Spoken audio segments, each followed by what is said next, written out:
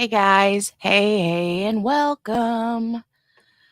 So, you guys officially voted in the poll for um, the Alec Baldwin trial. Oh my Lord, look who just came in. Look, totally not a cop. Totally not a cop. Hey, you. Long time no see. We were just talking about you the other day. We had someone come into the chat the other day and they said their name was ex-lawyer. And somebody said, "Oh my gosh, look, we got ex-lawyer and totally not a cop." But we hadn't seen totally not a cop in a while. Good to see you, friend. Good to see you. It was Patricia that brought it up. There you go. Good to see you. I don't know who Chili DeCastro from Delete Laws. Who is that? I don't know who that is. Just got his conviction overturned. I don't know who that is or what that is.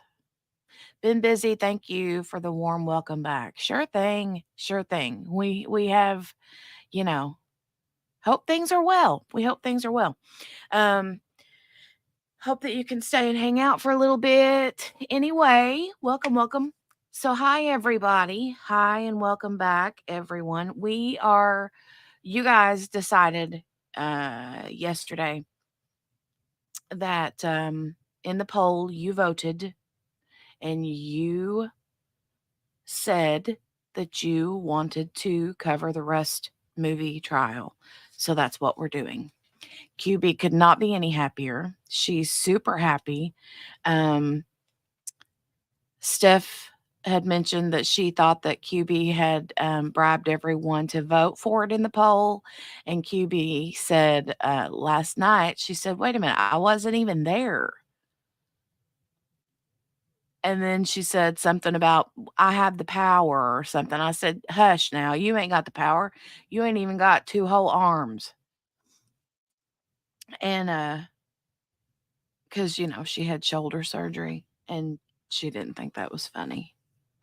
So, yeah, she's like, "That's not funny." But anyway, we're going to start.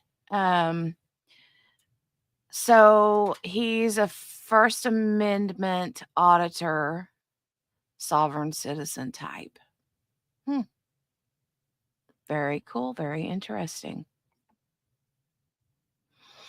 The memes were on fire though. Yeah, me and Morgana were posting one meme after the why did I say left? We were posting one meme after the next. And they were pretty funny. All right, let me go up into the chat and say hi to everyone. Hey, Gail. Gail comes in and said, "Is it true about the fourth juror and Karen Reed?" Yes, it is true. Hi, Henny. Hey.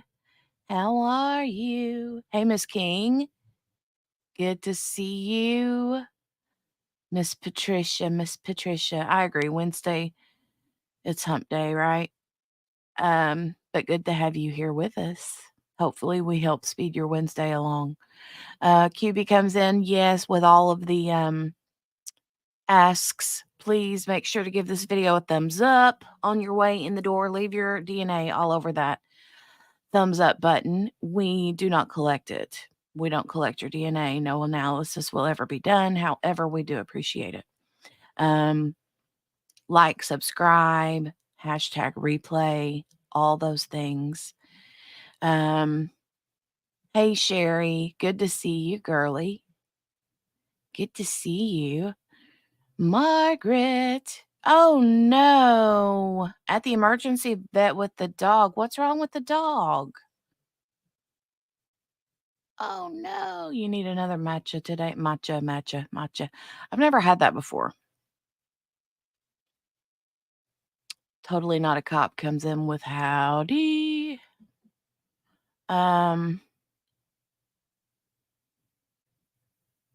Let me get through Miss Morgana. Hey, ma'am.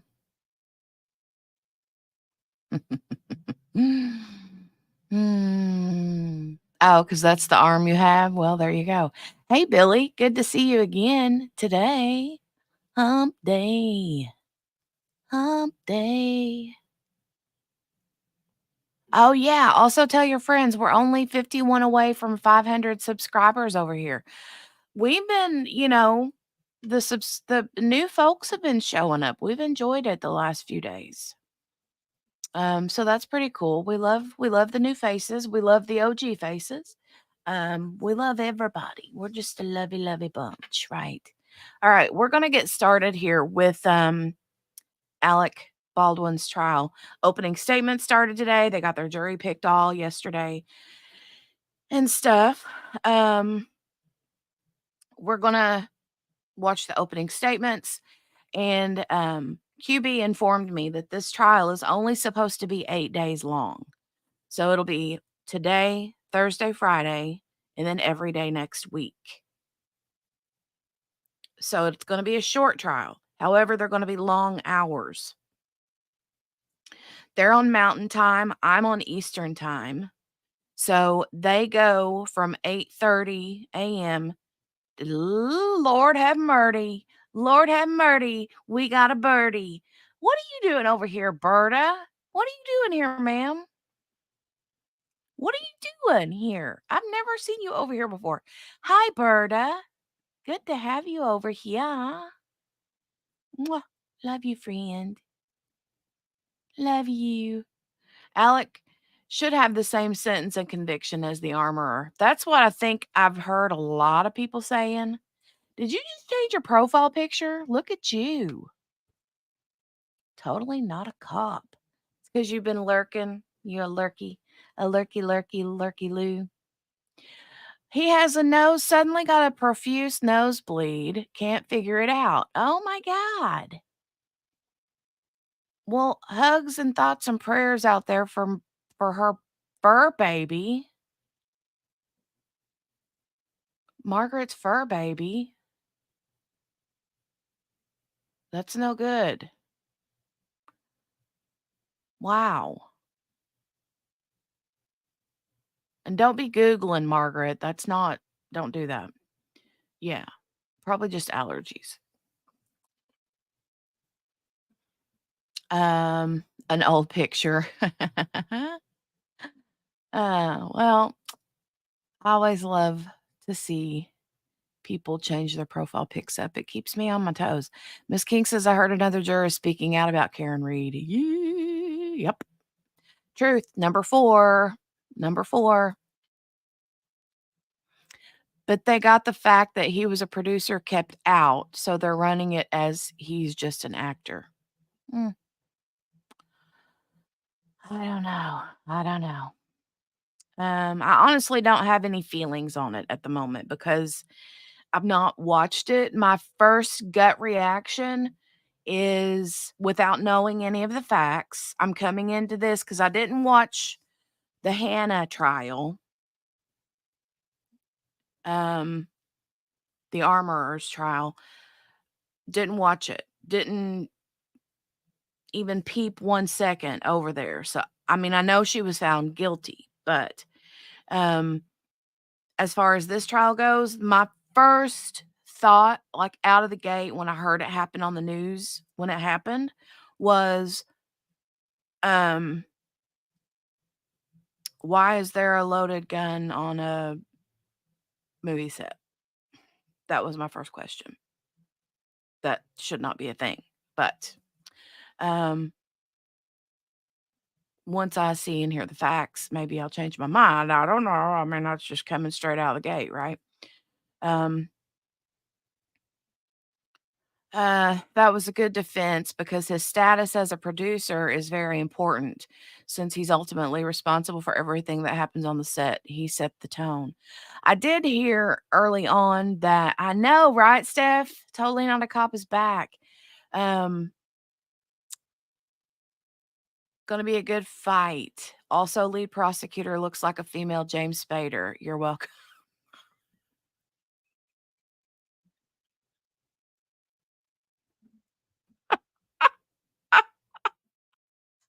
Super random. Super random. That's funny. Um, I did hear though, totally not a cop, like the first one of the other things that I heard when this first happened, was that this was Alec's movie, like it was his baby. Um, I don't know. Think he has a better lawyer? Maybe. Hopefully. I don't know. Not gonna be able to unsee it. She's a spitfire. Who did you say it was? The prosecutor or the okay, yeah, lead prosecutor. Okay. Let me see. Only caught bits and pieces of the armor. I feel like so many people failed before the gun got to Alec. I'm not sure I could convict him, but I also don't know much about guns and rules. Mm. Berta says, yeah, back out of lurker mode. Steph, my bad at not answering back. Love them backing into lurker mode. I love you, Berta. Um, I feel like the person responsible has already been held responsible. See, that's kind of what I'm thinking too. In my mind, my first gut reaction is he's an actor. He's not a gun person. I mean, don't get me wrong. I don't know if he's an avid gun shooter or not, like as a hobby, or if he hunts, if he knows his way around guns anyway. I don't know that. But as an actor,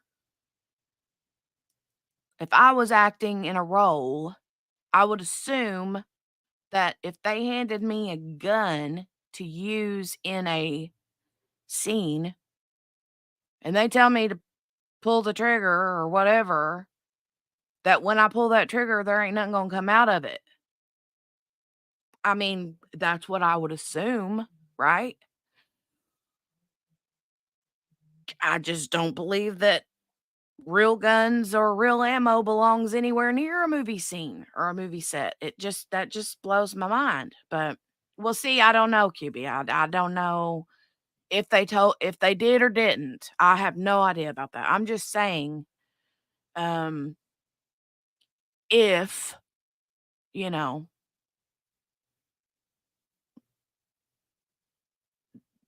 right. I get what you're saying. And that's what you should do in normal everyday situations. But my point is not knowing anything, and even if it's not Alec Baldwin, say it's some other movie. I don't know, but um if it's a Hollywood or any wood movie, if somebody hands me a gun and says point it at this person, and I don't know. I don't know. But yeah, I mean, you're spitting out all the facts, QB. I understand. I know you got words and feelings. I'm just saying, for me, coming as not knowing zilch, nada about it, blank slate. Um, that's my first. I'm saying, QB's like, I'm telling you, I got words. I got words. I got. No, I don't want you to be quiet. That's not what I'm saying. I'm just saying, like, things that you're saying are things that, like, I don't know. And only one hand, okay. But, um, that's just somebody coming in as that would be my mindset coming in as a juror straight off the street that has knows nothing about this case. Totally not a cop says CEOs get fired all the time over things that they did not personally touch but are responsible for. That's true. That's true.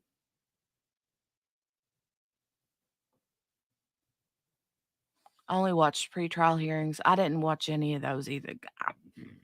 My husband, who's not even into true crime, is more interested in this trial than I am. QB and everybody here knows that this trial is not one that I wanted to do, but y'all voted. And so that's what we're doing. That's what we're doing. So we're gonna watch it, and I'm going to involve myself in it. I'm gonna invest myself in it. Um, and I'm ready to hear the facts and the figures and the stuffs. All right. Gail said, so if it had not gone off when it did, would he have shot and killed the actor in the scene it was meant for? I don't know. And I also heard him say, or I heard someone say, because I did catch like a snippet of some of the um, opening statements earlier this morning. Um, and I think I heard him say that he says he didn't even pull the trigger, that he just pulled the hammer back. So, like, I don't know. Both sides have merit. Dropping facts. It's because he's a cop, not a cop. Oh, he said both? Okay. He said both. He is gonna be asking for updates, you're right. I told him today, this morning, I was texting him, we were texting back and forth. So, get this, okay? He has an appointment after he gets off work, and we had a couple of gift cards to Texas Roadhouse. So, he's like, "I'm gonna go to Texas Roadhouse and get dinner. Um, what do you want?" And I'm like, "Dude, I want some chicken fingers and some steak. That's what I want, and some rolls, and a salad, and more rolls, and more rolls, and more rolls." So, we were texting back and forth about that today. We're gonna get started on this. I promise, promise, promise, but y'all know it's the cafe part of the crime cafe here. Yes, those rolls with that cinnamon butter, oh, smack you out of your chair good, right? Um, we were texting back and forth about it, and he's like, "Well, what are you doing today?" And I said, "Well, you guess what?" And he's like, "What?" I said, "I took a poll on the channel, and everybody wants to do this Alec Baldwin trial." And he's like, "Well, do it." And I'm like, "I'm going to. Dang it." But like I said, he will be watching for updates. Absolutely. Absolutely. Um Morgana, right? Right? There should not have been. Um so you're saying what we're not going to get all the facts, wink wink. So you're saying we're not going to get all the facts, wink wink, Jenny. You pretend best you can, my friend. You pretend best you can, my friend, back into lurker mode. I hope we get the facts. I hope we do, but we only get what they give us, right? I don't know. They never totally proved how it ended up on set, but it was alluded to that Hannah brought it in a mixed box of dummies. I thought something else I did also hear earlier, like back when it first happened, was that they had target practice on set too, like literally with live rounds. Like we're just like messing around. Um, but that it wasn't like near the set, but on the property. Is that true? Like they would when they were on breaks or whatever, they'd go out and shoot at like targets. Really? Not smart. Facts is facts. Totally not a cop said real bullets were on set because they were playing with the guns while not filming. They were getting high and shooting at cans. There you go. Okay. I mean, you kind of just answered my question about playing with them. So I said that because you said you really didn't want to do this trial, but everyone voted. I forgot I totally have to explain myself. You know you do, right? You know you do. You do have to explain. Yeah.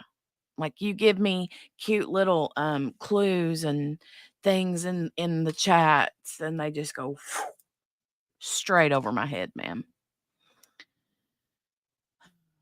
You know how I do. It is ridiculous. I agree, Morgana. All right, let's get to this. Before we get started, though, I did notice here on Law and Crime Network, it looks like Anjanette has little bit of a chat with Gloria Allred about. You see Poppy back there? She's getting ready to lay down. She's like, let me fluff up a blanket here. Let me find a pillow to lay on. But Gloria Allred is apparently being an advocate for Halyna Hutchins' family, who is in Ukraine and can't be here for the trial because of all of the, horrible stuff that's going on. But I agree, Steph. You'll enjoy this trial. The prosecutor is a force of nature, and Alex seems to have a very good attorney. That's good then. That's good. It will be, I don't want to say entertaining because someone died, but entertaining, in a way. It'd be a good fight, a good argument. Also, Alec Baldwin looks like the guy from Up. He does. He does. You're right. The grumpy old man. I saw Stephen Baldwin was in the gallery too. The Baldwin boys. There's something else. All right. Let's go. Let's go. Pretrial hearings, they can't bring up Crow. Really?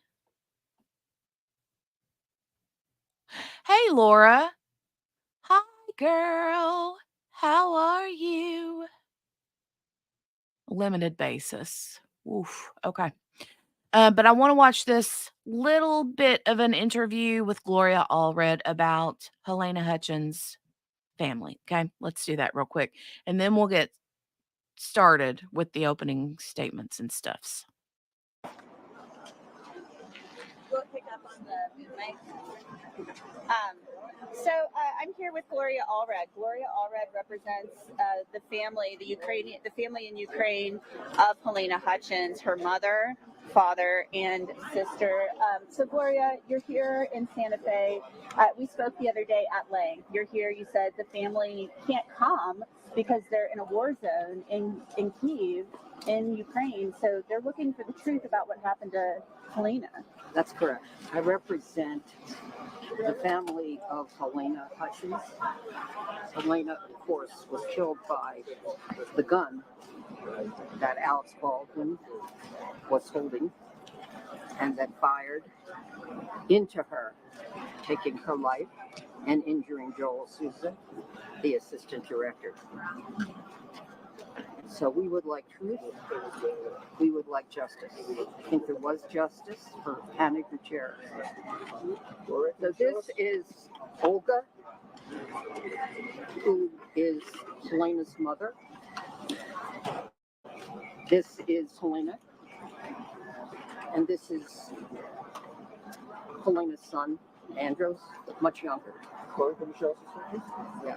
And what brings you out here today? What brings me out here today is, and I will be here for almost all of the trial, is that Olga, Halyna's father, Anatoly, and her sister cannot come here because they live in a war zone in Ukraine, in Kyiv. And it's very hard for them to leave the country. So I represent them. I represent the It's really sad because you know that her family would want to be there. Um, um, Laura says, "Am I wrong to think Alec Baldwin is not at fault for this?" I mean, no, I don't. I'm at a loss. My first gut reaction is no, he's not. Um, but I haven't heard any of the facts or evidence. So I would be the perfect juror for this trial. I would be the perfect juror. Gloria Allred, right? Does she age at all? I mean, she looks great.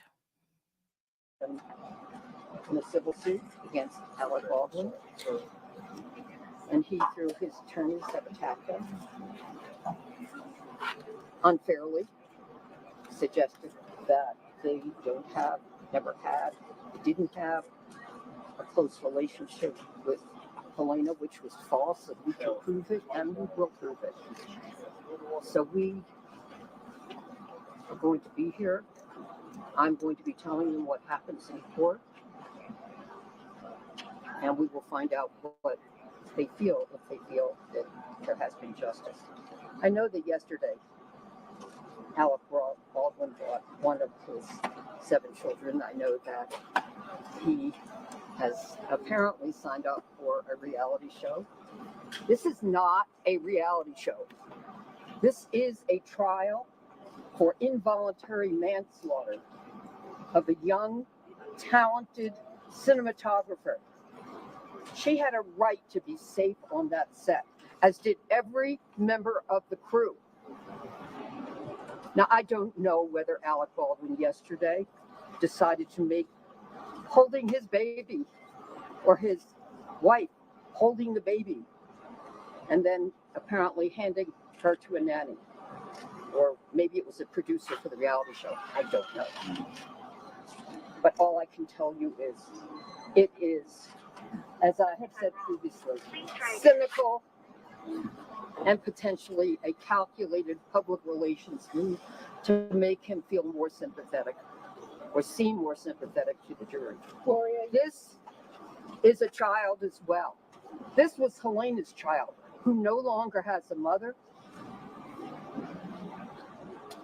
This was the grandchild of Halyna's mother, Olga, and Anatoly. So let's not forget, this is a real case in Santa Fe, New Mexico, and it has to be taken seriously. And there's a report about if he goes to jail, he's going to film his reality show from jail. What do you think of that? I don't know what his plans are. I don't care what his plans are, except if he uses this trial and his children as part of a reality show, I think it's sick. Gloria, this meets the beginning. I heard that you said you've spoken to the family. How is Halyna's family feeling today? Well, they wish they could be here. They can't, so I'll be here. Olga traveled to 4 countries on the anniversary of Halyna's death. She was there, and I was there with her at the gravesite at Hollywood Forever Cemetery. And it was just sad. Okay. Very, very sad. She can't get here right now. The war is worse, as you know. There's bombing of Children's Hospital. She's a nurse, by the way. The fact that this reality TV show is being filmed, how does that make Ms. Hutchins' family feel? I actually haven't discussed the reality show with her. I don't want to add to the hurt that they feel. And they grieve every day for the loss of Halyna because they had a very close relationship with her.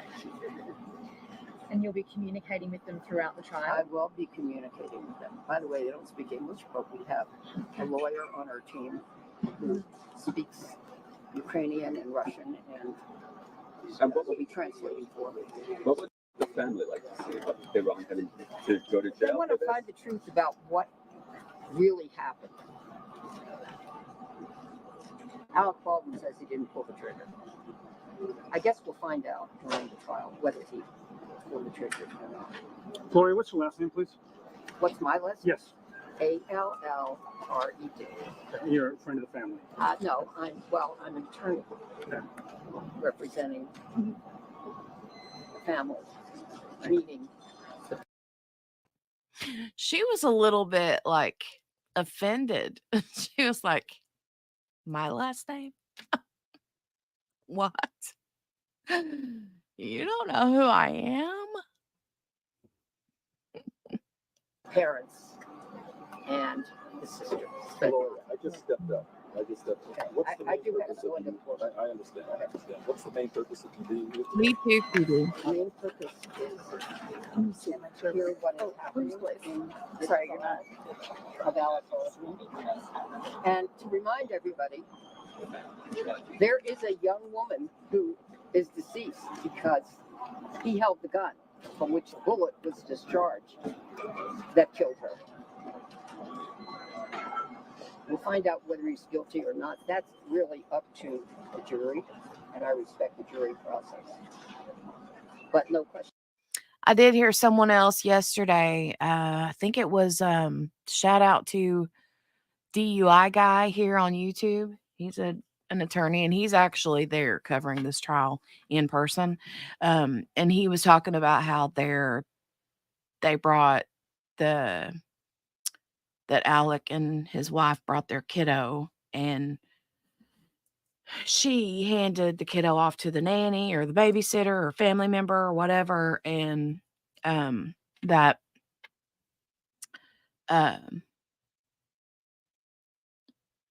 was it a ploy,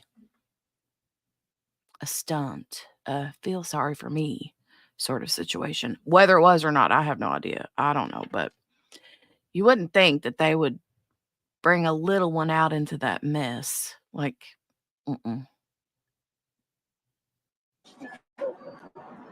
And I'll have more to say about that at lunchtime. Okay. No.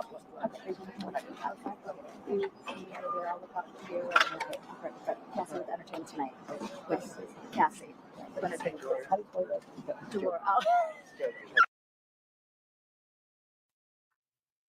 Oh, that chick is from Entertainment Tonight. Da da da da da da. Da da da da da da. All right. Now I'm going to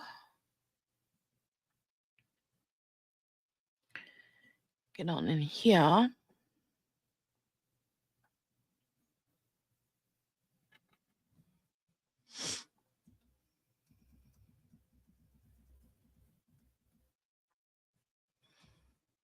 Okay, there he comes in the door.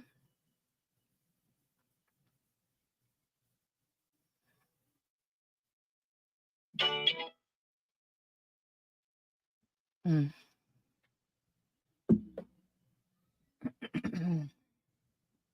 Sorry, that was loud. 1.25 should be okay, you think?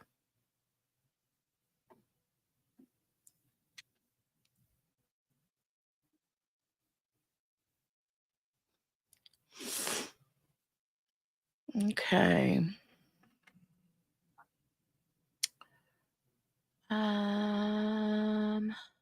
Oh, hey, Spins. Hey.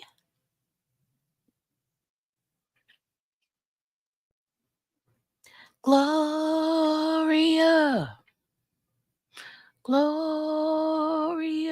All right. It's a plot, of course. They paraded the baby around to show he is a family man. Also, hi.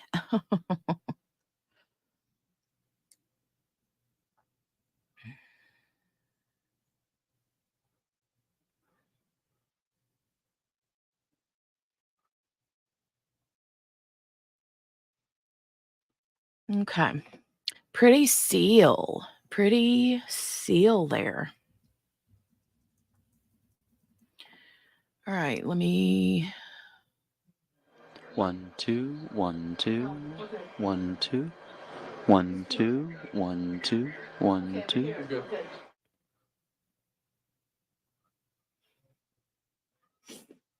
Why'd you all clip that of me saying the 1 2 1 2 when I was saying it on the screen, because it looks like I was saying it and it sounds like I'm a man. That's cute. Wow, check out his eyes, man. Look at his eyes right there. Look at his eyes. Right here. Shh, mercy.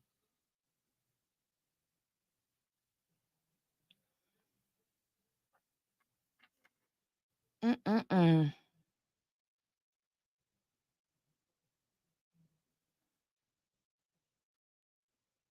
Look at Steven back there with that duck tail in the back. Did you see that?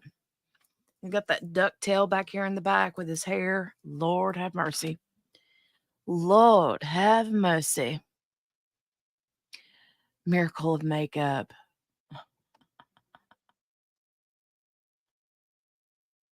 Hey, Nicole. He does.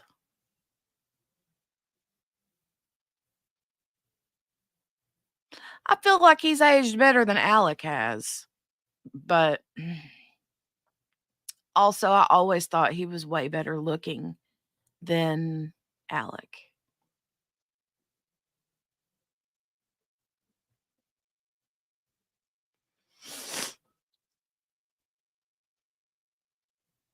Okay.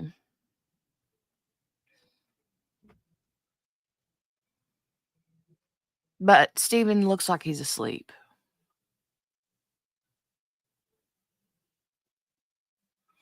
Steven looks like he's like back there.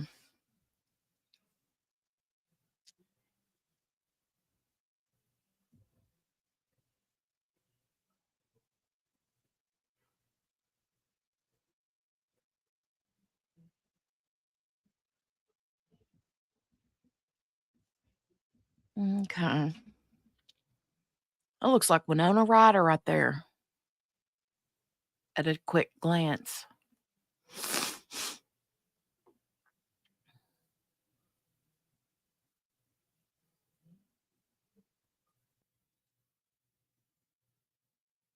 Looks like a Winona Ryder.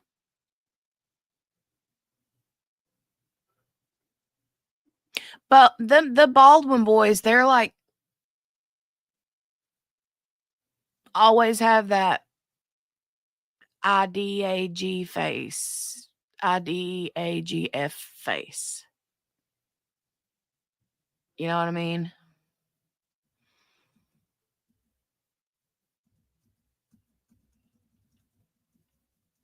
Okay. I want to get to it.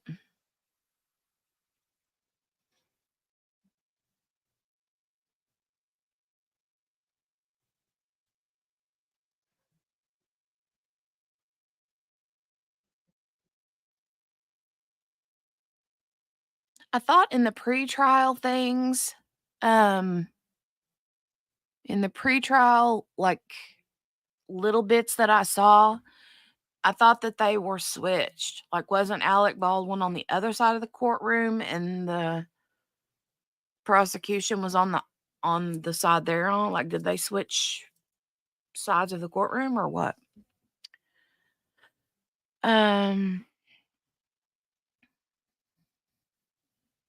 Which Baldwin brother married the girl from Wilson Phillips? Oh, I don't know.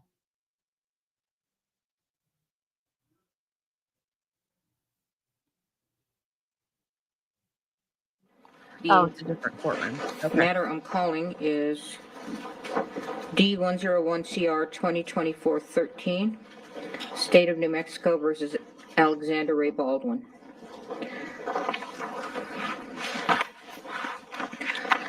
All right, jury, what are you doing? Oh, I have it on. So I have already sworn you in, if you'll recall, yesterday. Okay. Hear ye, hear ye, hear ye. Hear ye, hear ye, hear ye. Right.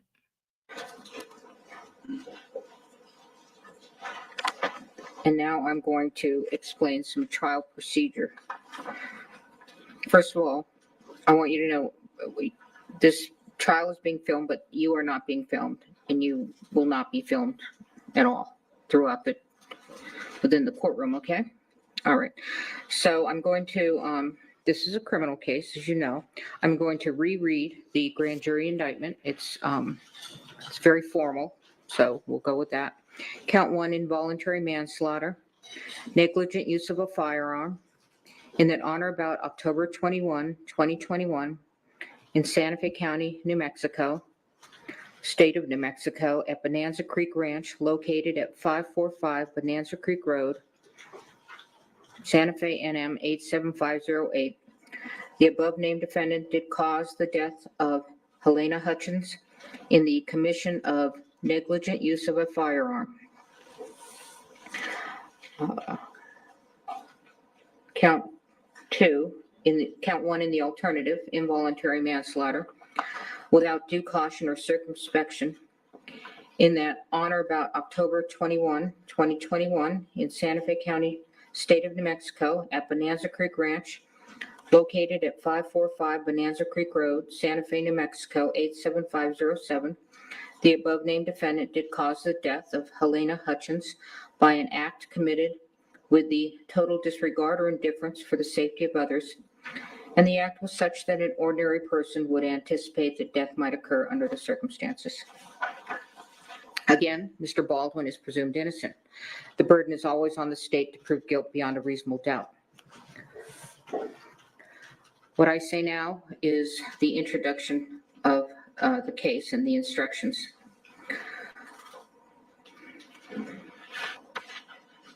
All right. Along with those instructions previously given, these are preliminary only and may be changed during or at the end of trial.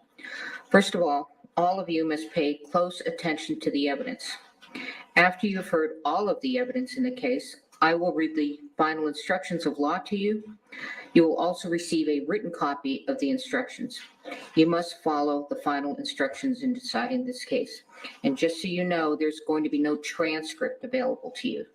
Juries have asked me that, so I'm telling you up front, okay? Again, the trial is expected to last 8 days, Wednesday, Thursday, Friday of this week, Monday, Tuesday, Wednesday, Thursday, Friday of next week. That's the trial. That does not include your deliberation time. The usual hours of trial will be from 8:30 to 5, typically, with a half hour for lunch. No, an hour for lunch, and then a morning break and an afternoon break.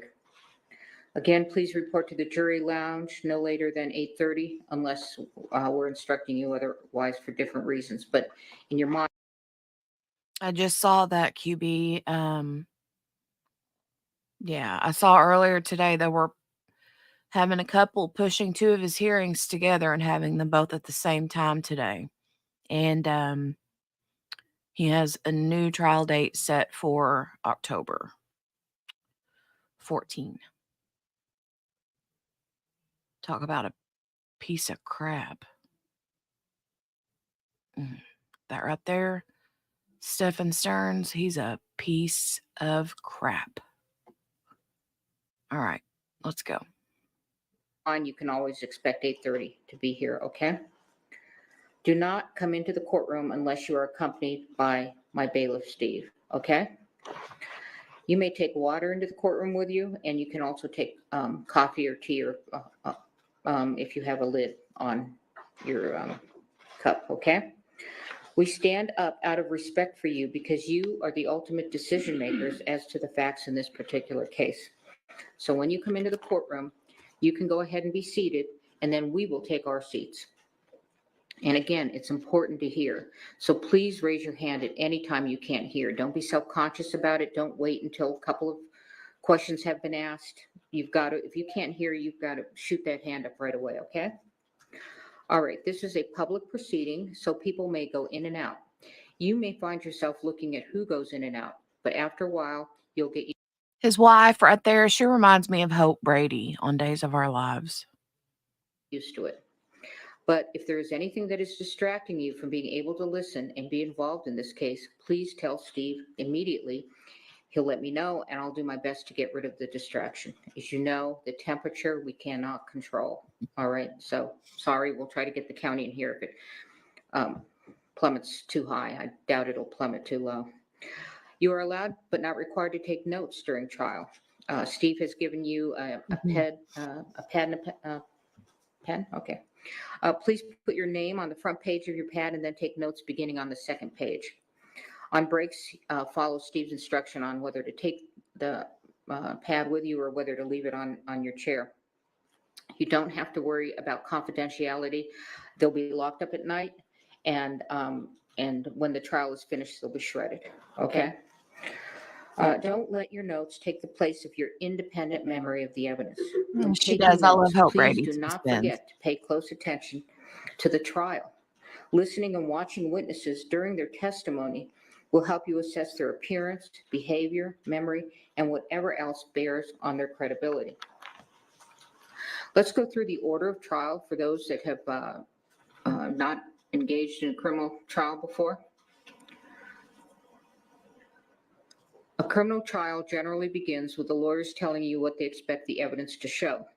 These statements and the statements made by the lawyers during the course of the trial can be of considerable assistance to you in understanding the evidence as it is presented at trial. Is there something distracting you, juror? No. I'm talking to the other one. Okay. Statements of the lawyers, however, are not themselves evidence. The evidence will be the testimony of the witnesses, exhibits, and any facts agreed to by the parties.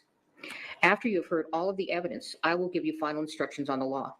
The lawyers will argue the case, and then you will retire to the jury room to arrive at a verdict. It is my duty to decide what evidence you may consider.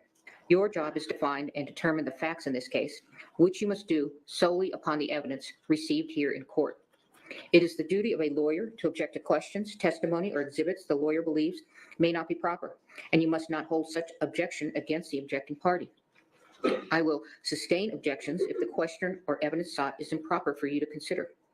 If I sustain an objection to evidence, you must not consider such evidence, nor may you consider any evidence I have told you to disregard. By itself, a question is not evidence. You must not speculate about what would be the answer to a question that I rule cannot be answered. It is for you to decide whether the witnesses know what they are talking about and whether they are being truthful. You may give the testimony of any witness whatever Is weight that you the believe it James merits. Spader You may one? take into account, among other things, the witness's ability and Is that opportunities to her, observe, QB? memory, manner, or any bias or prejudice that the witness may have, and the reasonableness of the testimony considered in light of all of the evidence of the case. No ruling, gesture, or comment I make during the course of the trial should influence your decision in this case. At times, I may ask questions of witnesses. If I do, such questions do not in any way indicate my opinion about the facts or indicate the weight I feel you should give to the testimony of the witnesses. Questions by jurors. Ordinarily, the attorneys will develop all pertinent evidence. It is the exception rather than the rule. I remember seeing her, like, in the new, like, just here and there throughout the other trial, I think. Because she did the Hannah trial, right?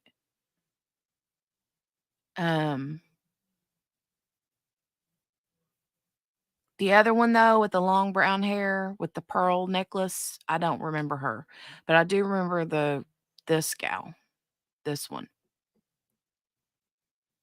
And I never saw James Spader until you said it. Now I see it. That an individual juror will have an unanswered question after all of the evidence is presented. However, if you feel an important question has not been asked or answered, write it down on a piece of your notepaper and give it to Steve before this is important, before the witness leaves the stand, okay? I will decide whether or when your question will be asked. Rules of evidence or other considerations apply to questions you submit and may prevent the question from being asked. If the question is not asked, please do not give it any further consideration. Do not discuss it with the other jurors, and please do not hold it against either side that you did not get an answer. Conduct of jurors. Again, very important. You must decide the case solely upon the evidence received here in court. You must not consider anything you may have read or heard about the case outside the courtroom. During the trial and your deliberations, you must avoid news accounts of the trial, whether they be on radio, television, the internet, or in a newspaper or other written publication. You must not visit the scene of the incident on your own. You cannot make experiments with reference to the case, and in this day and age, you cannot Google or research any of the subject matter of this case. Until you retire to deliberate the case, you must not discuss this case or the evidence with anyone, including each other. Very important, as I said yesterday, when you go in that room, you don't talk about the case. You wait until you are a jury that is deliberating, okay? If an exhibit is admitted in evidence, you should examine it yourself and not talk about it with other jurors until you retire to deliberate. It is important that you keep an open mind and not decide any part of the case until the entire case has been completed and submitted to you. Your special responsibility as jurors demands that throughout this trial, you exercise your judgment impartially and without regard to any sympathy, bias, or prejudice. To minimize the risk of accidentally overhearing something that is not evidence in this case, please continue to wear your jurors' badges while in and around the courthouse. If someone happens to discuss the case in your presence, report that back immediately to Steve. Although it is natural to visit with people you meet, please do not talk with any of the attorneys, parties, witnesses, or spectators, either in or out of the courtroom. If you meet in the hallways or elevators, there's nothing wrong with saying a good morning or a good afternoon, but your conversation should end there. If the attorneys, parties, and witnesses do not greet you outside of court or avoid riding in the same elevator with you, they're not being rude. They are just carefully observing. All right, so we're going to begin the case. The case starts with opening statements. The state begins first because they have the burden of proof, and then the defendant. All right, go ahead, counsel. Judge, just one quick housekeeping matter while Ms. Johnson's getting set up. All right.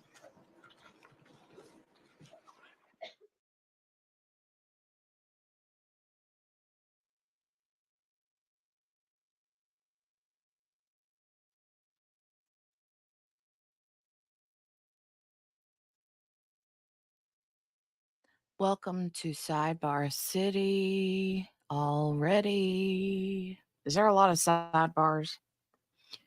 Do they do a lot of sidebars?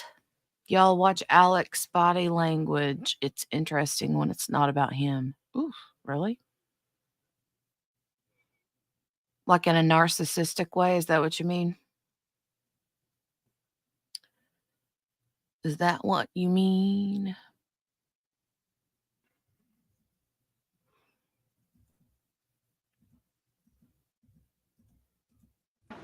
When someone plays make-believe. Okay, we'll try the opening statements at 1.25 speed because we're speed watching. But if it's too fast, I'm going to put it back because I really want to hear this and I want to interpret it, get it in my brain, hear the words. Thank you. Good morning. When someone plays make-believe with a real gun in a real-life workplace, and while playing make-believe with that gun violates the cardinal rules of firearm safety, people's lives are in danger, and someone could be killed. Ladies and gentlemen, that's what this case is about. It's simple, straightforward. The evidence will show that someone who played make-believe with a real gun and violated the cardinal rules of firearm safety is the defendant, Alexander Baldwin. You will hear over the course of the next few days that in the fall of 2021, a movie called Rust began filming at the Bonanza Creek Ranch just south of Santa Fe in Santa Fe County. You will learn that this movie was a Western with a lot of gun action. And while it was a movie set, it was a real life workplace for many people. But you will hear this workplace was on a tight budget. And you will learn that some of the people who were hired to work at this workplace were very inexperienced. And one of those was the armorer, a very young woman named Halyna Gutierrez Reed. You will hear testimony from crew members who worked on the set, who will tell you that to them, Ms. Gutierrez's inexperience was obvious. You will also learn that this workplace has some talented people. And one of those was the director of photography, a vibrant 42-year-old rising star named Halyna Hutchins. You will also learn that the director of this film was Joel Souza, another talented individual who cares deeply for his projects.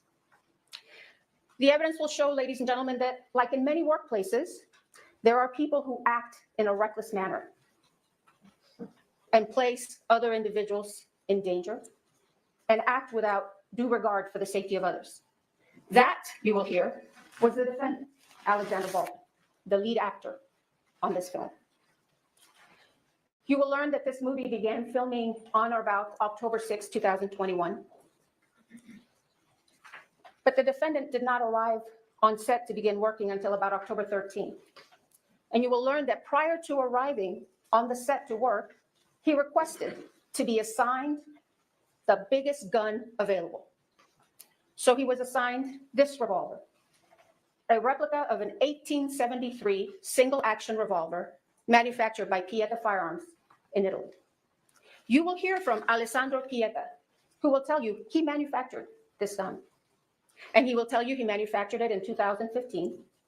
And he will explain the quality control measures that Pieta Firearms follows in order to ensure that firearms that are manufactured by Pieta Firearms don't have any problems or issues. Mr. Pieta will tell you that this firearm he himself manufactured, and that when Pieta sent it to EMF, which is the company that distributes firearms for Pieta Firearms in the United States, this gun was in perfect working condition.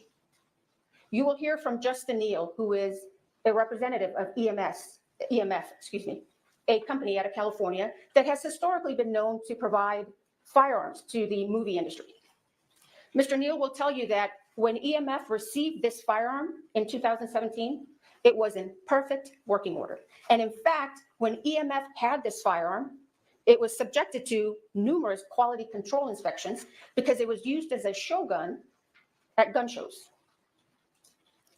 The evidence will show that in September of 2021, an individual by the name of Seth Kenny was contacted by the folks with Rust Production. They asked Mr. Kenny if he would be able to provide some firearms for the filming, for use during the filming of Rust. You will learn that Mr. Kenny owns PDQ Firearm and Prop. It's a duly licensed firearms dealership.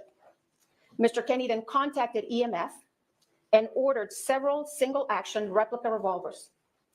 And in September, or on September 29, 2021, Mr. Kenny purchased this gun. And you will hear that Mr. Kenny received it from EMF, and it was in perfect working order. The only thing that Mr. Kenny did to this gun was to insert the firing pin, because since it was a show gun, it didn't have a firing pin. But you'll learn that that's a very easy step. All he had to do was just insert the pin, and that's it. And then Mr. Kenny had the firearms, this one and some other firearms, transferred to the set of Rust at the Bonanza Creek Ranch. And on October 13, 2021, the defendant was supposed to have a training session with this gun and this young armorer. But you will see that during this training session, the defendant had somebody or a couple of people filming him while he's running around shooting this gun. You will learn, ladies and gentlemen, or you'll hear during this trial the use of the words prop gun. And you'll learn a prop gun is this real gun. It's not a toy. It's not made of rubber. It's a real gun. You will also see evidence, ladies and gentlemen, that during the days before that fateful October 21st day, the defendant handled this firearm multiple occasions. You will see video footage of the defendant firing this firearm, working perfectly fine. But you'll see evidence, ladies and gentlemen, that each time the defendant handled this firearm, he did not do a safety check with that inexperienced armorer.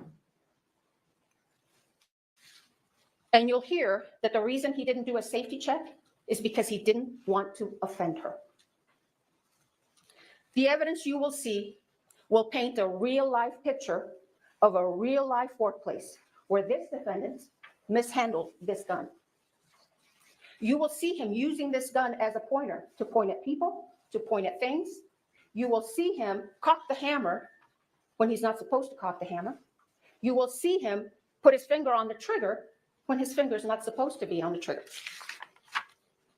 You will hear about numerous breaches of firearm safety with this defendant and this use of this firearm. And the evidence will show that on the morning of October 21st, 2021, the camera crew walked off set.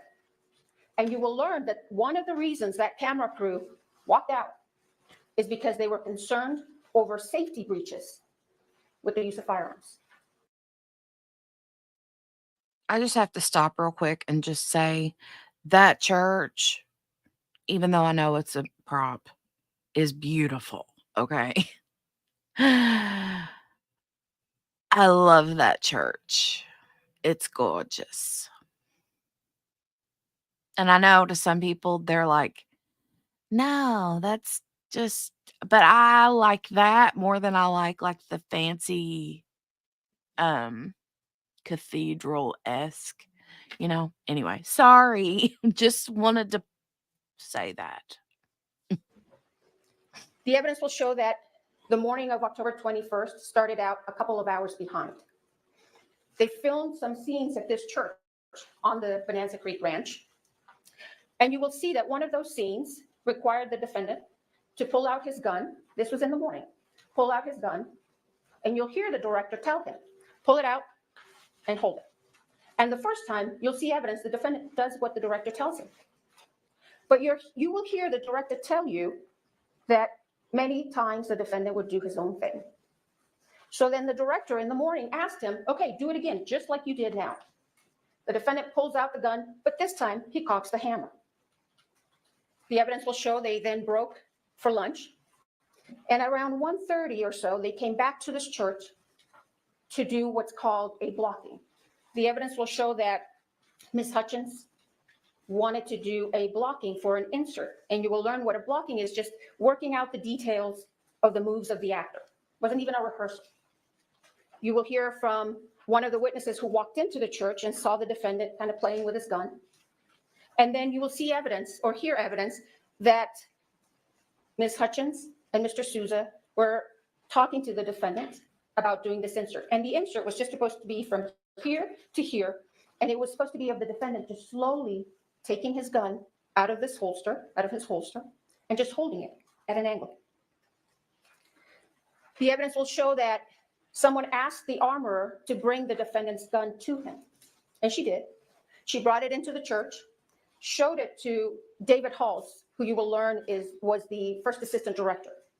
The gun was empty. Ms. Gutierrez then handed the gun to the defendant. But then you will hear that Ms. Gutierrez was given the gun back, and she took it and loaded it with dummy rounds. And what you will learn is that dummy rounds are inert rounds. They look like real rounds, but they are very easy to tell that they're not because they'll rattle. Ms. Gutierrez then went back to the church, showed the revolver to the first assistant director very fast. They only checked about 3 rounds, very quick. And they missed 1 round. You will learn that one of the rounds in that revolver was a real round. And the evidence will show that Ms. Gutierrez then handed the gun to the defendant. And what you will learn is that once again, the defendant failed to do a gun check or a safety check with this armorer. So he takes the firearm, puts it in his holster. Then Ms. Hutchins and Mr. Souza were doing this blocking. And the evidence will show, ladies and gentlemen, that the defendant, again, did his own thing. You will hear from an individual by the name of Kent Jorgensen. Mr. Jorgensen will tell you that he's been involved in drafting and revising movie set safety rules. You will learn that these movie set safety rules require actors, like the defendant, to treat every firearm as though it's loaded, to never point a firearm at another person, and to never put your finger on the trigger unless you're prepared to shoot or to destroy whatever's in front of you. The evidence will show that on October 21st, 2021, after that lunch break, the defendant once again violated those set safety rules. And during this blocking, the director had instructed him to just slowly take out that gun and just hold it at an angle. But you will see the defendant takes it out quickly the first time, points it. And you will hear witness testimony who will tell you the first time he does it, his finger is on or around the trigger. He does it again, takes it out very fast, points it. And once again, you will hear testimony that his finger was on or around the trigger. And the evidence will show that that third and fatal time, he takes it out once again, fast, hammer's cocked, he cocks the hammer, points it straight at Ms. Hutchins, and fires that gun, sending that live bullet right into Ms. Hutchins' body. You will learn that this bullet was a .45 caliber round that entered Ms. Hutchins' body right underneath her right underarm. It perforated her right lung. It traveled through her spine, lacerating her spinal cord, and then it exited on the left side of her back. That bullet then went into Joel Souza's right shoulder, and it came to rest in his back, from where doctors removed it once he was transported to St. Vincent's Hospital here in Santa Fe. You will learn, ladies and gentlemen, that Ms. Hutchins did not have the same fate. You will see the aftermath of the shooting, and you will see medics frantically working to save Ms. Hutchins, to stabilize her, to transport her, to airlift her to UNM Hospital. But the damage from that bullet was too much. Ms. Hutchins succumbed to her injuries and bled to death. The evidence will show that meanwhile, after the shooting, the defendant began to claim he didn't pull the trigger. The evidence will show, ladies and gentlemen, that's not possible. You will hear from Mr. Pieta himself, who will tell you that gun will not discharge without a pull of the trigger. You will hear from firearms experts who will tell you that gun will not discharge without a pull of that trigger. The evidence will show that law enforcement officials arrived at the scene on October 21st after the shooting and immediately took this gun into their custody. Then later, they asked the FBI for assistance in processing this gun for forensics and examination. You will learn that the gun and some ammunition that was taken from the set and from PDQ arms were sent to the FBI for analysis. You will learn that the gun first went to the DNA section of the lab, where a DNA analyst found the defendant's DNA on this gun. And then the gun was transferred to the firearms and tool mark section of the lab, where a firearms examiner examined this gun very carefully and closely. Bryce Ziegler, who is the firearms examiner for the FBI, will tell you that when he received this firearm, he first examined it. He didn't see any defects, didn't see any modifications. He tried and he checked the hammer in the 3 different positions, cocking positions. He checked the quarter cock position, fine. Checked the half cock position, fine. Checked the full cock position, fine. And when he held it in the full cock position, you will hear that hammer held until he pulled the trigger. You will also hear that Mr. Ziegler test fired this gun 12 different times. And each time that gun fired as it was designed. Each time when he pulled that trigger, it fired. And he will tell you that not once did this gun malfunction or discharge on its own. Now, the evidence will show that because the defendant had been claiming that he didn't pull the trigger, Mr. Ziegler suggested one last test to the sheriff's department. Mr. Ziegler told the sheriff's department that he could do what's called an accidental discharge test. He obtained authorization to do this test, and you will hear that he left that test for last because that test could potentially damage the gun. Mr. Ziegler went forward after he received this authorization and conducted the accidental discharge test. And you will hear, ladies and gentlemen, that during that test, a couple of the internal components of this firearm damaged. You will hear that the trigger sear and the full cock hammer notch were damaged during the accidental discharge testing. The evidence will show, however, that before this accidental discharge testing by the FBI, this gun functioned and worked perfectly fine. You'll see the video footage of the multiple occasions during which the defendant used this firearm on the set, and each time he fired it, it was working just fine. And in fact, you'll hear evidence that the defendant himself admitted in December of 2021 that this gun didn't have any mechanical problems. You will hear from the two of the country's leading experts on firearms forensics, Michael Haig and Lucian Haig. And they will tell you that they examined the revolver and the damaged pieces extensively. They will tell you that the damage to the full cock trigger notch is consistent with the accidental discharge testing that was conducted by the FBI. Lucian Haig will tell you that in August of 2023, he examined the trigger sear, the other piece, and that when he looked at it initially with the naked eye, there was nothing wrong with it. He couldn't see anything. But then he put it under the microscope, and he noticed some kind of rough microscopic diagonal lines on the surface of the trigger sear. And since at the time he did not know how Mr. Ziegler had conducted the accidental discharge test, he opined that these very small microscopic lines were likely not caused by the FBI accidental discharge testing, but he could not exclude that as the source of those lines.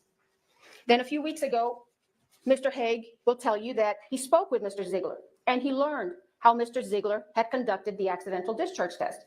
Mr. Ziegler explained that he affixed that firearm onto a fixed platform and then struck the firearm on 6 different planes with a rubber mallet. And Mr. Ziegler explained to Mr. Haig that he had not affixed the mallet to another fixed device. Instead, he did it freehand. Mr. Haig will tell you, with his 50 plus years of experience as a firearms forensics expert, he opined or concluded that those very tiny microscopic diagonal lines on the surface of the trigger sear were likely caused by the FBI's accidental discharge test. The evidence will show, ladies and gentlemen, that regardless of how those tiny microscopic lines got on that trigger sear, these firearms experts will tell you that those would not affect the functionality of this firearm. At the end of this case, ladies and gentlemen, you are going to conclude and be convinced beyond a reasonable doubt that on October 21st, 2021, that gun the defendant had asked to be assigned worked perfectly fine as it was designed, and that the fatal and one of the main problems that afternoon of October 21st was that the defendant didn't do a gun safety check with that inexperienced armorer. He pointed the gun at another human being, cocked the hammer, and pulled that trigger in reckless disregard for Ms. Hutchins' safety. And you will be convinced that the only true and just verdict in this case, so that true justice can be served, is a verdict of guilty to involuntary manslaughter. Thank you. Mr. Spiro?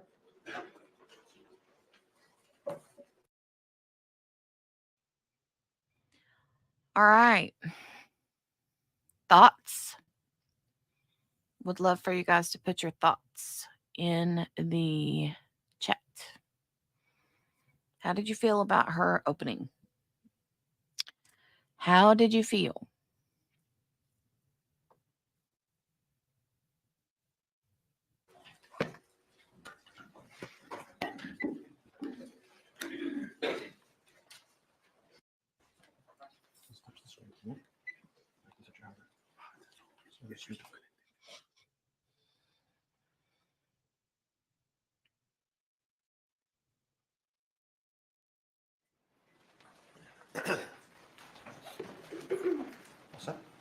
May I proceed? Thank you, Your Honor.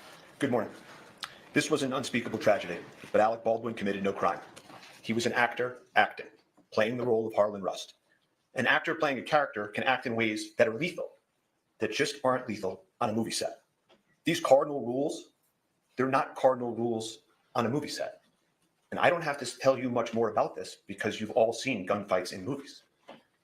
And the reason that can happen is because safety is ensured before the actor. On this movie set, there were people responsible for ensuring the safety of the set and the firearm.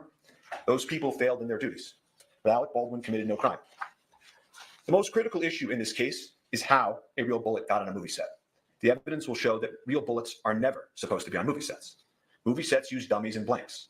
Movie sets use dummies, fake inert bullets that look like real bullets, they don't go bang, for when you want a close-up of the gun.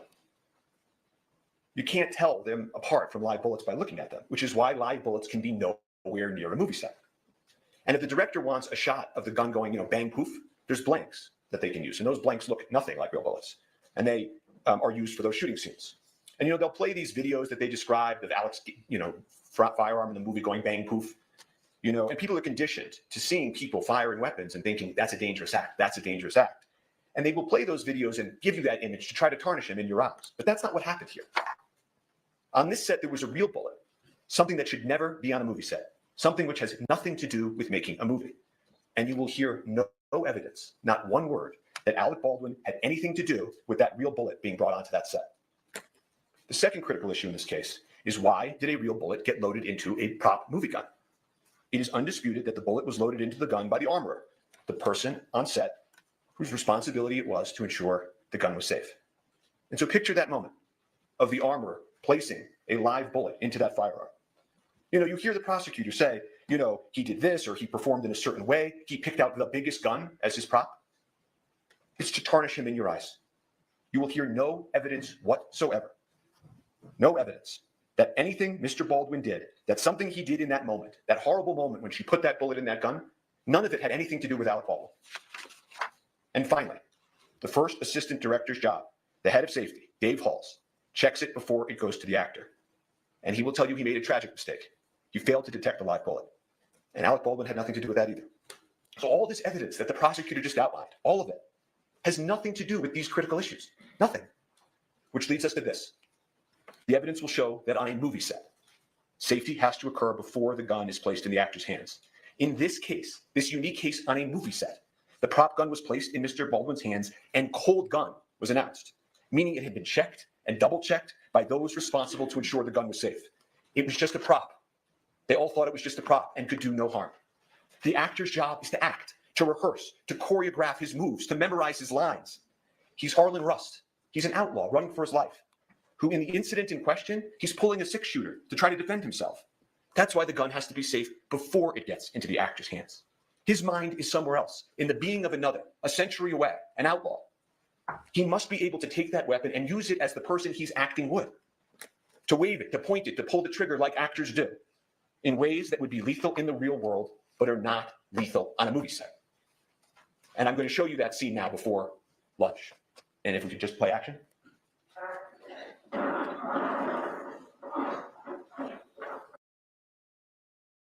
Okay, wait. I'm going to turn this back to normal speed versus 1.25 because they're playing the scene and I want it to be normal speed, right? You know?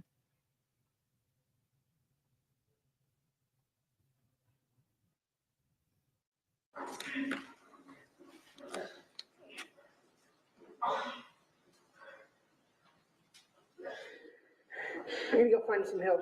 I don't need no damn help. You're gonna die if I don't. He's wounded on the run. So play again.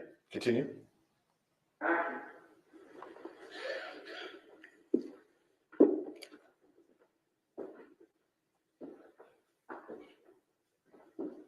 Harlan Rust. Need you stand up nice and slow, toss any weapons you have. He's on the church pew, bleeding, his hand gripping the revolver. He would defend himself against the men in the movie. Play. One more. You good? Ready?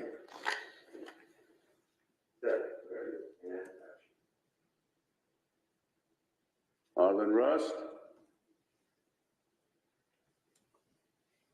Did you get up nice and slow, tossing the weapons you have?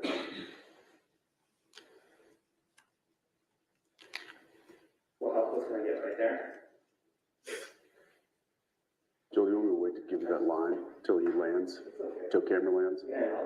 Yep. 7 minutes, yeah. Draw your gun and look up. Point your gun, okay?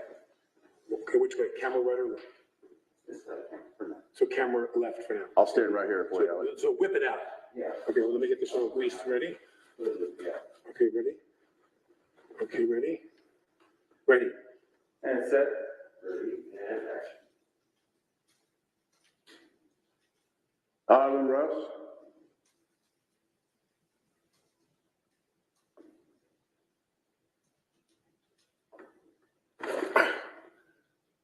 one more just like that. You got one more? Yeah. They want him to do it again. There's no danger. They want him to do it again. And set, ready, and action. Harlan Rust.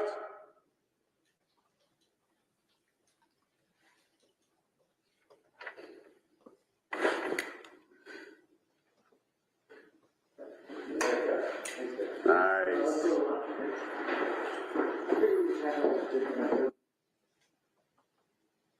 It's a scene similar to scenes we've all seen in movies and television, performed by thousands of actors. And the scene that continues after lunch is the same scene, it's just not unfortunately captured on videotape. And the scene they envisioned and acted out, that prop gun was positioned in the afternoon so close to the camera that you could see inside, that you could feel it. You could feel that it was loaded, and it was loaded, of course, with dummies. Dummies to make it look like a real gun.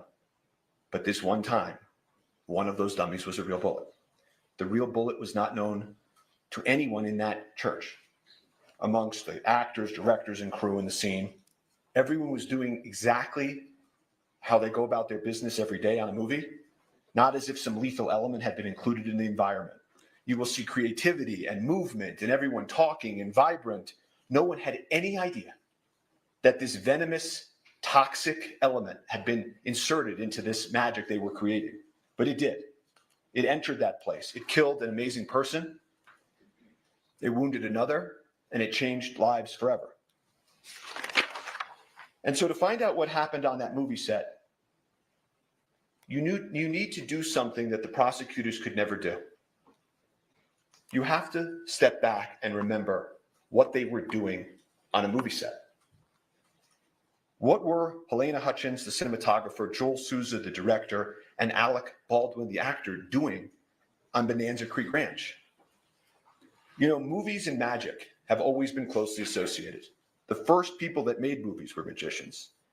And this imagination that happens in movies, you know, King Kong, he can stand above a city, and Superman can fly, horses and snakes and gun battles. For this to all work, for cinematography, what Halyna did to work, for acting to work, you have to be so close to the barrier of real and imagined that the viewer feels that they're there, that it's real.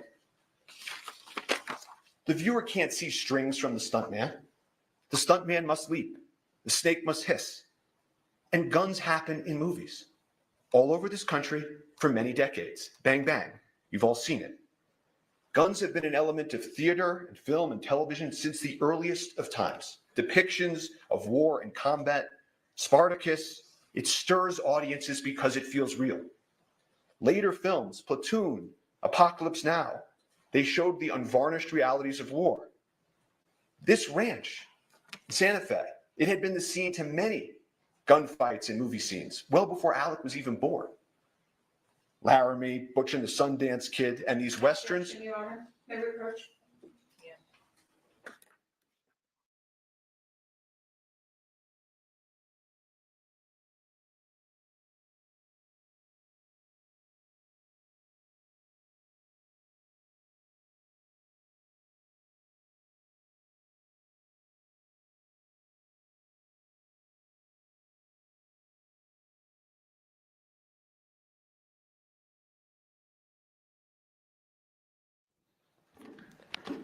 The evidence will show that guns are in movies because movies are about people's lives and guns are in people's lives. So let's talk about the evidence and how the lethal bullet got there. How did this happen and how did it unfold? The evidence will be the following. Everybody on a movie set has a role.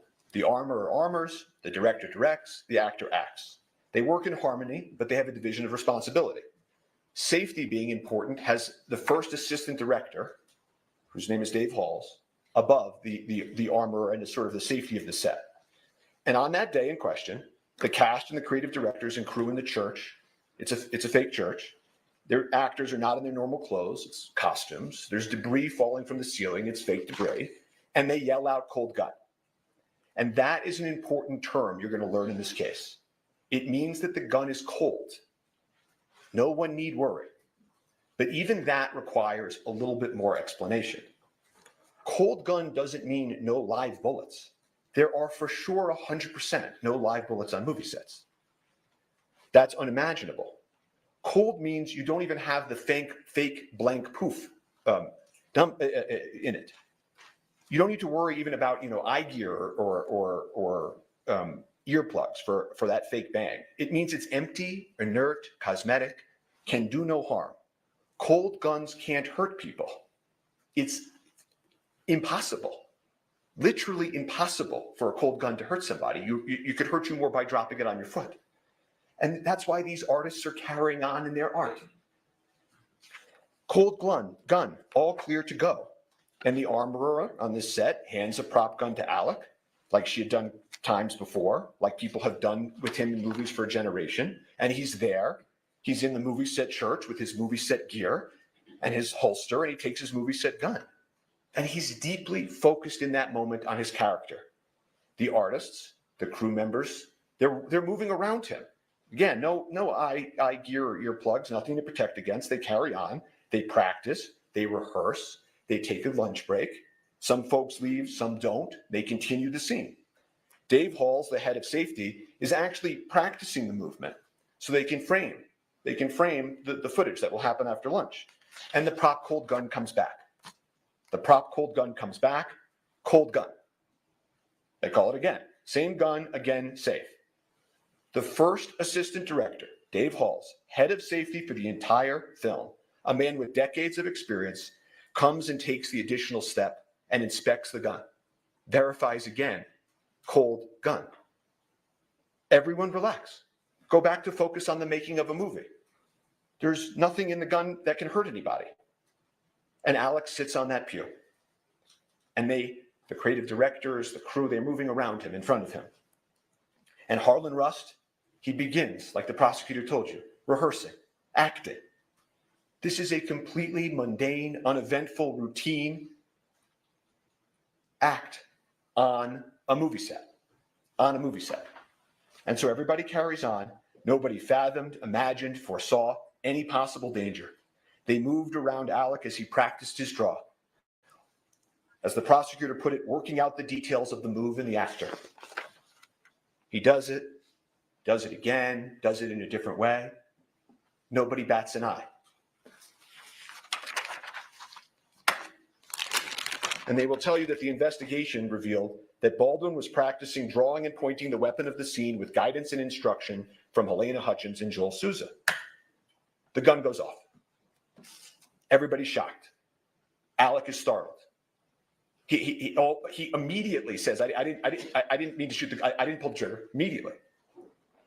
What the hell just happened? They collectively exclaim. Shock turns to panic. 911 is called.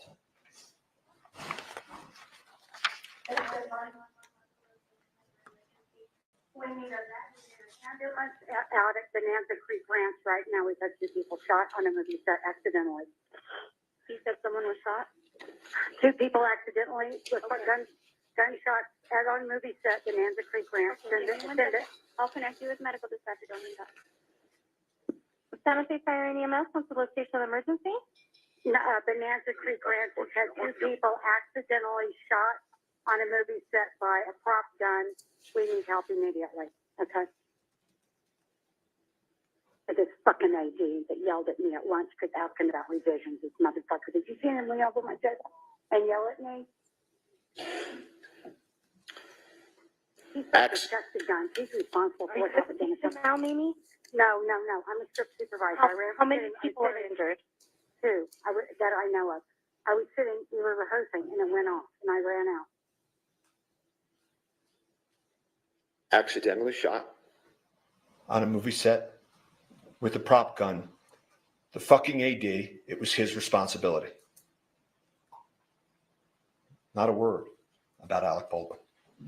While they're en route, police, EMS, the cast and crew are outside trying to figure out what happened, frantic, talking to those responsible for the prop and its safety. The armorer is yelling, sorry. Halls, the first assistant director, is panicked. Yeah, I'm going to play that part over. Hi, guys. I'm going to play that part over because I wanted to hear it back again, and I cranked the volume up a little bit more. So, yeah, let's see. And I didn't know who it was that was making the call.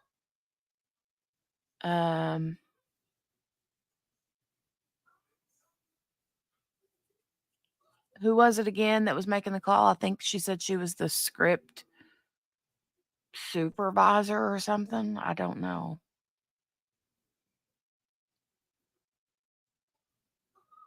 Set supervisor. Okay.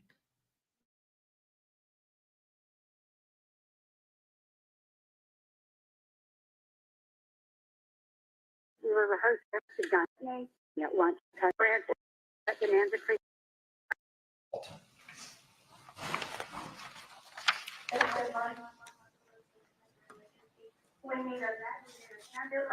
Out at Bonanza Creek Ranch right now. We've had 2 people shot on a movie set accidentally. He said someone was shot? 2 people accidentally with gunshots at on movie set, Bonanza Creek Ranch. Send it. I'll connect you with medical dispatcher. Don't need that. San Jose Fire and EMS, what's the location of the emergency? No, Bonanza Creek Ranch has had 2 people accidentally shot on a movie set by a prop gun. We need help immediately. Okay. This fucking AD that yelled at me at lunch because asking about revisions. This motherfucker. Did you see him lean over my table and yell at me? He's a disgusted gun. He's responsible for what happened in the now, Mimi? No. I'm a script supervisor. How many people are injured? 2 that I know of. I was sitting, we were rehearsing, and it went off, and I ran out. Accidentally shot on a movie set with a prop gun. The fucking AD, it was his responsibility. Not a word about Alec Baldwin. While they're en route, police, EMS, the cast and crew are outside trying to figure out what happened, frantic, talking to those responsible for the prop and its safety. The armorer is yelling, sorry. Hall's the first assistant director is panicked. The prop master, Sarah Zachary, I don't know exactly where she is at that point, but they check the gun feverishly. They take the ammo out of the gun. They look at it, what the heck happened? They go back to the prop cart that houses the ammo. They're touching the gun and manipulating the gun, emptying it. They go and move some stuff off the prop cart, trying to figure it out. Sarah Zachary, the head of props, will tell you she threw some stuff out. And eventually, of course, EMS and police arrive pretty soon thereafter.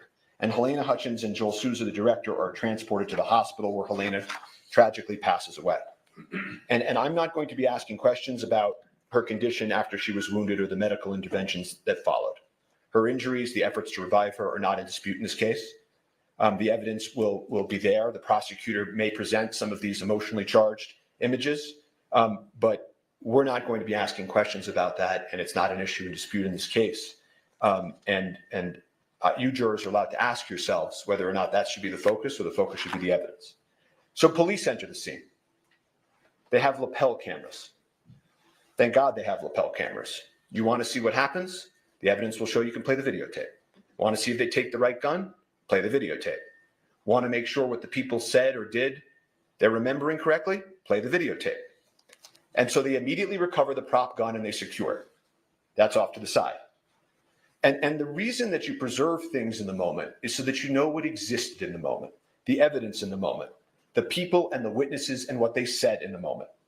These folks, the members of Rust, they'd never been through anything like this before.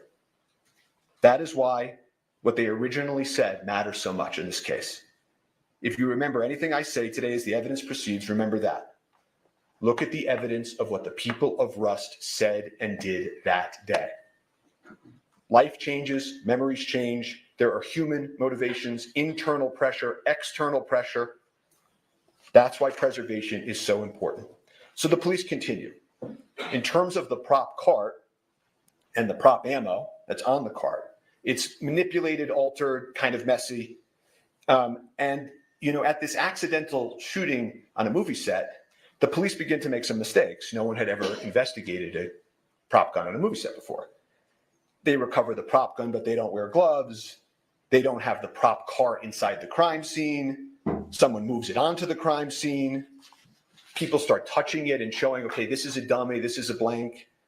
And then they make another mistake that matters in this case with some more significance, which is that they don't secure the prop truck that houses the cart. See, that cart that they roll off comes from a truck where all of the ammunition, all of the firearms are, and that's where they're stored. They don't secure the prop truck for several days. And then the prop house that supplies the truck, that supplies the cart, they don't secure for over a month. A lot of mistakes. They had never investigated a case in a movie set. But they had the prop gun. That was key. And so they needed to figure out where the live bullet came from. They had the shell casing, Starline brass. That's the sort of make. You'll hear that phrase, Starline brass. And the police were right to focus on that. That was the lethal element. And so they work outward. Makes good enough sense. Folks around the ammo and the gun to be interviewed at the precinct. The armorer at the precinct. She loaded the live bullet. Halls, head of safety, he double checked. And Alec walks up to the police. You'll see this early today. And he says, I'm here, whatever you want to do, whatever you need me to do, just tell me where to go. And Sarah Zachary, the prop master who threw out the stuff at the cart, they missed her that night to bring to the precinct. But the rest of them at the precinct. And thankfully, we have the lapel cameras. And then they cleared the gun outside after on his request, and I witnessed them clear it and saw the bullets. Okay. So the one was the one that was yesterday, the one that fired, we don't know, but all the other ones were proper. I can pause this. I can turn this off. Move on.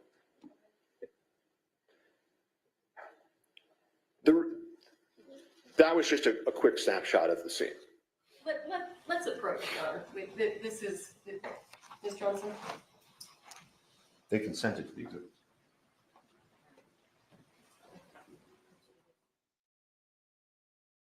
Ruh-roh. She didn't like something. Let's approach.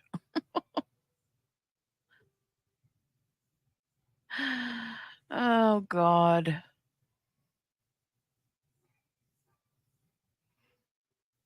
Let's approach.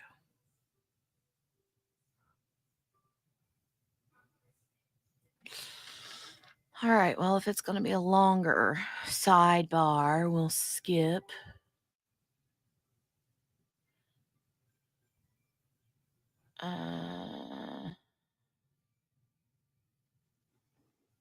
Hold on a minute, folks.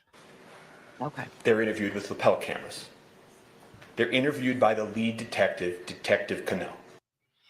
Yeah, it's a little bit strange. They don't usually do sidebar stuff or make objections during opening statements or closings for that matter. Usually. But unless it's like completely against the rule for whatever reason. The objection, I mean. And those witnesses, some of them will come in here and testify. And not a single one of them will tell you anything different than what I'm about to tell you about the evidence. The gun was double checked, verified it was a cold gun, not an actor's responsibility to check. Safety was ensured before. Alec was doing his practicing, his rehearsing, his movements. People manipulate and point guns on movie sets. The gun went off during the rehearsal. No one saw him intentionally pull the trigger. It was obviously a tragic accident, but Alec committed no homicide. Alec took the gun from those charged with its safety. He did not tamper with it. He did not load it himself. He did not leave it unattended. It completed his costume and his character. It was an actor handling a prop and integrating it into the character of Harlan Rust. There was a dedicated professional there, off camera, whose sole sacred responsibility was that prop safety. And Dave Halls, the head of safety, was there by her side. Everyone relied on that. And it was tragic that they let them down.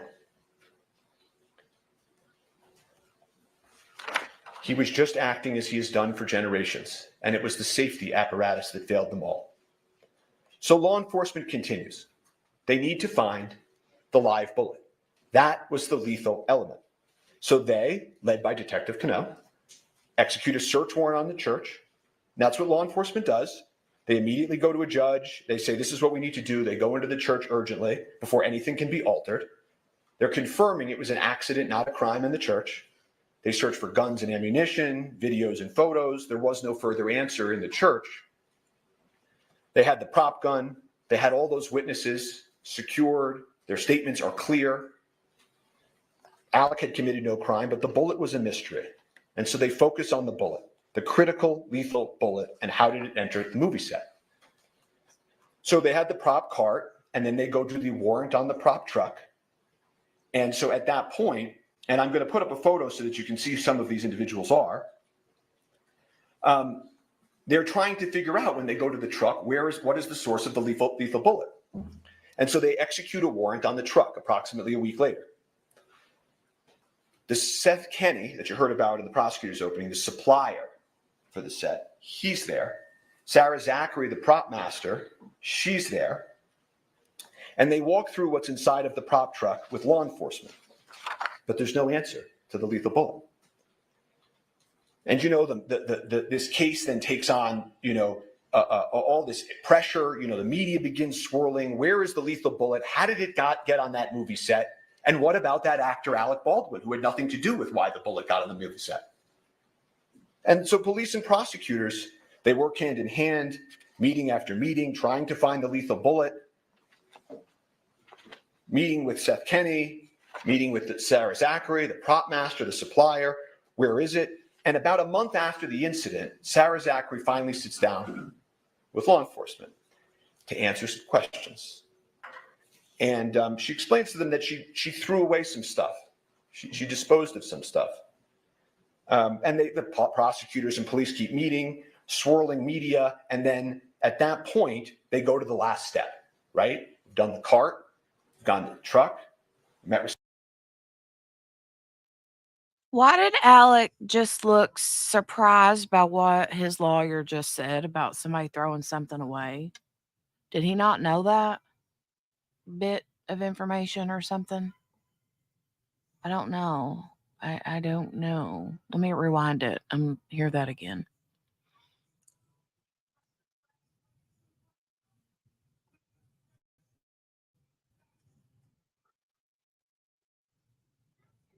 And so police and prosecutors, they work hand in hand, meeting after meeting, trying to find the lethal bullet,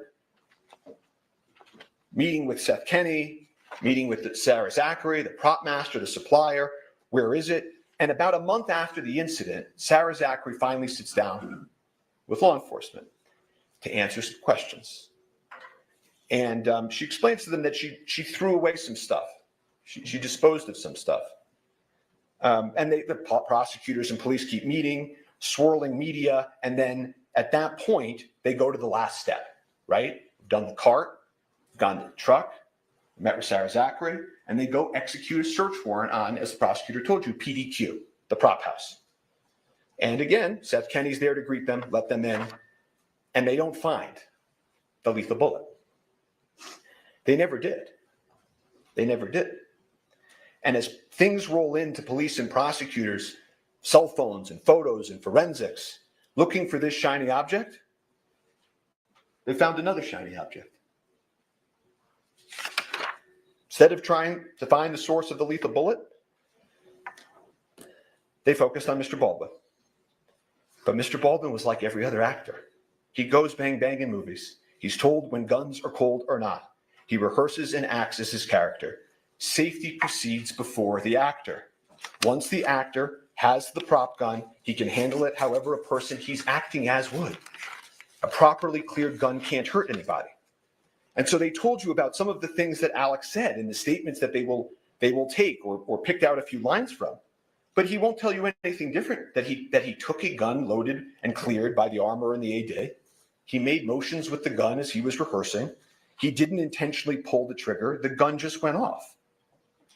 And he does say, I didn't have a problem with the gun before. And this idea, that they said that he didn't want to check because he would offend them, in this moment, he's been doing this for 40 years, the evidence will show. And he has habits, and there are also SAG guidelines that tell actors what to do and what not to do. And the SAG guidelines don't tell actors to check the gun. You will see them. That's not the actor's role. And so I guess the point that they're trying to make is that why in this specific moment he doesn't break his habit of 40 years and check it differently and sort of insult them this one time. You know, if he had done that and started playing with the gun in that way, they'd be saying, arrogant actor, why is he doing that? So they will play these statements, Alec's statements. You're going to hear a man in shock and grief, a father, an artist, worried about his family. You hear he's, on one of the calls, he's going to meet with the decedent's family, the Hutchins family, and he's upset about that. He will talk to law enforcement. He will call them. He doesn't need a lawyer. He didn't commit a crime. He will call them and offer to meet and speak over and over again. And ask anyone in the acting world. Actors know. Actors rely on armorers and point guns and shoot guns. The Armorers Act, what they did is clear and proven. The head of safety, you will learn, took responsibility for his verification failure. But Alec committed no homicide. So law enforcement didn't have a homicide case against Alec Baldwin, but they changed the question. You heard the prosecutor tell you about this. Did he pull the trigger? Did he pull the trigger? Did he intentionally pull the trigger? And if he did, of course, that would only make his statement incorrect, right? That would mean he would have misspoke, been incorrect. And I want to stop for a moment and just tell you, because you're going to hear a lot of testimony, expert testimony, like the prosecutor told you, about the gun functioning imperfectly. Did he let the hammer down when he cocked it? Did he hit the trigger? Did he, in a calculated manner, as the prosecutor made a motion, fire the gun like that? And when this issue is discussed, it's easy to sort of pull yourself into courtroom land and away from a movie set. On a movie set, you're allowed to pull the trigger. So even if he intentionally pulled the trigger like the prosecutor just demonstrated, that doesn't make him guilty of homicide. He did not know or have any reason to know that gun was loaded with a live bullet. That's the key. That live bullet is the key. That is the lethal element. But again, as the prosecutor told you, if they could prove that he intentionally pulled the trigger and he was imperfect, imprecise, wrong with what he said, then maybe you take that and you say he's lying. And if he's a liar, he committed homicide. And so what they do is they take the prop gun. They're blinded by the shine. They're blinded by trying to disprove Alec. They take it and they order a destructive test on the firearm. They order the FBI to take a test that they know will destroy the firearm. It's a pointless, unnecessary test where they blindly try to make this big case by taking a mallet and smashing the firearm.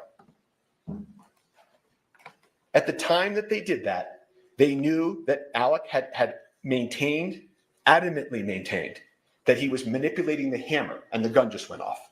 That the witnesses said it went off out of nowhere. That there are these accidental discharges that happen on the set. That guns have issues in the real world. That this gun had a hair trigger. And the owner's manual of this specific gun actually says that if you load it with a live round or any round in the chamber, in that last position, and you drop it like you see a cowboy in a movie, this type of old cowboy gun can accidentally go off. I don't remember hearing anything about that. The evidence will show that. So rather than trying to answer the question of what happened, they proceed with the destructive test.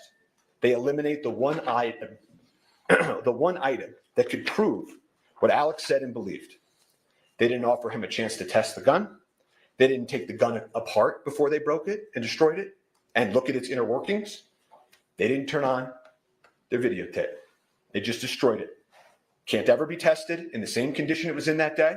Won't ever allow Alec to show his truth. And the destruction of this gun that you will hear in this evidence is symbolic of this entire case. Because the officers will tell you at that point, they weren't really investigating anymore.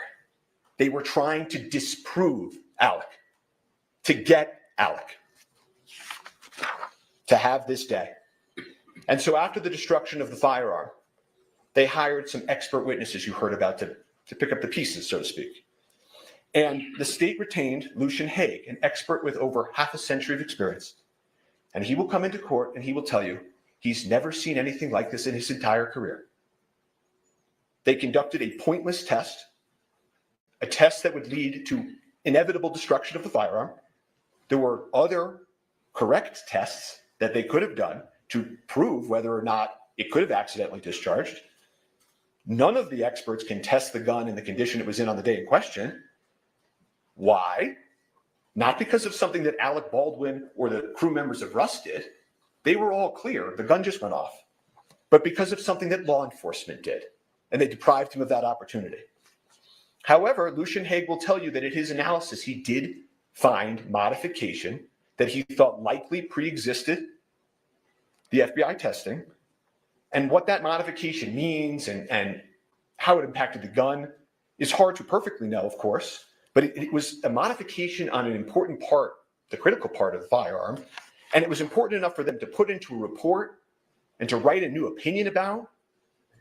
They felt this revelation had to be sent to prosecutors, and they maintained that position that this modification was a matter of import for almost a year. And then a few weeks ago, before trial, they just took it back. They just took it back. You will get to see the circumstances of that take back.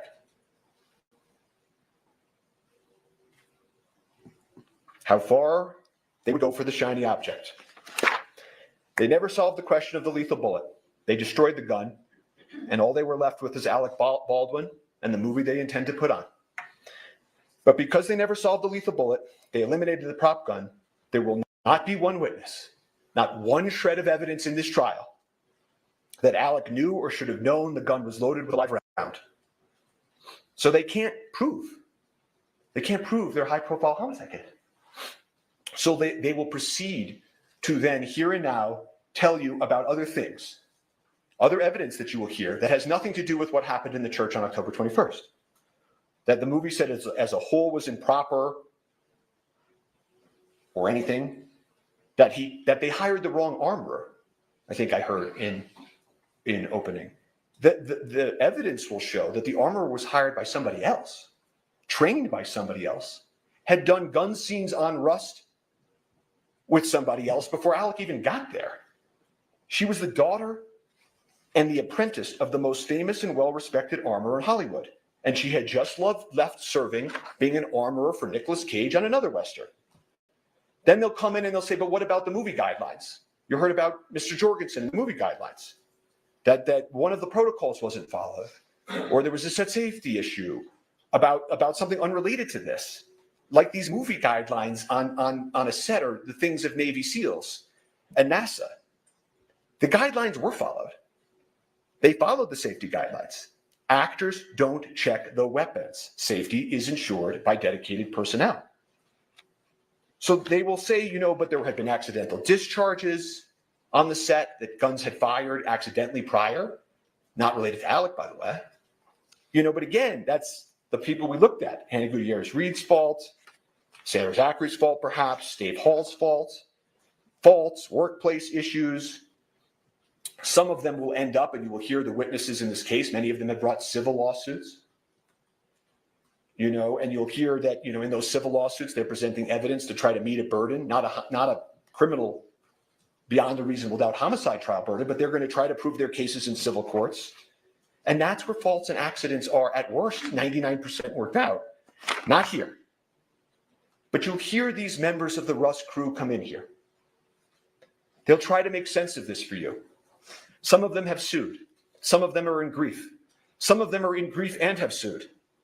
And part of this grief they feel, that everybody feels, is understandable. And what they will do is they will tell you, if only we had had a second armorer. One of them will say, if only Dave Halls had checked better. If only the camera hadn't been right there and Ms. Hutchins wasn't leaning over the camera. If only I myself did this. If only Alec did that. This is natural, their testimony. It's part of the human condition. It's part of grief. Objection, Your Honor. None of them knew. Yes.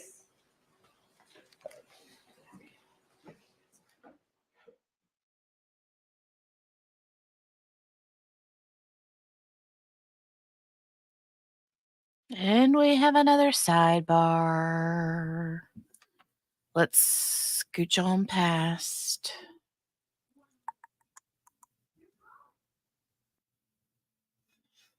As I was saying, the witnesses, in their grief, will look for reasons to try to make sense of this tragedy. But again, none of them knew or should have known about the lethal bullet either. No one had any idea that it was on that set or in that gun. In that world, they were all in it together. And you will hear that none of this other stuff has anything to do with those two critical questions we started with. Why there was a live bullet on set, why the armorer placed it in the gun, and of course, why the head of safety failed to detect it. None of it speaks to whether Alec knew or should have known those things. He didn't. No one on that set did. It was not foreseeable. You will hear that word from the witnesses and from eventually the instructions. Foreseeable. This was anything other than foreseeable. And they must prove beyond any and all reasonable doubt that this was foreseeable. Total indifference to human life, that death might occur. He's an actor. He's an actor. But here we are at a homicide trial. And so they will pull witnesses, and witnesses will be cross-examined. They will push themselves to the edge of truth and beyond. You know, these things about, Alec didn't notice this or Alec didn't notice that. I want to make sure that you're clear on something that the evidence will show. He had been filming on that set for a handful of days. The evidence will show he had just gotten there. It's not as if he had been there for months and months and noticed things and failed things, and he had just gotten there. You don't notice every little thing when you start at a new place and when you're in the character of Harlan Rust.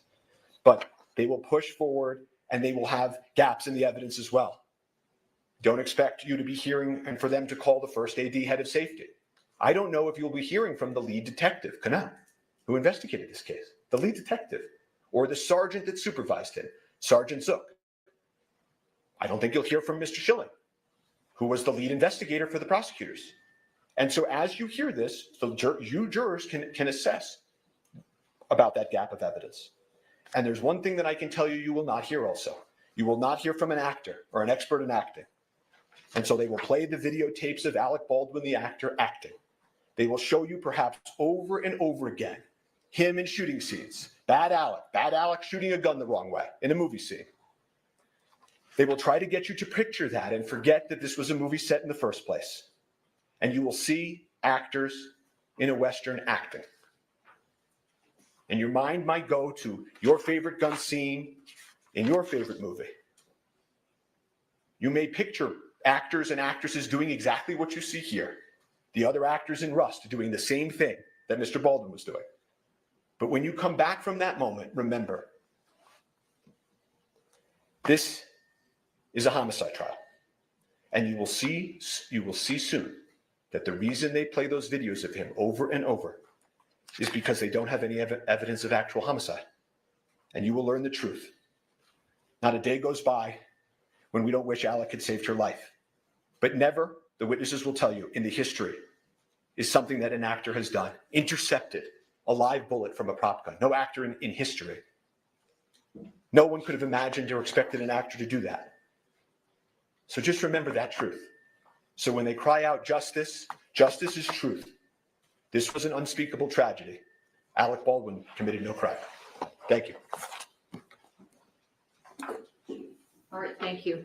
What we're going to do now is we're going to take our morning bathroom break. So please don't talk among yourselves or anyone else about the evidence received here in court. And follow what Mr. Bing tells you to do. And we'll see you back here about 20 of. All right, thank you. All right, so they are on a quick break. Hey, Susan, welcome in. And hey, Cherie, how are you, dear? How are you? How are you?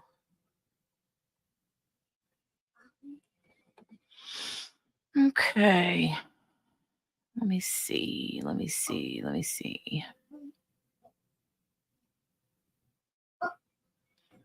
Did she say how long they were going to give them? Or did I? Because I was busy doing things. look at like I was like kiddo came in and I was helping her with something real quick, so I missed if she said how long their break was going to be.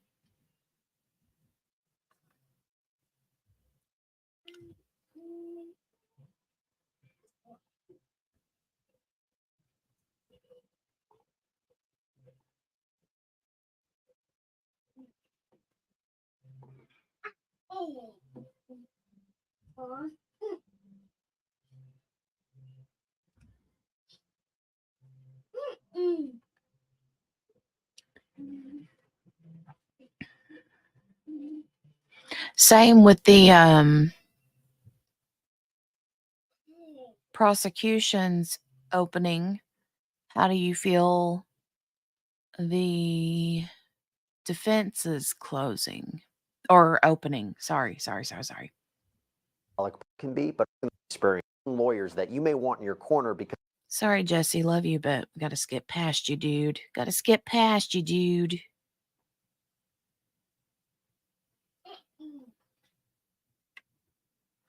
Hi. Oh, did they say 20 minutes? Okay.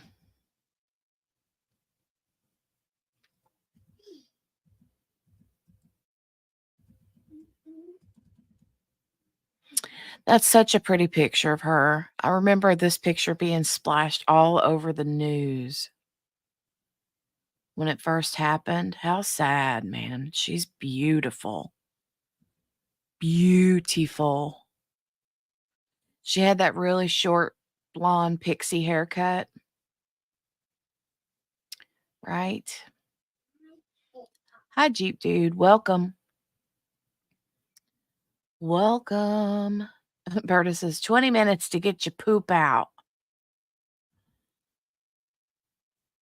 Go potty.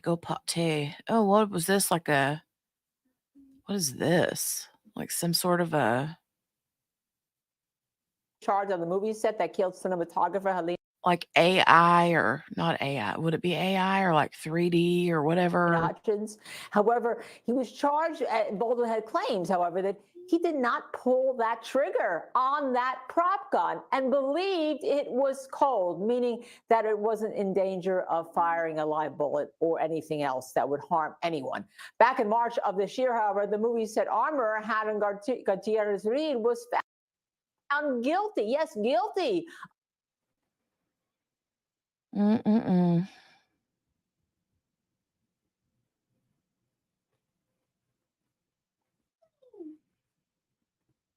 Okay.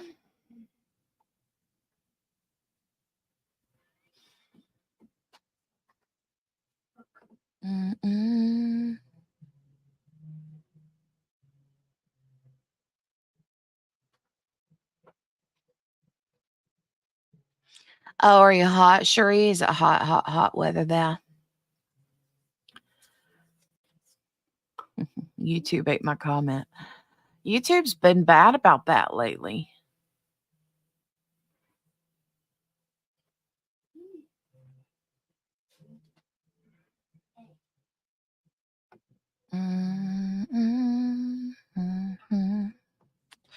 All right, let me scooch on through.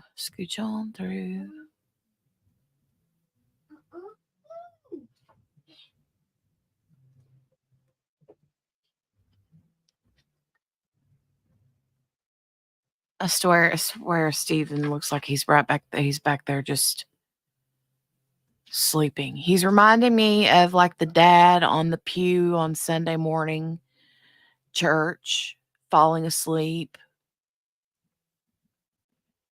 That's what he reminds me of.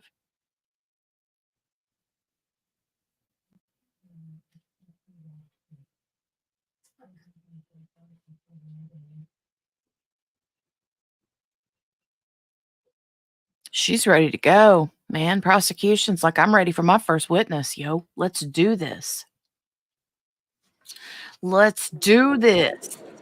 Call your first witness. I knew it. She was standing there ready to roll, man. She was like, let's go. Hashtag let's go. Gail said, OMG, weed eater guy, how many weeds are around my apartment?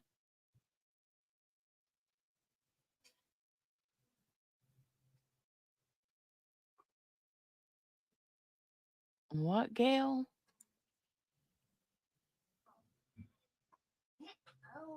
How many weeds are around your apartment? Calls Nicholas LaFleur. Sir, please raise your right hand. Do you swear affirm under penalty of law that Why are they being, they're being all jerky? All right, have a seat, talking to the mic. Why are they being all jerky and stuff? Oh, because it's so loud, Gail? I was like, wait, what is she talking about? Microphone. Sure. rules are both. I'm sorry? With regard to the invocation of the rule, our case agent is in the room. We just wanted to put that on the record. The prosecutor indicated that they'd be calling the case agent early in the case. So given that, I did not continue my objection I had earlier to her being present. Thank you. Case agents allowed in.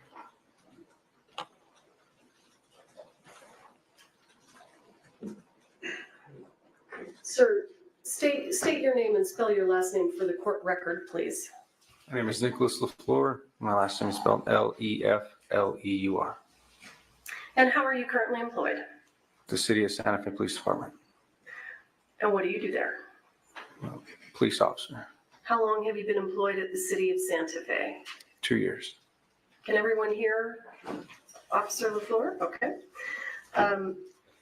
And prior to working for the Santa Fe Police Department, did you work anywhere else?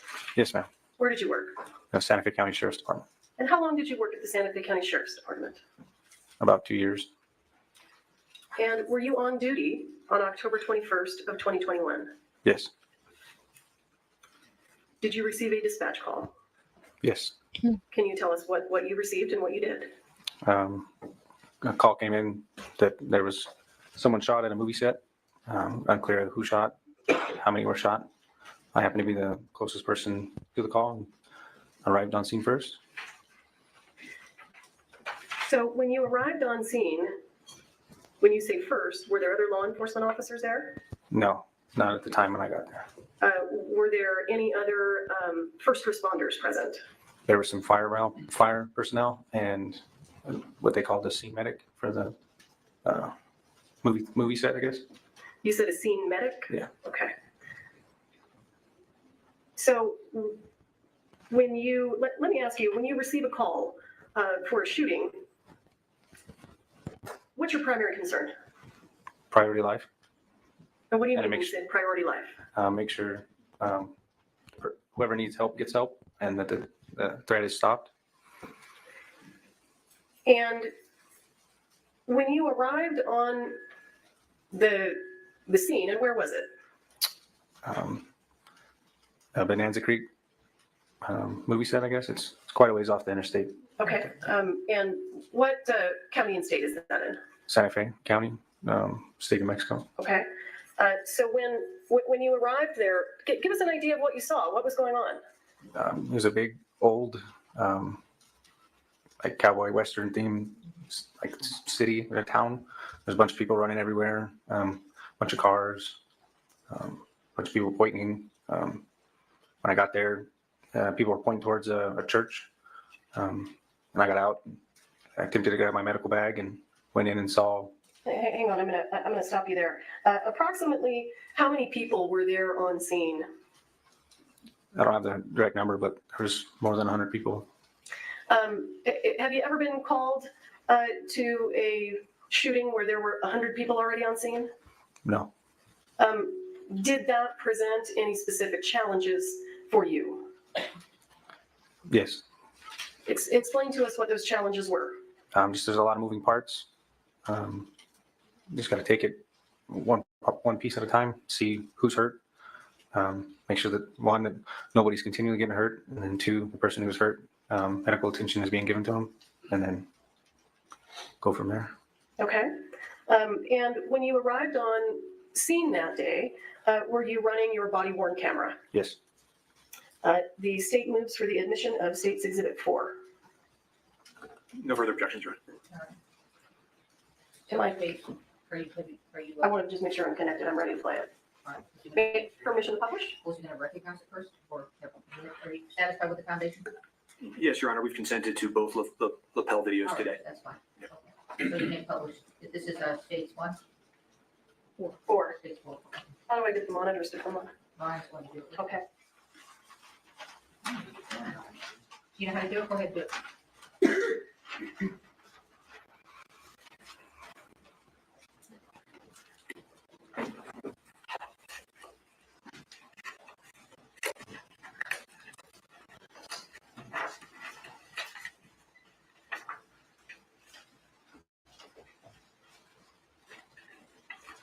All right.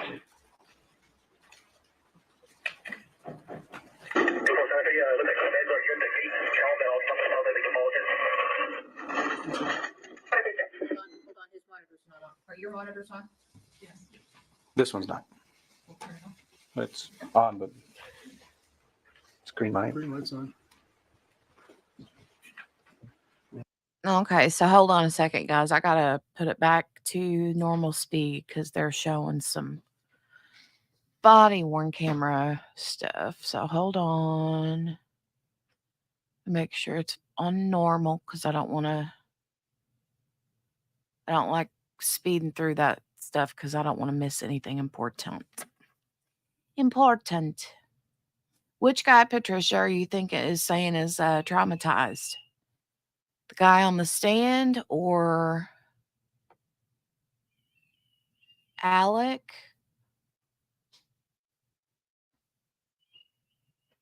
Not sure. Go get the adapter. Well, can he redo it from here? Okay, the guy on the stand. What do Okay. you want? Sure, if the monitor won't just come on. He's got to get the adapter. Go get the adapter. Okay. He is young, right? Officer LaFleur, do you want to turn around and just look at the monitor on the wall behind you? It doesn't matter, man. Okay, let's do that.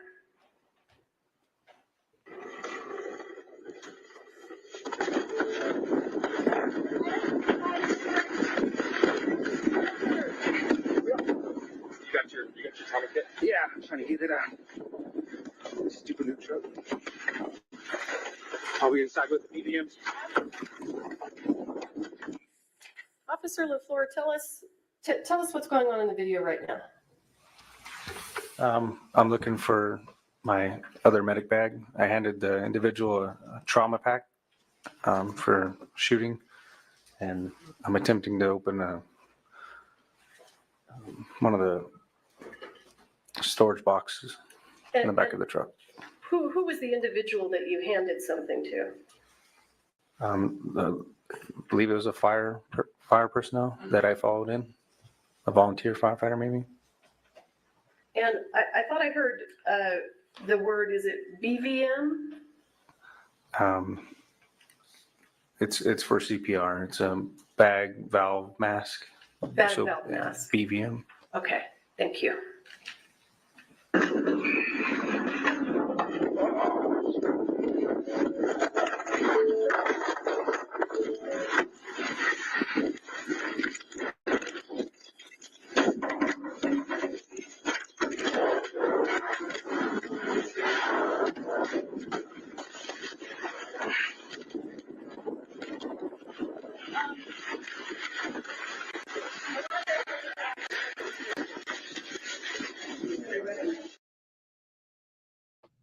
Oh, shoot. Okay. So they're showing her, huh?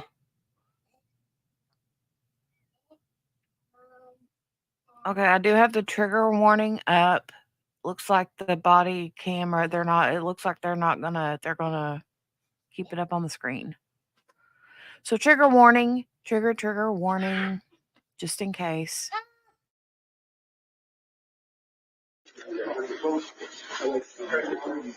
We need where you at?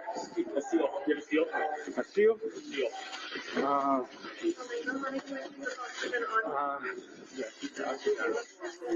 I got a sterile glove, packing gloves.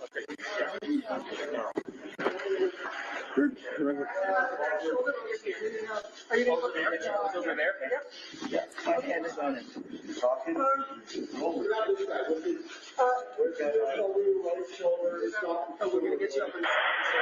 Who she shot at? She came in here and went across her chest. And came back and went into bed.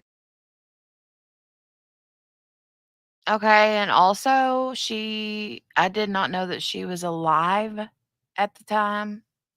I don't think that I knew that she was alive. Mm.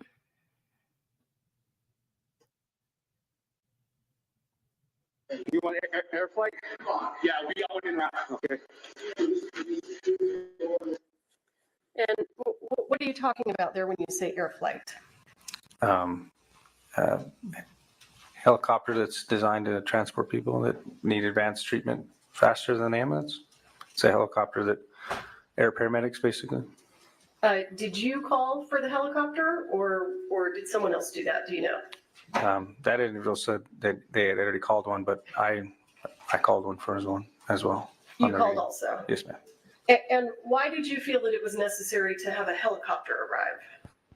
Someone who was shot across the chest.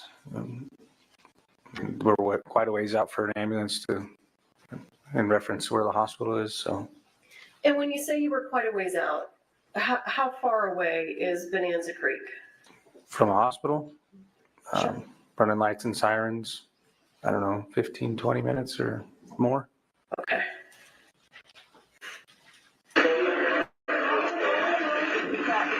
.32 Santa Fe, one female shot in the chest, male shot in the stomach, requesting air flight.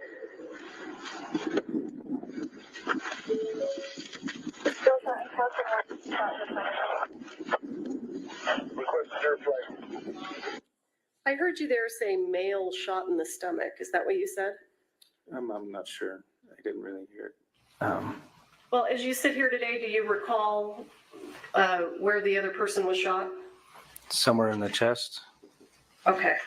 Or shoulder area. Thank you.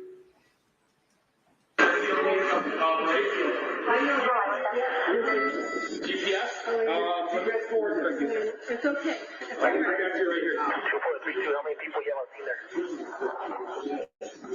32, I got just Santa Fe medics.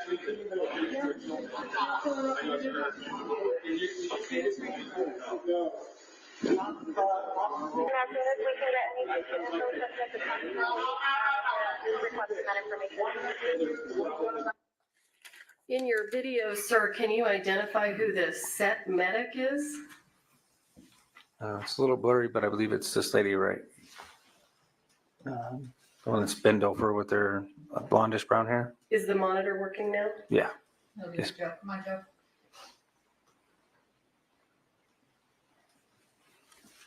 This monitor is working now. Oh, it is. Yes, ma'am. Okay. Do you know how to touch it to put it? There you go. Thank you. I appreciate you. You can go ahead and remove that. Oh, I don't know how to remove it. Can you show them how to remove it? Oh, push on the menu button. Clear. There's a clear here. Okay. And if it's in the way, just push menu. Do you know who these other people are that are in the room? No, I know that that person, and somebody over here, the battalion chief, they were wearing Santa Fe County Fire Medic shirts. So, and they came in the vehicle in front of me. You don't know who the other people are that are in the room? I know the other person shot, and then Halyna Hutchins, or I maybe misspelled her name or pronounced it, and then the other assistant director, and that's about it. Okay. And you mentioned that there was a truck pulling in ahead of you. It was a volunteer firefighter truck. So did the first responders that we see here in this scene, did they arrive about the same time you did? Yes.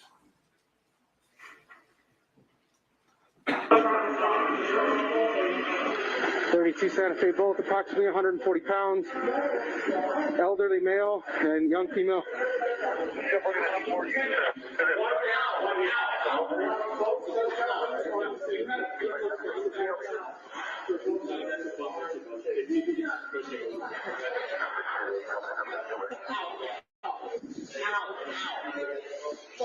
What do you need me?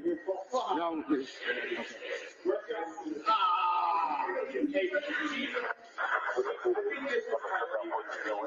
You want a BBM?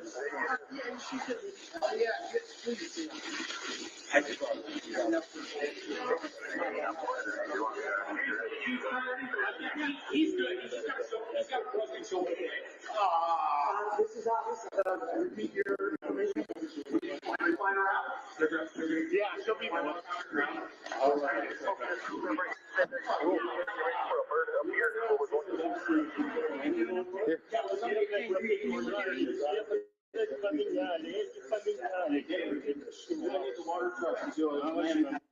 Officer LaFleur, tell us what you're doing now and why.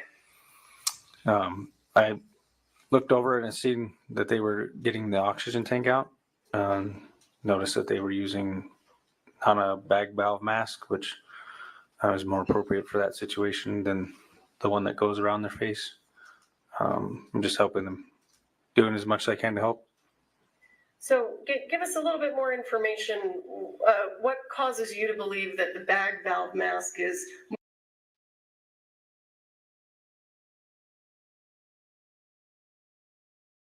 if the oxygen were run out or they had to use manual breaths, they could use the bag. The other one is just something that's over their face. okay? And what made you think that the bag valve mask was more appropriate? Nothing really. I just believe that's more. I don't know. Officer LaFleur, are you trained in life-saving measures? To an extent, yes. Okay. Was it anything about your training that caused you to think that that would be more appropriate? It's just what we've been trained with versus the one that was already on her. Okay.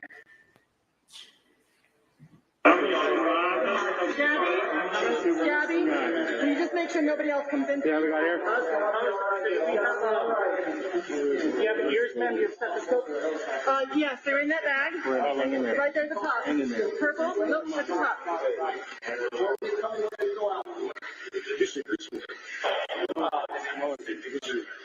Halyna. Is anybody allowed to go with her in the helicopter? Yeah, no. Halyna, deep breath. Deep breath, Halyna. There you go. Deep breath. Deep breath, Halyna. Deep breath.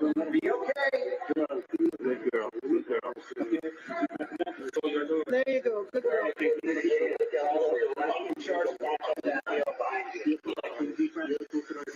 Deep breath.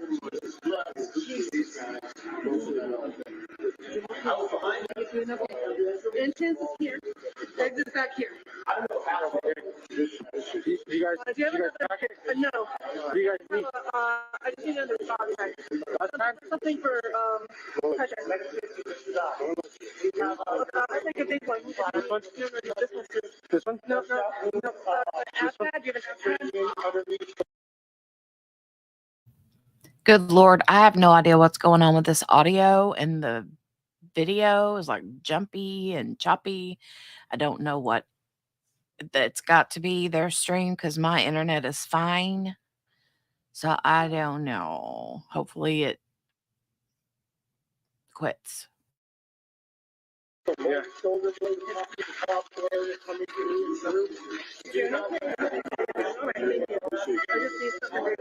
You got a stretcher? Not me here, no. Okay. Let me help you get the stretcher.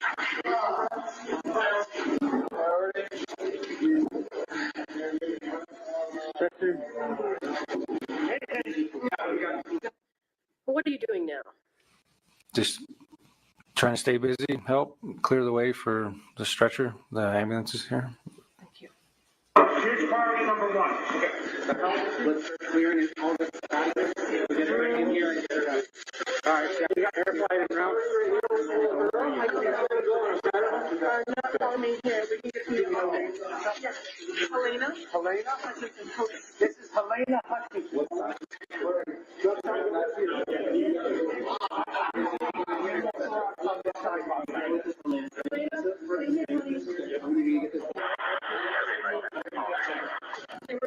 Okay.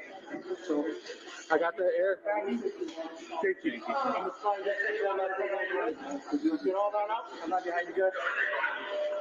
All right, so we're gonna need, you guys are going right with the Rocky Top. Officer LaFleur, have additional first responders now arrived? Yes. Can you give us an idea of who's on set assisting now? So it looks like more paramedics have arrived, and Lieutenant Benavides is right there. Okay, and do you mean this gentleman here? Yes, ma'am. That my cursor's on? And who was Lieutenant Benavides? He was our day shift lieutenant at the time. Was he a supervisor? Yes, ma'am. We got it through and through on her. We went through and through on her, through the chest, and then you got one in the arm over there.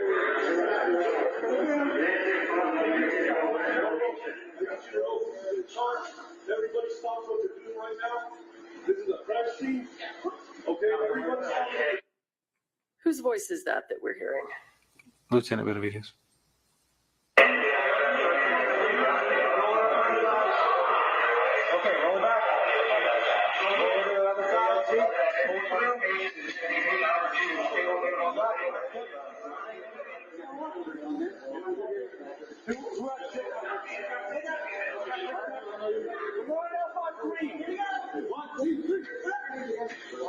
Underneath, pull. Here we go.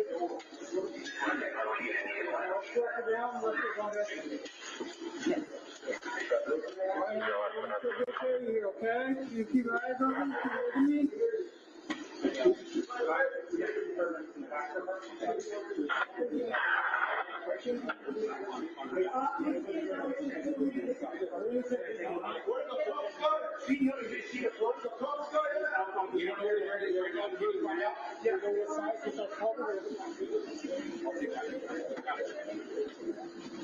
All right, we got some stairs, guys.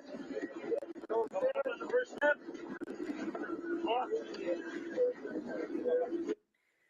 So what is your understanding about where Ms. Hutchins is being taken now?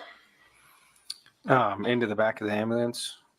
And can you explain why is she going into the back of an ambulance rather than the helicopter? The helicopter hasn't arrived yet, and my understanding is that they have additional medicines and equipment and measures they can take inside of an ambulance. All right, thank you.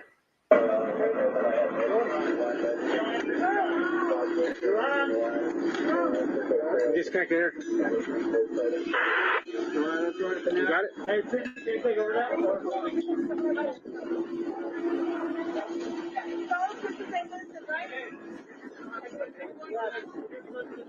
You guys want to see Vincent?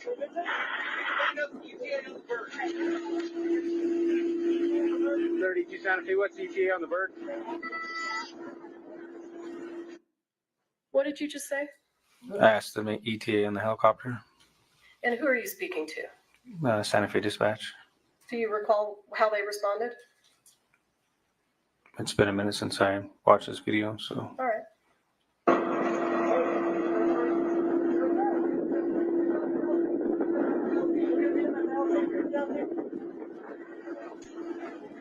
We got the bird right here.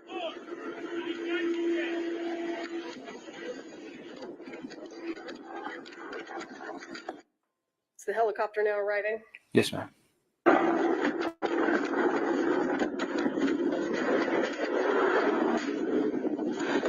What are you doing now? Appears I'm grabbing crime scene tape. Why are you grabbing crime scene tape?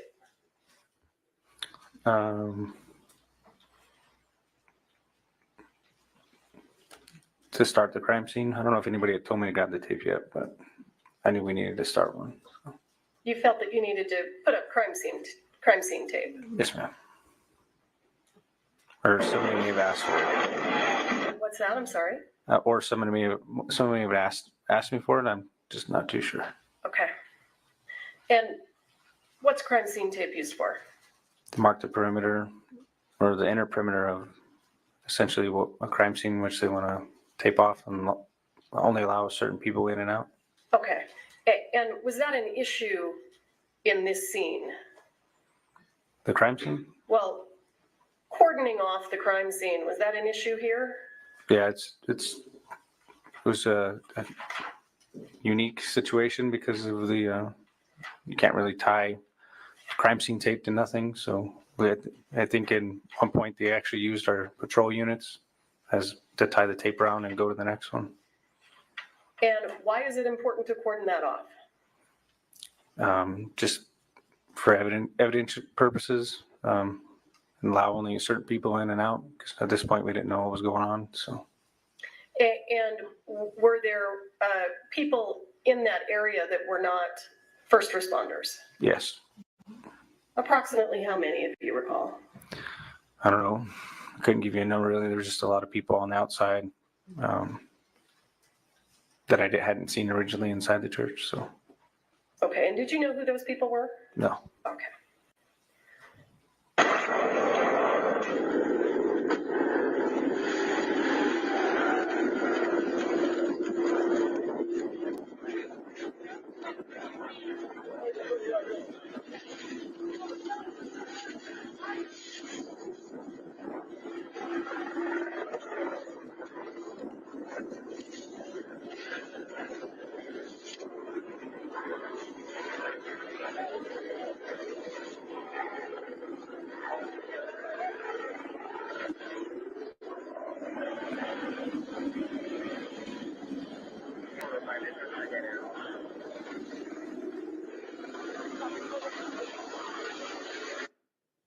Do you see this person here in the gray shirt?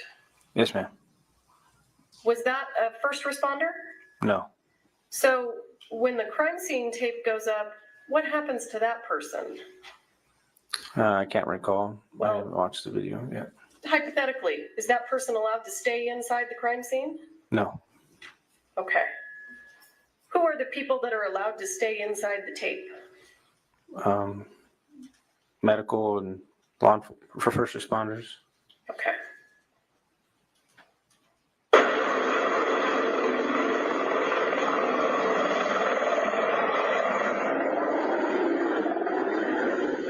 We need Chief. Radio links for my Tell you guys, this was in the middle of a shot, and I have live ordnance on the ceiling up there. It's safe. Okay. But it is here, right above here. Okay. Right there. That's okay. And if you get to the point where you say you want me to move, all right. I'll my guys. Okay. Where's the bird? It's right here. Okay.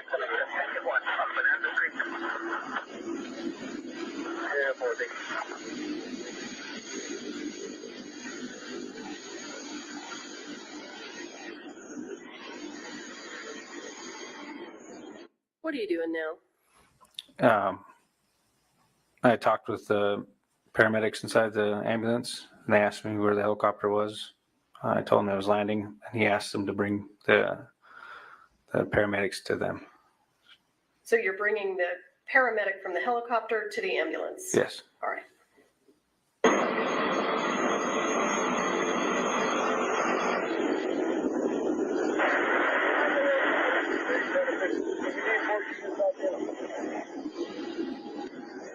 We got approximately 23-year-old female in the back of the ambulance right now. Gunshot underneath the right arm. Went through all the way to the back left. Can you carry this back, please, sir? I got it. You got it?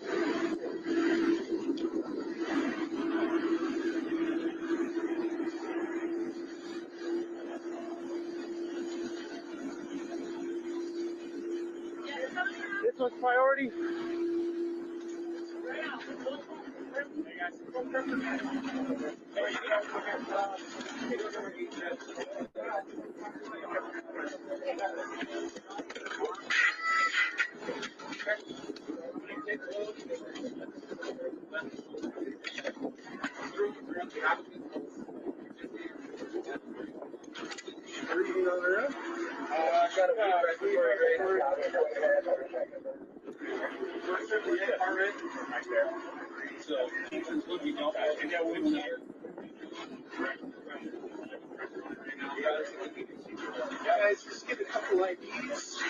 They're not sure whether they're IOs or not.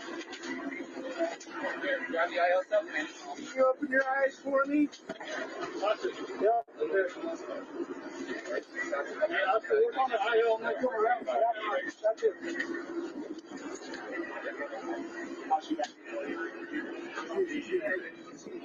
Here, if I can just have you guys just step over there for us, okay? Can I have you guys get over there for us? We're going to have to gather everybody up, get everybody's names, everybody who's on scene, okay?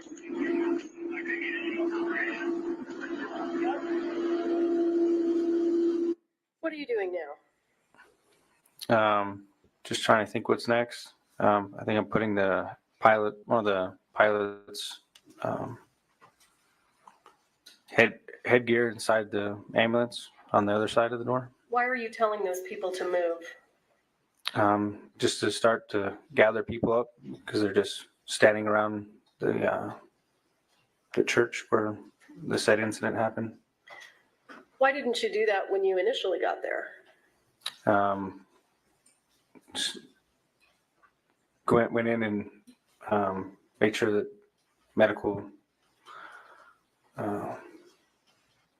that people were receiving medical treatment, and then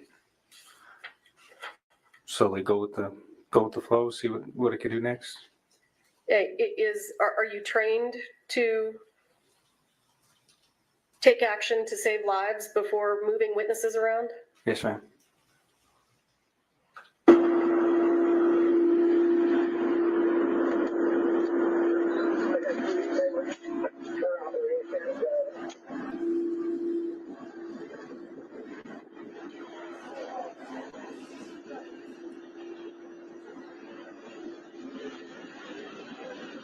How's it going, sir?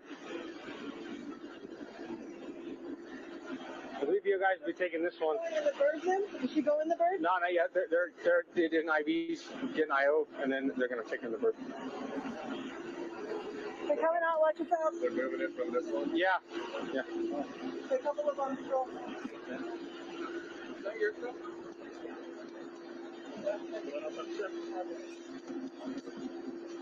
Okay, we're down the show. And whose jacket is that? Joel. Joel's? Okay. It's got his phone. Hey, be careful, it is flooding. Okay. It's got his phone, it's got his other stuff in it. Okay, well, we're going to just keep it here. So, he was his phone? Officer LaFleur, this woman who's speaking right now, she's not a police officer, right? No. Was she employed with the fire department? No, she was their set medic, I'm guessing. When you say set medic, do you mean she's the medic on the movie set? Yes, ma'am. Yeah, he was wearing it. Where's his phone at? I don't know.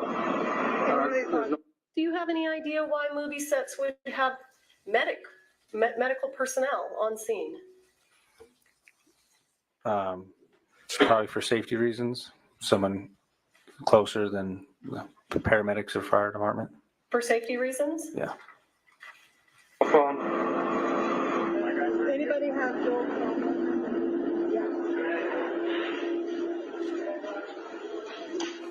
All right, gentlemen.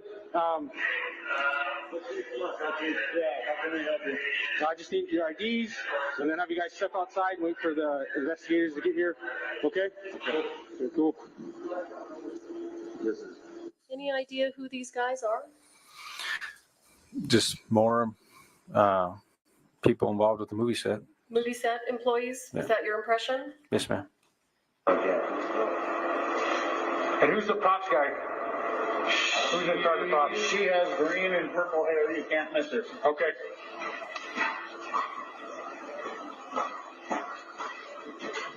I was here when it happened. You were here when it happened? Who else was here when it happened? The camera operator. How many people do you think were in here when it happened? 3, maybe 4. 4? Maybe. Okay. So 2 more other than you two? Reed, as soon as I see him, Reed, camera operator. Reed, yes, sir. Okay, who else? Reed Russell was here. Alec Baldwin was the actor on set that pulled the trigger. Alec Baldwin? Yes, sir. Where's he at? We got one Yeah, you help me find him? Yes, sir. Right there on the cell phone with the cowboy. Okay.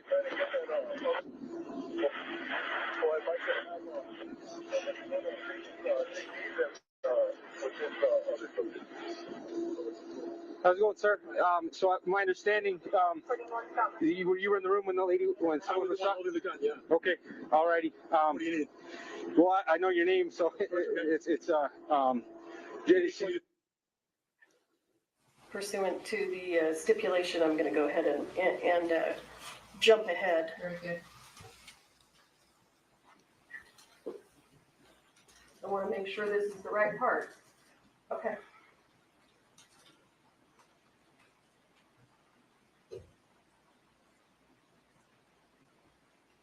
Let me get with my lieutenant and see where we want you to hang out, okay? Whatever you want to do. Yes, sir. All right, give me just a second.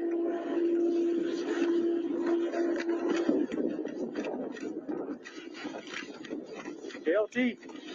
So apparently I was not given the appropriate redaction.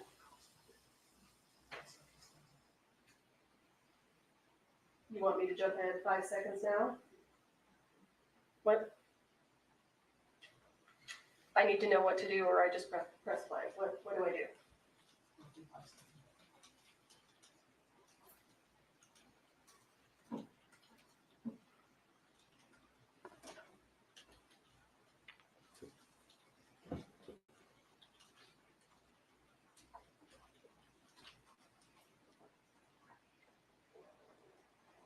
Do you want to pull the trigger? Do you want me to have him sit tight or?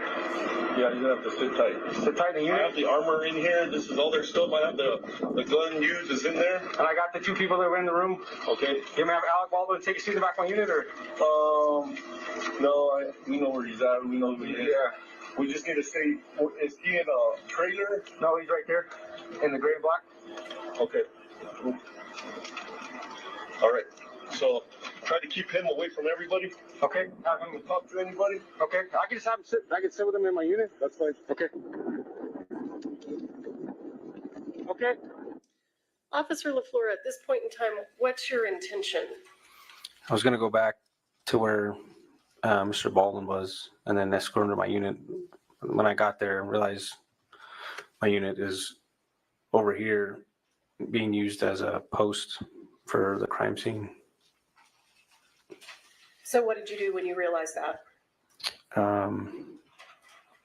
Just had him sit where he was and had everybody just hang out there, started writing down people's names.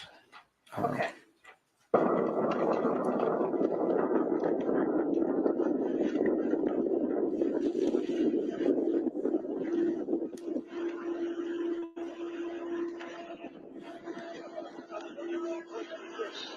She's handing me an empty gun. You know, when we're ready to shoot. You know, just straps, earplugs, everything. All right.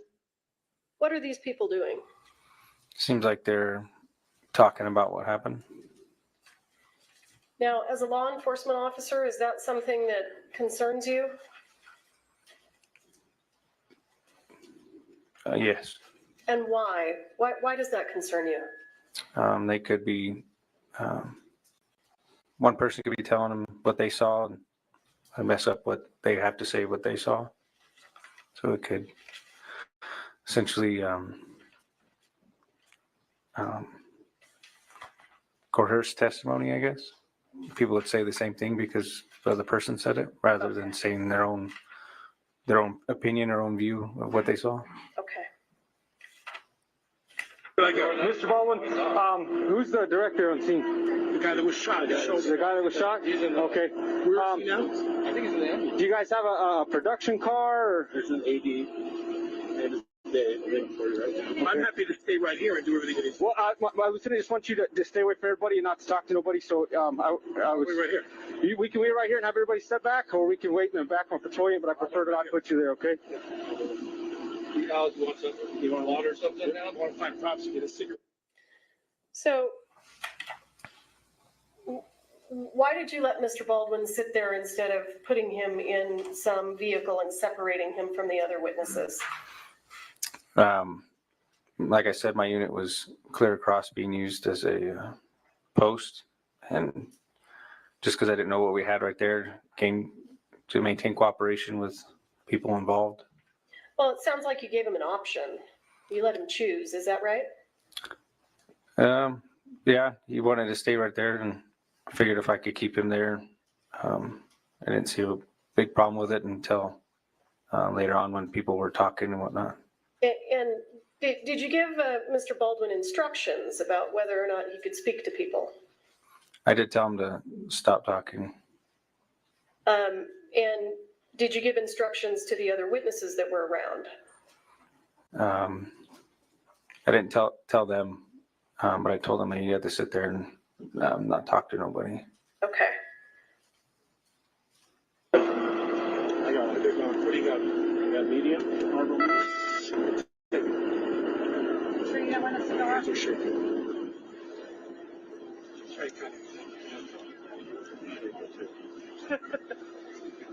Yes, sir. Right, I'm right there. Silver car is Alec's vehicle. If you want to put him in there. Mr. Baldwin, is that your car? Yeah. Yeah, we can wait in there. You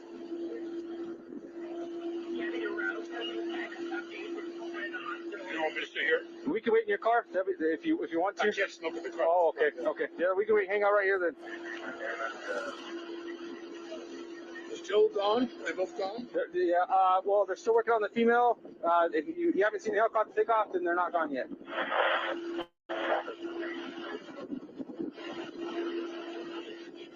If you know, Officer LaFleur, why hadn't the helicopter taken off yet? I don't know exactly why, but my guess is they have to stabilize the patient before they can put them in the air. In the air, okay.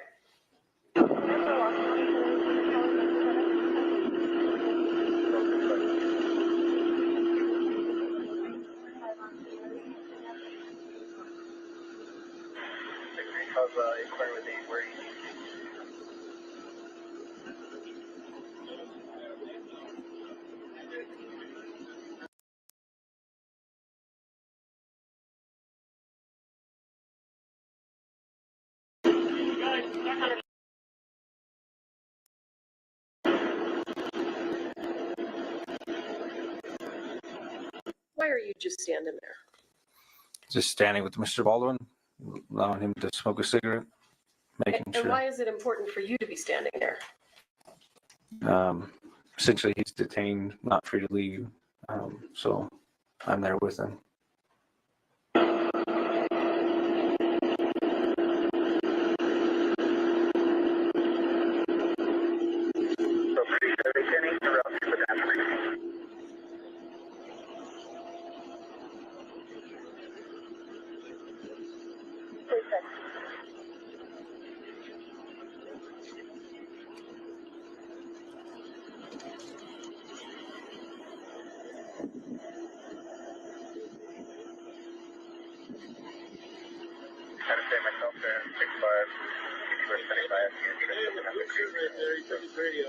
That's our first AD.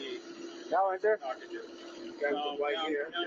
Running that sheriff's car with the gray hair kind of in the Okay. shirt. Okay. These days.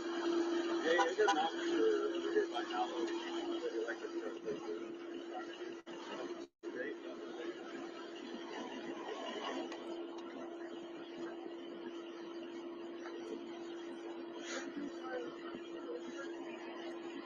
Why do you have these two gentlemen standing over there that we can see? What is there something important about them?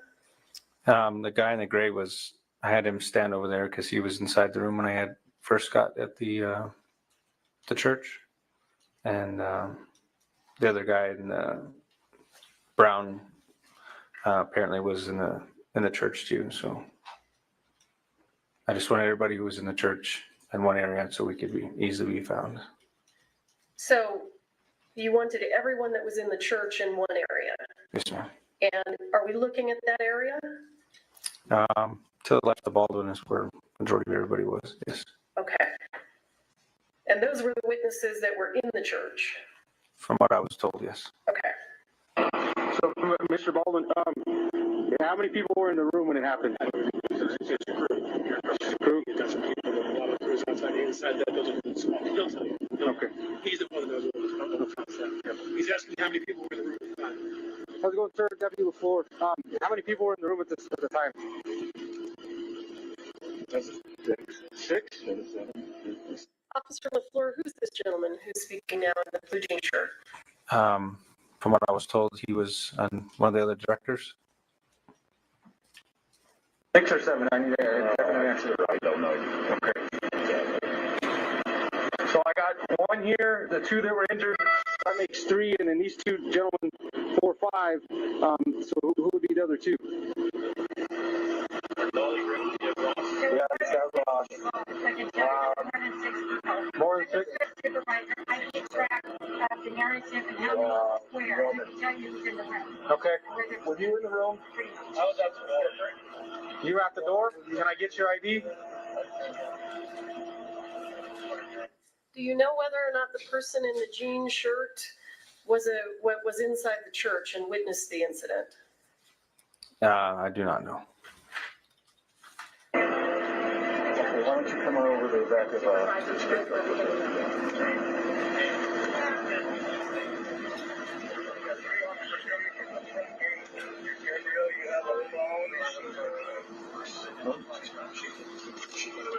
Two to T4. I have 3 ADs for concussion center. Just really just yelling at everybody and screaming. Oh, he was inside. Does it appear to you that Mr. Baldwin is speaking to the other witnesses? I think he was talking about who would know who's in the room. Okay. I can't really hear it. And then apparently the guy's son was working there as well. Okay. Is this an ideal way to separate someone from witnesses? After looking at it, probably not, but that's what happened. Okay, understood. You're right at the door. Do you have an ID on you, sir?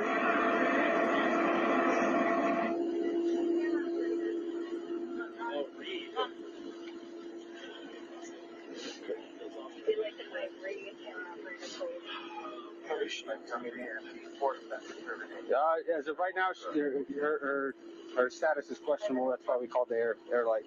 Like, where were you at, sir? I was right behind him. Right behind him? Okay. Yeah, I was right behind him right when it happened. All right. So just have you guys hang out for me right here. We'll get someone to get your statement in just a second, okay? And then they cleared the gun outside after on his request, and I witnessed them clear it and saw the bullets. Okay.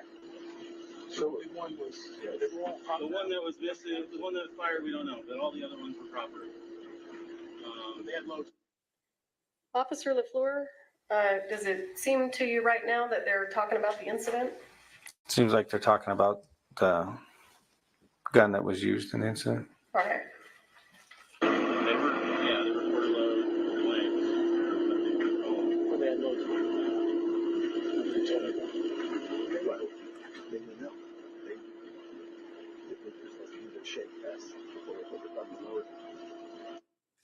Officer, do you know what this conversation is about that we're watching right here?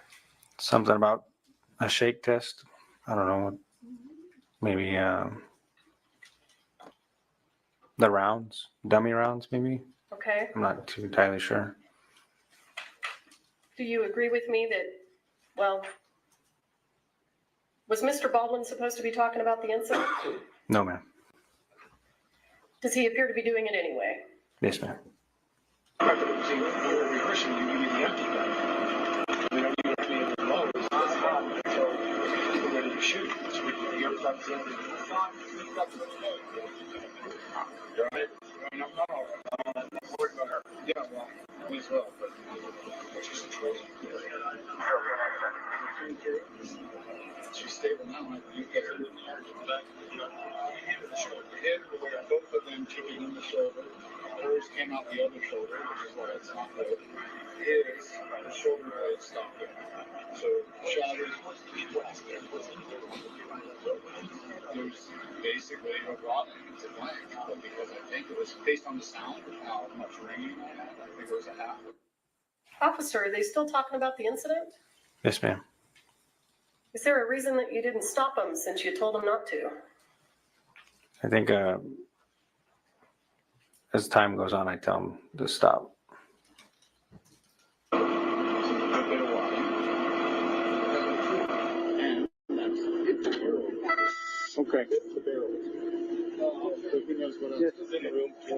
My other hand. You were in the room? Effects crew. Okay. Get your ID, sir. That's what I said. I think it was more than 6 or 7 guys. I think it was about 8. You see this gentleman over here on the left? Yes, ma'am. Any reason to believe he was inside the room at the time? Yeah, I'm not sure at this point. Okay.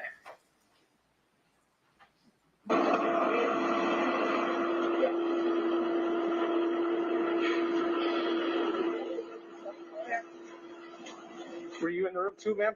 Yes. Okay.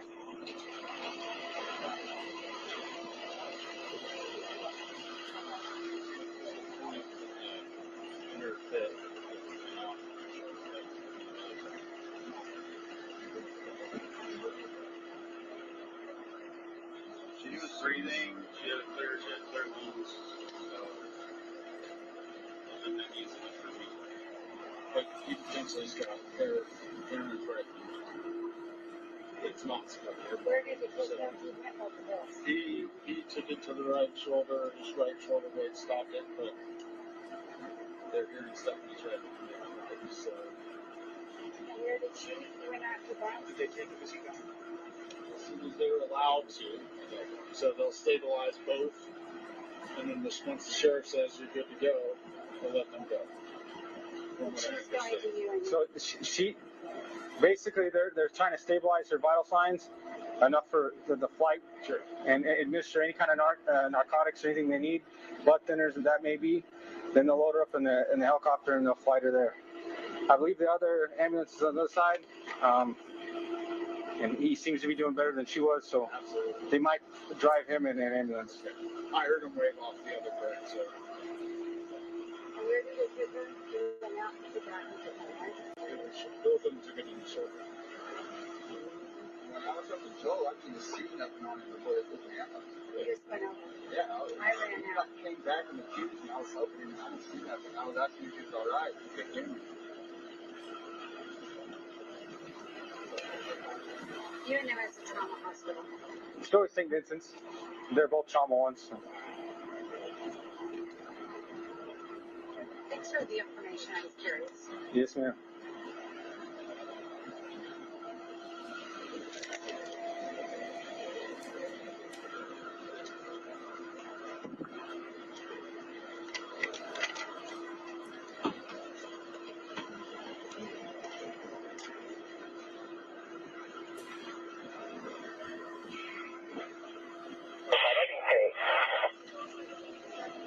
I'm gonna step away and come on. Yeah, no problem. I got more out.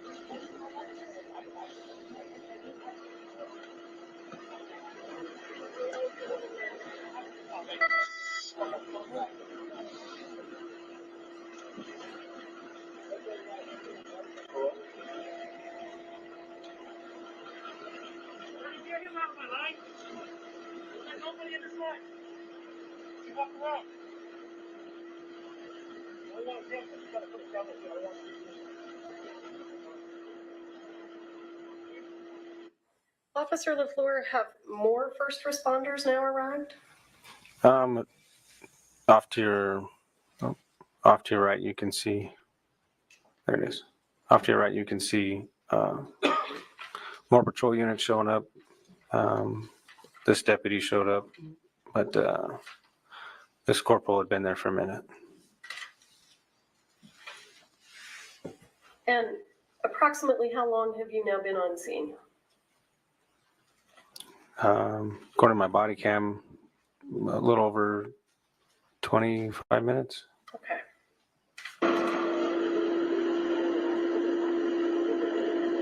Hey, Corporal. I got 7 people there in the room when it happened, all their IDs. So Okay. Get it all brought down. I'm not sure what the CID came out for. It's okay. At that point in time, what was your understanding of how many people were in the room and witnessed it? I believe I said 7. Okay. Do you know whether or not that turned out to be true? I think there was actually more. I wrote all the people who said that they were in the room in my report. Okay. Hey, sir. Okay. And I'm just hanging out with him because, yeah, he's the one who pulled the triggers. Okay. Yeah, he tried it. Sorry, I was trying to set things up a while ago. And you do what you can do. Whatever you can do.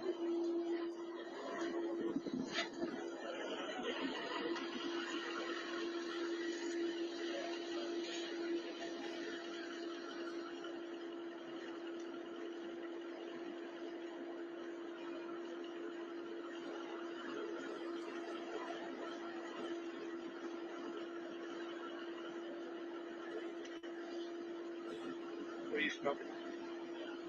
You got one on you?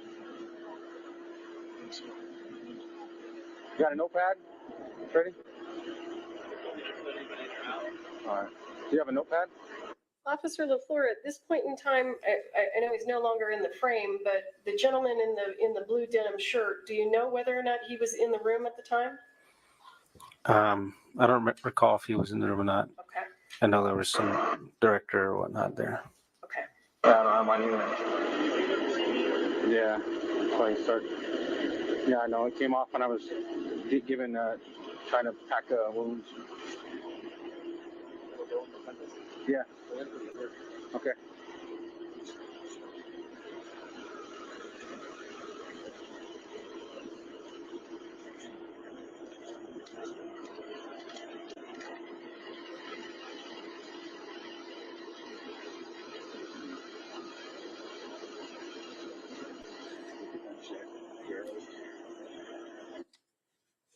Officer LaFleur, does it look like Mr. Baldwin is speaking to a potential witness?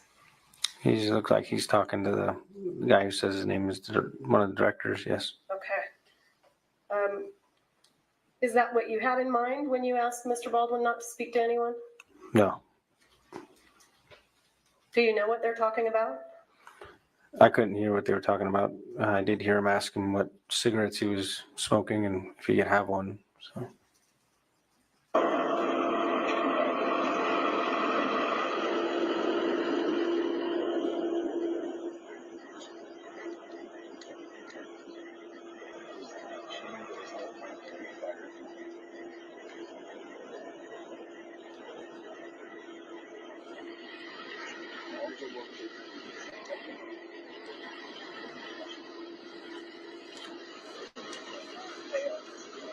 Carefully, has a bunch of these cards in there.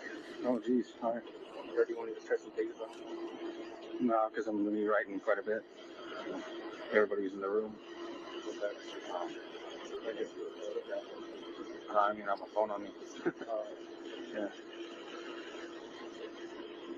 It's all right. I'll just, yeah, all right now.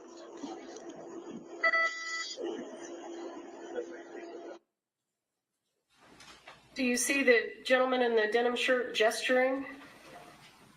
You want me to back it up? Yeah, which one? Are we talking about this gentleman? Yeah.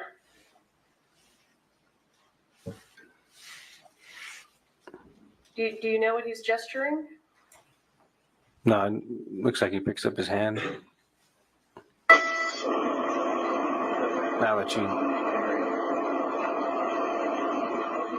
Now that you play it back, it looks like he's shaking his hand. And had you seen him do that previously?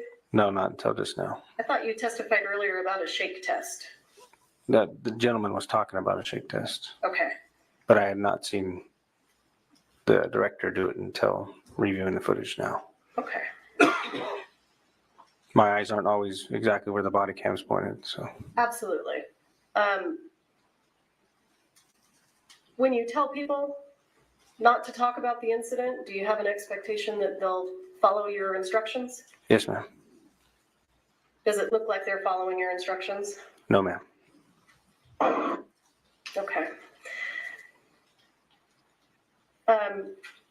Officer LaFleur, I'm going to stop the video there. What else did you do on scene that day? I helped essentially just wait with other witnesses, I guess, or people that wanted to give a statement or they needed a statement from. at a different location. It was their base camp is what they called it.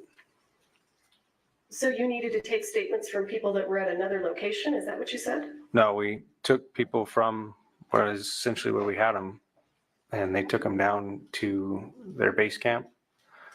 And that's where they started interviews. And the people that you take to base camp, are those the same people that we see here in the video? I believe so. Those people, and I don't know how many people they ended up interviewing.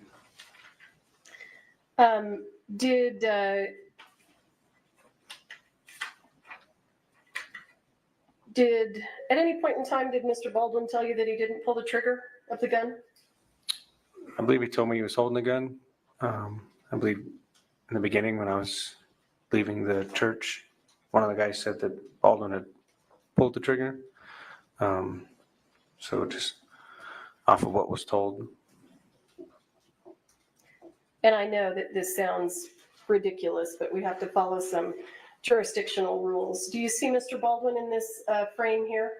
Yes, ma'am. Would you point him out, please?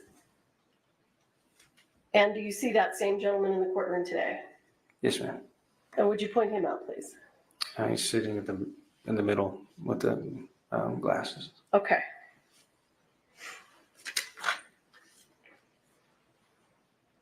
Anything else that you did of import that you can think of that you think the jury should hear about? I think that's about it. How long were you on scene, if you recall? From when I got there was, I don't know, about 10 hours maybe or so. I was there till dark. You were there for 10 hours. Yeah, until they were done interviewing people. Is that typical? It is if that's what they need to be done. So. Okay.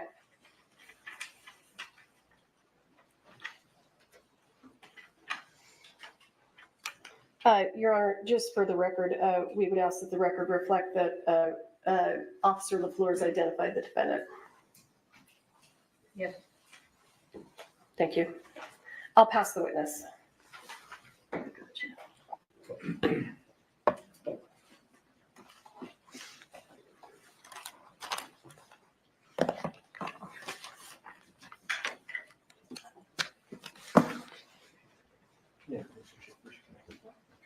May I proceed? Sorry, Mr. Spider. Oh, sorry. Get that out of your way. Always fine when the court interrupts me.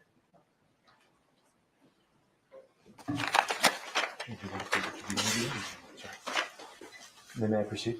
Yes. Yeah, thank you. When you got to the scene, Mr. Baldwin walked up to you and said, I was holding a gun. He blurted it out, right? Yes. And in fact, he was very shocked, if you could picture Alec Baldwin in a pale state, very unsure of himself. You could say an actor out of character. Fair? Sure. Object to the former question. It is Mr. Spyro testifying in the question. Okay. May we approach?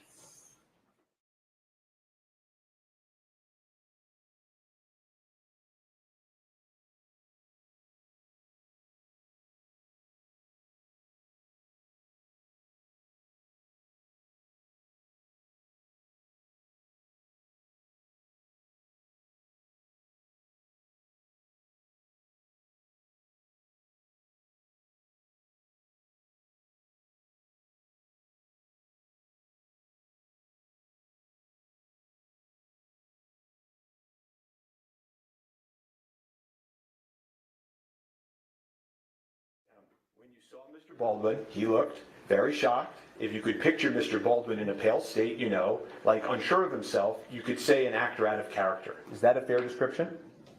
Sure. And he said to you, I'm here, whatever you want to do, right? Yes. He said to you at one point, where should I go? Right? Yes. And he also pointed out to you who the director was on scene who was hit in the shoulder, right? I believe so. Yes. I inquired about him. And he also asked you how she was doing, right? meaning Ms. Hutchins, right? Yes. I don't remember you being asked about that on direct, were you? And you mean masked by that by the state? Yeah. Objection relevance? Overruled. So I want to take a step back. The dispatch that came over to your radio, sir, before you got to the scene was a dispatch for an accidental shooting by a prop gun, correct? I believe that's what was told to me, yes. Okay. And you've testified to that previously, right? Yes. Okay, and the dispatch report, you know that you received that wording, accidental discharge, several times, right? I believe so. Okay, so I want to ask you, how come when you described it today in court, how come you didn't include the word accident when you testified before this jury? I'm not one to say if it was an accident or not.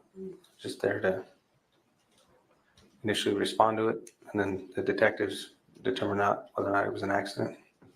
Well, sure, but every other time you've been asked about this, you've said it was an accident. And now today at the trial of Alec Baldwin, when you're talking to this jury, you left that word out. Isn't that true? Not intentionally, no. Did you meet with the prosecutors before you testified here today? Just briefly in the room outside for them to tell me who was in order or what witness. You've discussed your testimony previously with Ms. Morrissey, correct? Before today? Just in a pre-trial interview, yes. We've talked about your lapel that was on. It's true, right, that the lapel is actually mandatory. Yes. Right? And so they came to the officers, passed a law, and told you had to wear your lapel, right? Yes. And the way it works is it secures all of these statements, and when you're done wearing it for the day, you go back to the station, you log it in, and then it exists, right? Essentially, yeah, but it's more complex than that. It uploads on itself. Oh, it self-uploads so that it maintains itself? Yes. Okay. And you then talked a little bit about the securing of the scene, and you talked about crime scene tape going up, right? Yes. But as you just told this jury, at the time, you don't know whether this is an accident or not, right? Yes. It's not like crime scene tape is some evidence of a crime, right? And whether it was an accident or a crime scene is still essential. And you've been very candid that you made some mistakes at the scene, right? Yes. And that you've learned since then about some of these mistakes, right? Yes. You've said hindsight's 20/20, right? Yes. And you can Monday morning quarterback decisions, but you made them in the field, right? Yes. Okay. And you've said that based on your training and experience, you know that if witnesses are left to speak to each other, they can taint each other's memories, right? Yes. And sometimes that's incidental and accidental, right? Yes. And sometimes it's purposeful, right? Depends on who's there, yes. Well, if you were with somebody and somebody was talking to you about the 911 call, right? And they kept saying to you over and over, it wasn't an accident, it wasn't an accident. And then you testify and you leave out the word accident. That could be an example of taint, couldn't it? Sure. And also non-witnesses can taint people's memories too. You agree with me? I guess. Well, at one point in your testimony previously, you had said that there was a lawyer on the scene that was talking to some of the people that were on the scene. I believe so, yeah. Okay. And if that lawyer told somebody on the scene, I think your understanding is that could have tainted their view of their memory, right? Essentially, yes. Mr. Baldwin never asked to speak to that lawyer, did he? Not to my recollection. And then you went on and you said, that you had told Mr. Baldwin not to speak to the other witnesses. Do you remember that testimony? Yes. And I think you were asked approximately 5 times why Mr. Baldwin was disobeying your orders. Do you remember that testimony? Yes. Okay. But in the lapel video that we just saw, you're not going up to Mr. Baldwin or these witnesses, but get out of here. Get out of here. I'm an officer. You got to separate. You don't do that, right? Nope. And also in that video, you can see a lot of these people are coming over to Mr. Baldwin, right? Yes. One of them comes over and shakes his hand, right? Yes. Have you ever seen that in all of your experience? somebody commit a homicide and everybody and all the witnesses are on the scene, circling around the person, shaking his hand and talking to him about what happened? Have you ever seen that in your entire career? No. And then you went on to say, well, you didn't put him in the cruiser. You didn't put him in the cruiser because your cruiser was being used, was I guess the reason that you gave. Was that, did I understand that right? My patrol unit was being actively used as a post on the other side of the field for a crime scene. When you say a post, do you mean like it goes somewhere else and you put the tape around it? Is that?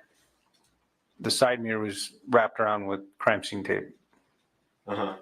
You mean, there were also another dozen officers on the scene that day that had police cars if they wanted to put Mr. Baldwin in at any point, right?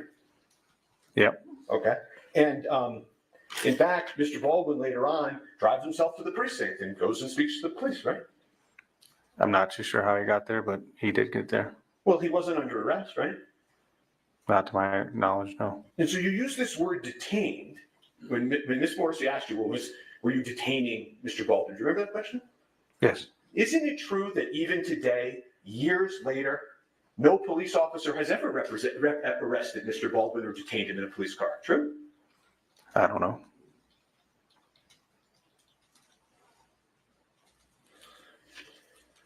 The police department, the Santa Fe Police Department, has never arrested Mr. Baldwin. Not the Back Santa to Fe the Police form of Department. question, asked and answered. Overruled. And one of the things that you do as an officer on the scene is you observe demeanor, right? Yes. And you spent 10 hours on the scene, I think I heard you say, right? Yes. You got to see the people of Rust that day live, right? Yes.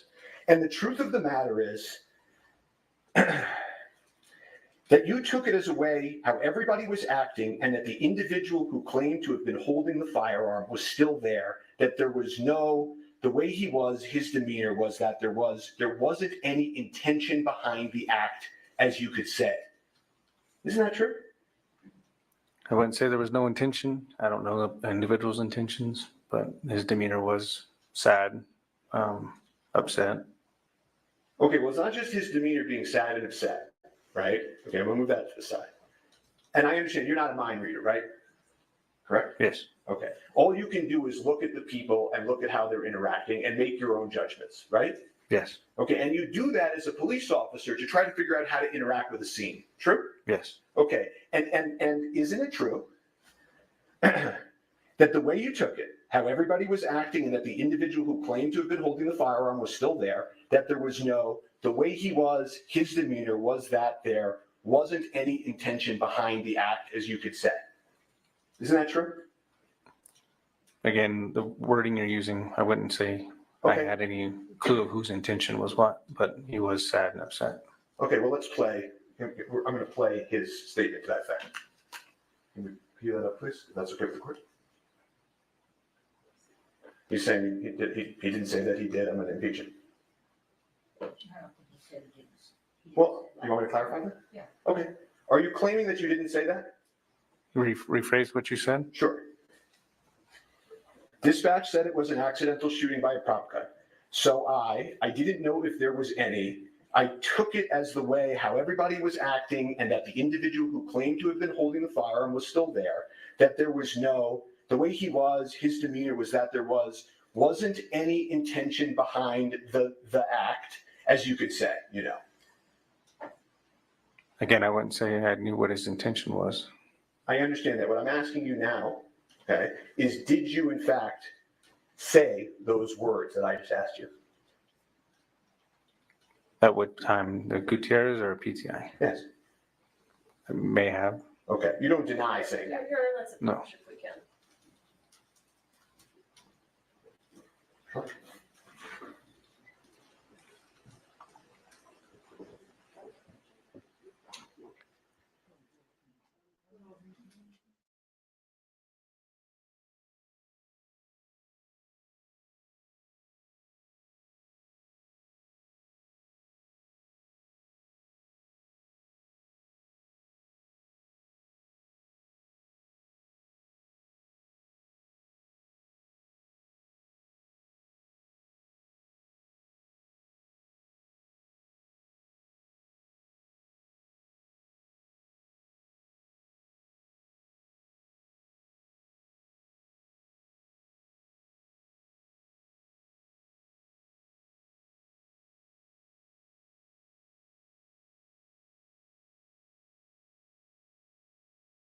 One more time, I'm just going to ask you, did you say that statement that I read?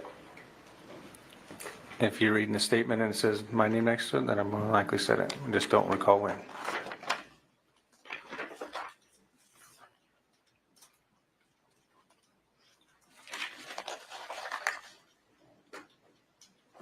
And one of the other things that happened that day that I don't think we've talked about is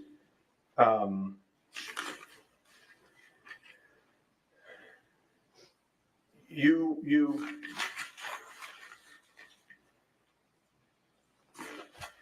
spoke to a witness who told you that a woman named Sarah was crying and shaking and going through the bullets and saying, I don't know how it got in there. Objection, hearsay. I'm asking the witness if he had that information. He's making the statement, the hearsay statement is coming in. Do you know whether anybody at the scene was, before you got there, shaking and going through the bullets and saying, I don't know how it got in there? I don't know. Okay. If we could refresh the witness with his lapel, and I would ask that can I put it up on just his screen? Okay. I don't think you can do that. I would object because that's not proper refreshment. We don't refresh in front of the jurors.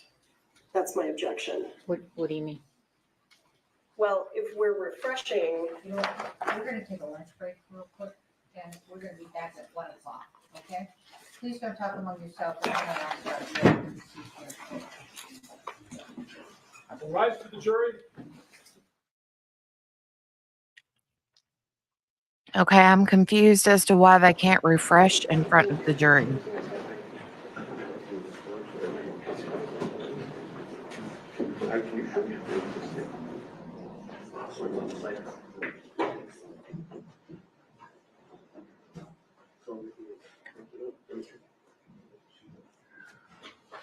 All right, you're excused. You can move over. And this thing is a battery and counsel approach. Daggone it. I wanted to hear this argument. I wanted to hear this argument.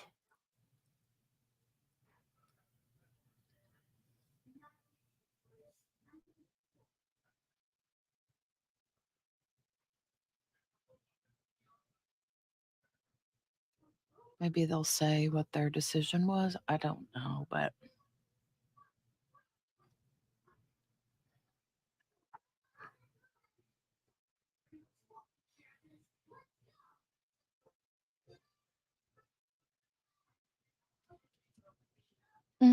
This one that all right, so they're going to go. Are they? I and think often she these said they amounts are were doing their lunch break. Really? Dun,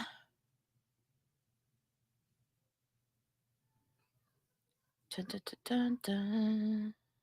Okay, so they're doing a recap.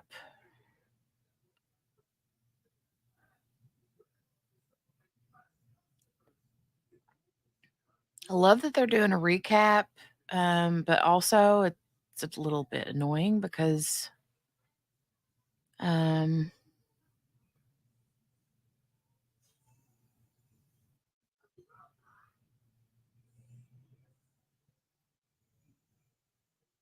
it's hard to see where they start and stop.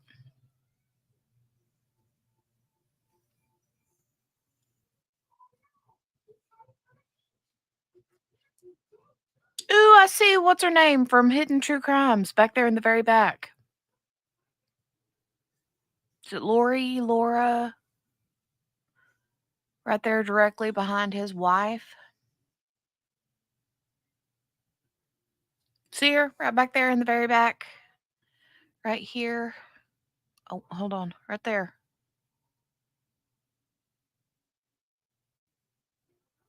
Matthias. That's John Matthias's wife. Hidden True Crimes on YouTube.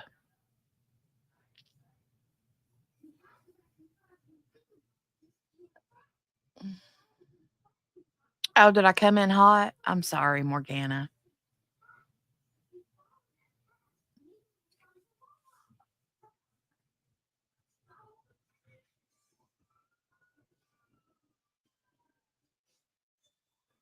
Oh, extreme me? What are we my ears in about? I'm so confused. Am I being too loud, Morgana?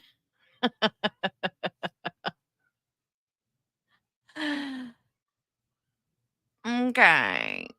Okay.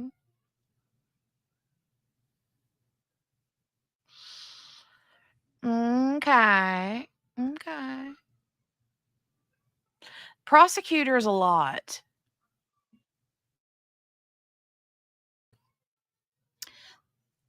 What did you say? I can't hear anything now. I'm sorry, Morgana. Did I get a little bit like, look, look, it's her. I'm sorry. I was talking about the prosecutor. Morgana was talking about you. I'm sorry, Morgana. And QB, you're right. The prosecutor, she's a little bit like, I don't know. I don't know how to feel about her yet.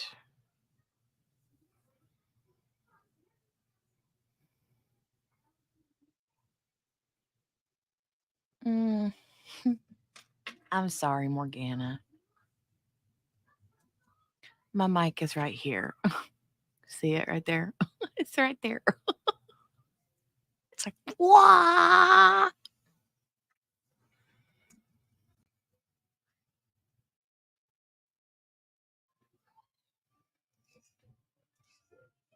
All right, I think they're ready to resume.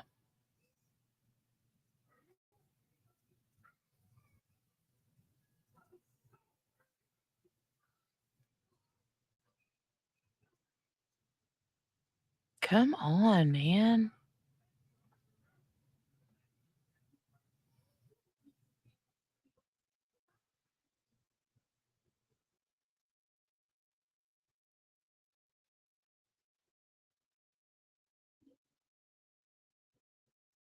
What is she doing? This. What was that about? Telling him to turn around or what?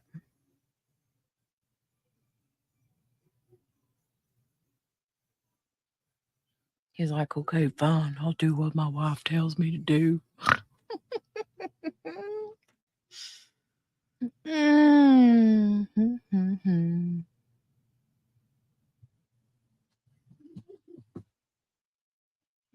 She's fun though if her face don't say it. If she doesn't say it, her face will. I guess she's just a little like I want to tell her to loosen up a little bit. Hi, baby.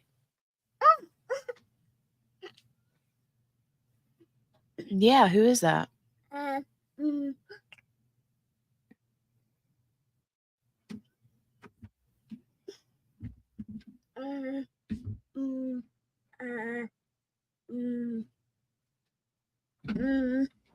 At this time, we would move defense 8 into evidence, which is the 911 dispatch. Okay, is your witness going to recognize it? Or is it by it's by stipulation? Right. Okay. That's what we agreed. All right. Okay, and if we could just, so that the jury can see, page 6, if we could just publish it to the jury. Yes. States of defendants 8.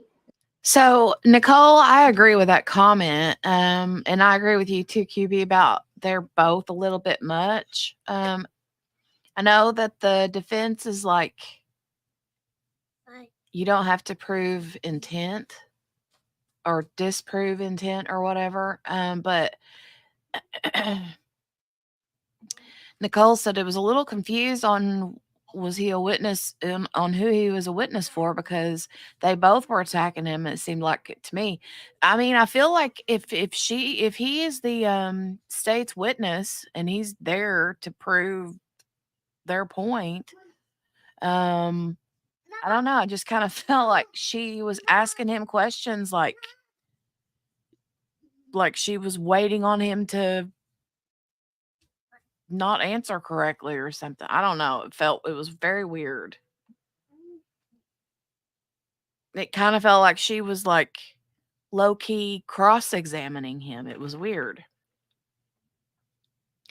And I'm like, you know, he's supposed to be on your side, and he's obviously very feeling rattled, and she's not making it any better because she's coming off very intimidating, you know. Anyway, okay, let's go.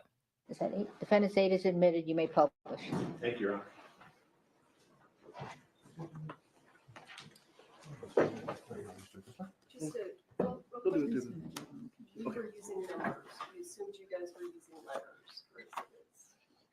We filed. Oh, eight. It's Eight. Okay. Okay. Are you doing numbers? Understood. Are you doing numbers too? Yeah, defense. Are you doing numbers? Yes, we filed our exhibit list first as. Okay, so you do letters. Okay. It's DX.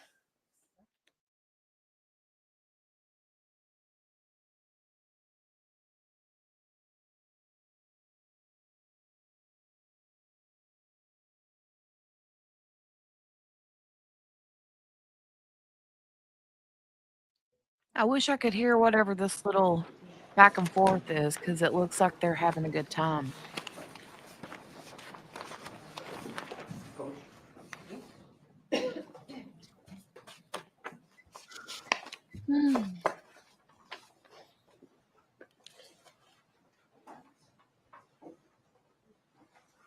Okay, and is this page? I can't see the page. And also, like the stance that the prosecutor had right there, while he was giving his opening statement, the way she was like positioned in her chair, I was like, oh, if she don't say it and her face don't say it, her body language sure says it, right, QB? At the bottom, is this page 6? Yes. Okay. And Angry Spice, right? do you see how it says accident, accident, accident?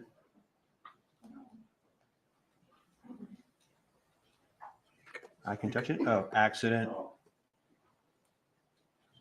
Okay. And then I would ask, the 911 is exhibits 9 and 10, which is now I and J, exhibits 9 and 10.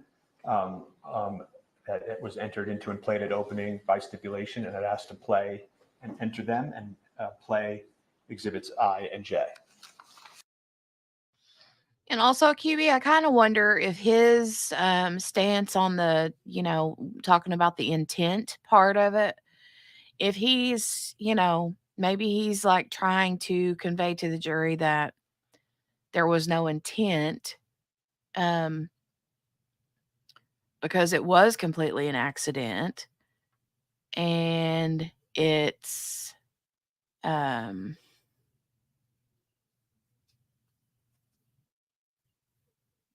you know, going back to the blame shouldn't fall on Alex as much as it should, you know, the other people's. And this is by stipulation, Yes, Your Honor. I and J, which are, again, the 911 calls? Yes. Why are they two exhibits? It just splits because of the EMS. It's the same Okay. three. All right, so upon stipulation, not being corrected otherwise, go ahead. Thank you. Can we turn the volume up? You may publish. This is 911, what's the location of your emergency? We need an ambulance out at Bonanza Creek Ranch right now. We've had 2 people shot on a movie set accidentally. You said someone was shot? 2 people accidentally with gunshots at on movie set, Bonanza Creek Ranch. Okay, I'll connect you with medical dispatch. Don't hang up. San Jose Fire and EMS, what's the location of the emergency? No, Bonanza Creek Ranch has had 2 people accidentally shot on a movie set by a prop gun. We need help immediately, okay? This fucking AG that yelled at me at lunch because asking about revisions, this motherfucker, did you see him lean over my table and yell at me? He's supposed to check the guns. He's responsible for what happened. Now, Mimi? No. I'm a script supervisor. How many people are injured? 2 that I know of. I was sitting, we were rehearsing, and it went off, and I ran out.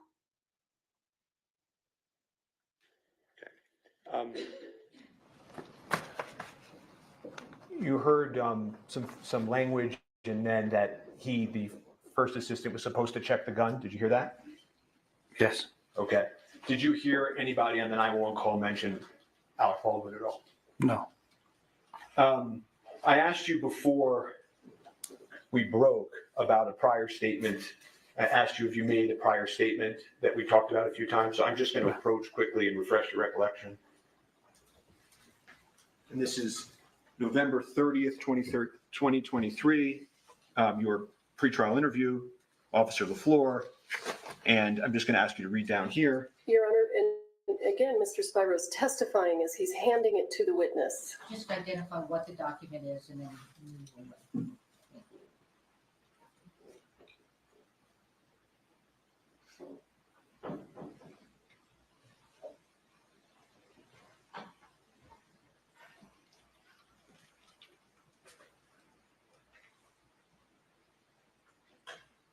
Does that refresh your recollection, sir? Yes.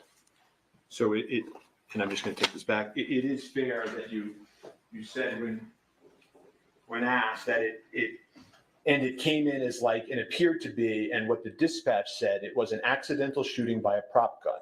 So I didn't know if there was any. I took it as the way how everybody was acting, and that the individual who claimed to have been holding the firearm was still there. That there was Objection, Your Honor. the way he was. Objection, Your Honor.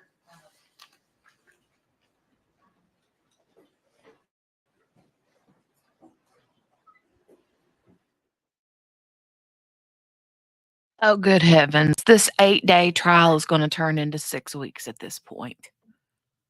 Lord love a duck.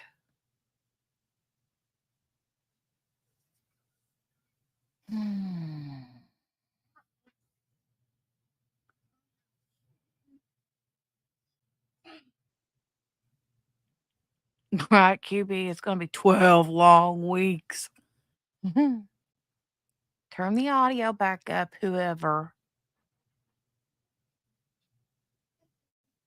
Was an accidental shooting by a prop gun. So I didn't know if there was any. I took it as the way how everybody was acting, and that the individual who claimed to have been holding the firearm was still there. That there was the way he was, his demeanor was that there wasn't any intention behind the act, as you could say, Yes. You made that statement, correct? Yes. And I asked you also whether you remembered receiving any information as to the ammunition, whether they be prop or otherwise, that was at the scene. If you recalled Duran Curtin, one of the individuals in the church, giving you information. Do you remember that? There's a lot of people in the church giving information. Can you identify which one it was? Sure. I asked you, do you remember whether or not somebody told you that Sarah was shaking and going through the book? Objection, Your Honor. This is hearsay. This is hearsay coming in. Can we approach? I don't know what to do. Oh my God, I can't with these people. Oh, sorry, Morgan. I didn't mean to yell again. I don't know what to do with these people. Oh, God.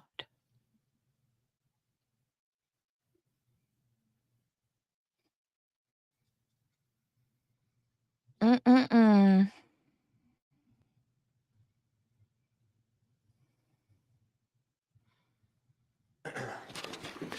As I was saying, officer, did you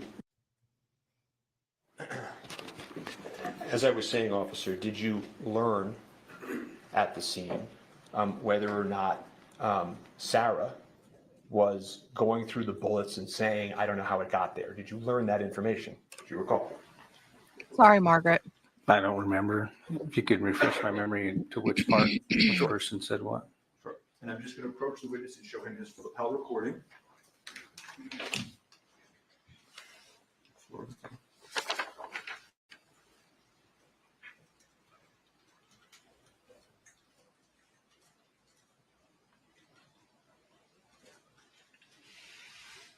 Okay. Does that refresh your recollection? It appears it's a recording type out of what my body-worn camera recorded, yes. Okay. And when you learned this information, did you do anything with that information? To be honest, it's the first time I've heard it in that detail. Body cameras pick up more audio than our ears do. Okay. You also testified that the gentleman in the orange jacket came up to you and said, Alec pulled the trigger, or words to that effect. Remember that testimony? That's what he said, yes. Yeah, and you know that witness has stated absolutely he did not say he pulled the trigger, correct? At that point, I didn't know if he said that or not. Okay. And then I just want to ask you about one other thing we talked about this morning. Was I asked you about your testimony on direct that Mr. Baldwin was effectively disobeying police orders. Do you remember that testimony on direct? Yes. And over the lunch break, have you had a chance to reflect on that testimony? Sure. Okay. Do you think it's a fair, honestly, sir, a fair characterization to this jury to say that Mr. Baldwin was disobeying police orders at the scene? He was given an order, but I didn't repeatedly tell him not to. I was on my bad. And so don't you think that given what actually happened at the scene, that really, in all fairness to Mr. Baldwin, he wasn't really disobeying police orders, was he, sir? To an extent, yes. You were the first officer on scene. Yes. And you did your best, no question, right? Yes. And you're aware, right, because a lot of this testimony I'm not going to get into, you're aware as you sit here that the issue of Ms. Hutchins passing is not a contested issue by the defense. You know that? Yes. Okay. And you did sort of corral the witnesses, I think you said, right? Yes. And then after you did that, you turned them over, in essence, to the lead detective, Detective Cano. Yes. Okay. And he interviewed those witnesses, right? Yes. Okay. And do you know if he's testifying for the state in this case? Objection. I don't know. Relevance, Your Honor. You want to move on or withdraw? Sure. Ignore the question and the non-answer, or if we got one. Do you know how the live bullet got on set? I do not. Do you know why the armorer loaded the live bullet into the pop gun? I do not. Do you know why the first assistant director, head of safety, failed to detect it? I do not. I have no further questions for this witness. Thank you, Jesus. Cross-exam.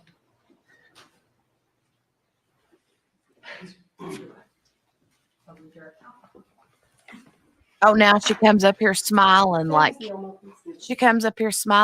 finally the little child goes and sits down. Now it's my turn, boy. Yeah, that prosecutor behaved really badly, says Patricia. Last trial, from the bits and pieces I saw. Oof. Right, let that poor guy go.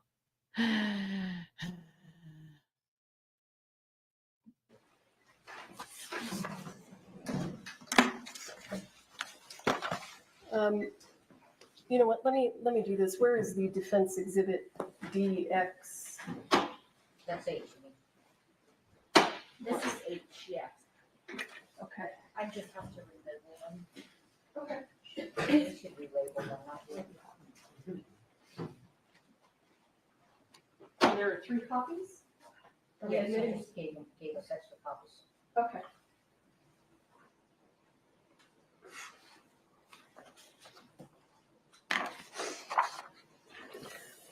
Officer LaFleur, let's back up a little bit, okay?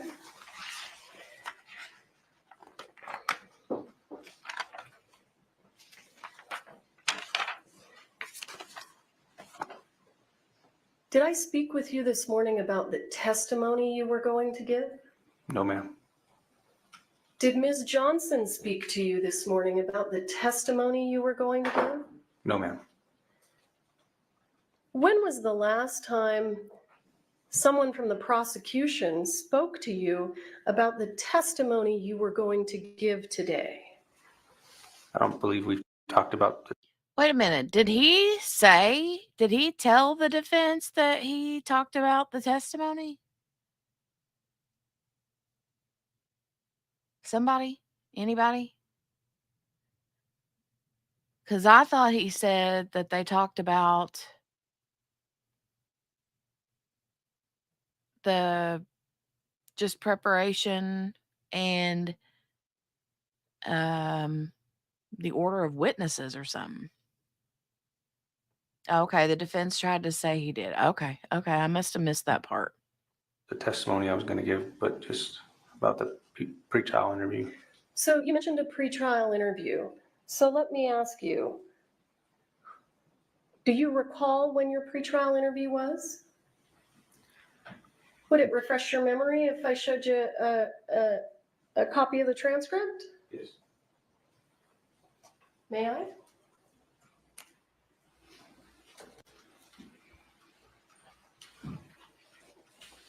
Let me know.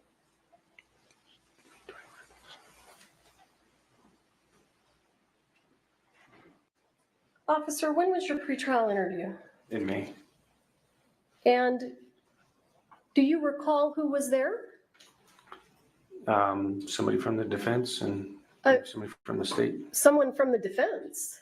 Yeah. It was a female. Okay, so just to be clear, at your pretrial interview, it wasn't the state just speaking to you. The defense attorneys were there also, right? Yes. And they got to ask you almost all the questions, isn't that right? Yes, if I could recall, the state didn't have anything to ask. So the prosecutors didn't ask you a single question? Not that I can remember, no.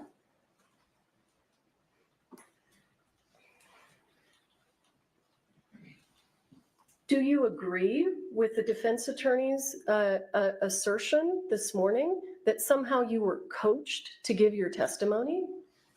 I would object to that characterization, but he is. Can you rephrase that question? He's objecting to the word assertion, I believe, so why don't you rephrase it? Did Mr. Spyro indicate to you on cross-examination that did he attempt to imply that the prosecution had told you how to testify? Essentially, it sounded like he asked if I was coached to know my testimony. But the prosecutors haven't actually told you what to testify to, have they? No, ma'am.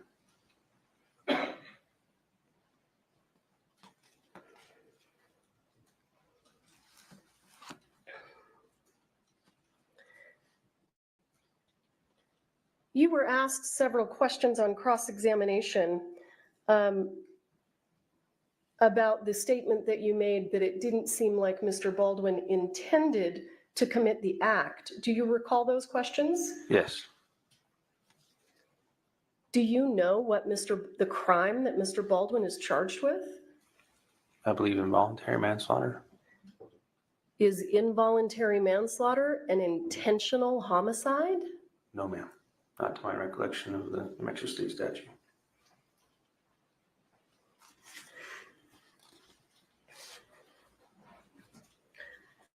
Are there criminal offenses that are intentional homicides? Yes. But that's not what Mr. Baldwin's charged with, right? No.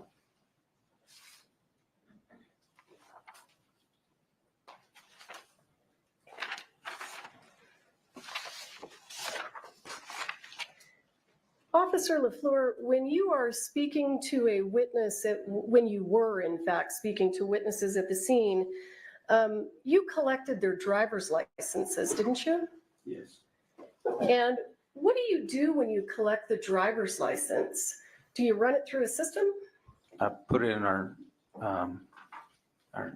computer system, run it by driver's license in the state. It's easier than name and date of birth. Is Defendant's Exhibit H, does that contain information about their driver's licenses? Yes. It appeared that it was a page that showed each person's license being inputted, and the return that came back from RACC or NCIC. So I'm going to go ahead and show you what is page 3 of that. What do we call it? Is it a CAD report? Yes. So let me back up for a moment. What does CAD stand for? Do you remember? I don't know the exact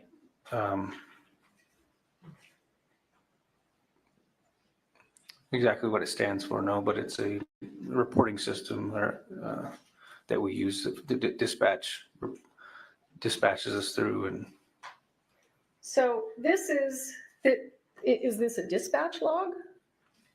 yes.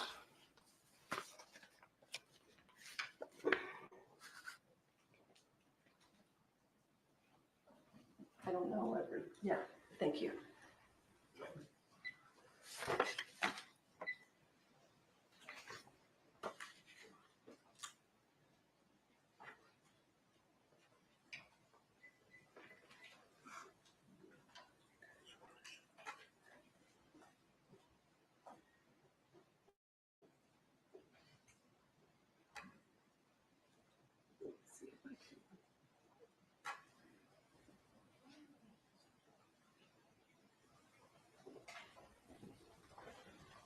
Sorry, I know that's getting smaller and smaller, but I'm not sure what to do.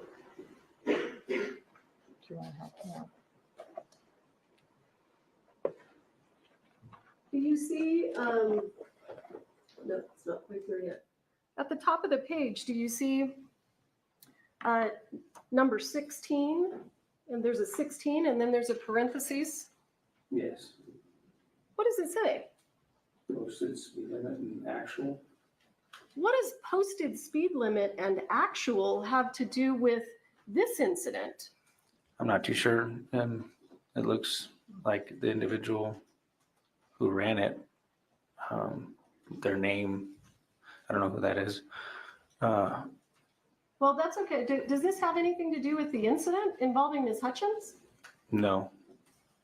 So I want to take you down here to number 5, parentheses. What does that say? It says non-commercial class, code D. What is that person talking about? Does it have anything to do with the shooting of Ms. Hutchins? No, that's the return. It came back for a driver's license, it appears. That's the return that came back for a driver's license? Is that what you said? That's what it appears like, yes. Let's go down to number 10. Do you see that? Yes. What does that say? Accident quantity. Keep reading. 3, withdrawal. It looks like it's going to try to say withdrawal. Does that have anything to do with this incident? No.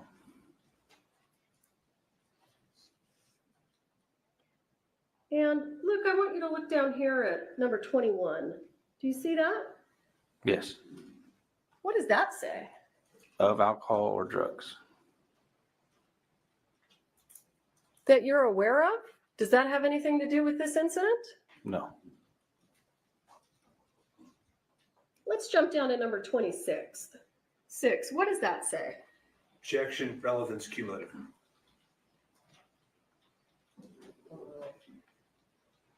Go ahead, sir. Says drinking and driving at 0.0.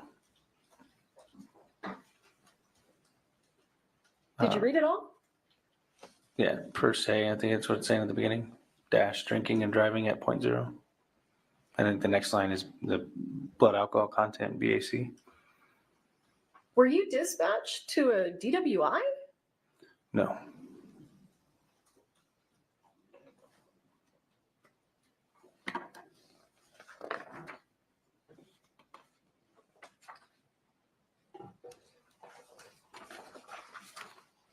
Let's have a look at page 5.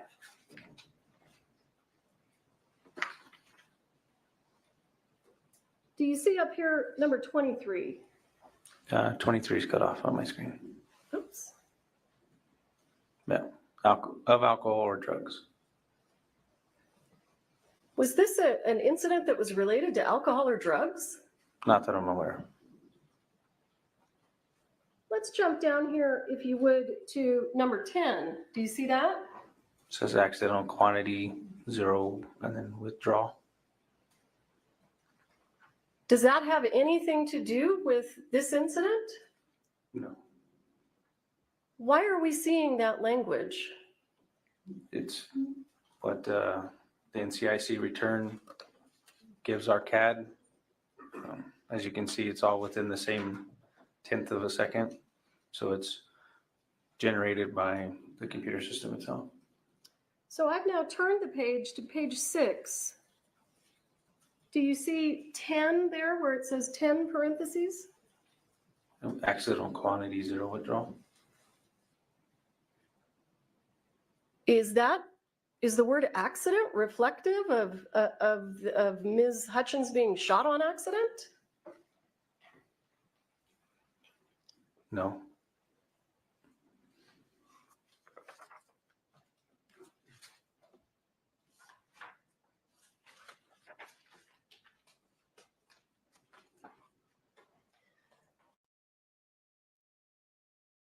You guys, I literally feel like she could ask a question as simple as, hold on. This is how she would go. Is that your name?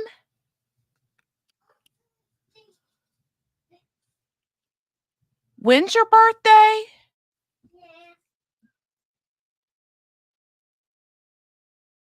Is the word accident in that report? Does it appear anywhere where it's talking about what happened to Ms. Hutchins? No, right here, it's just a bunch of returns.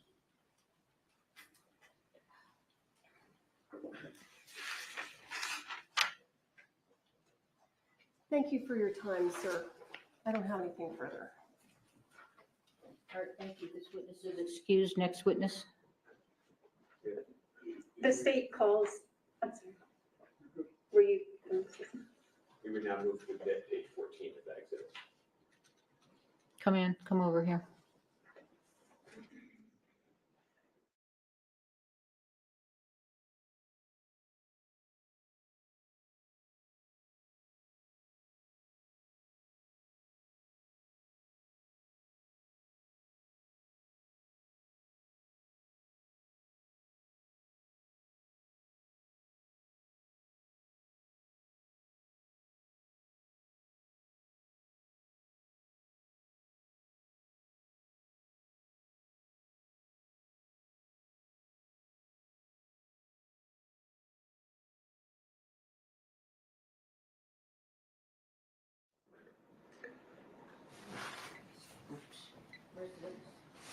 Your Honor, the state calls Timoteo Benavides.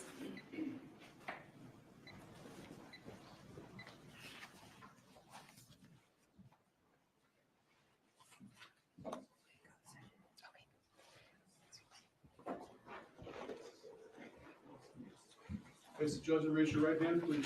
Do you swear affirm under penalty of law? Sorry, Major.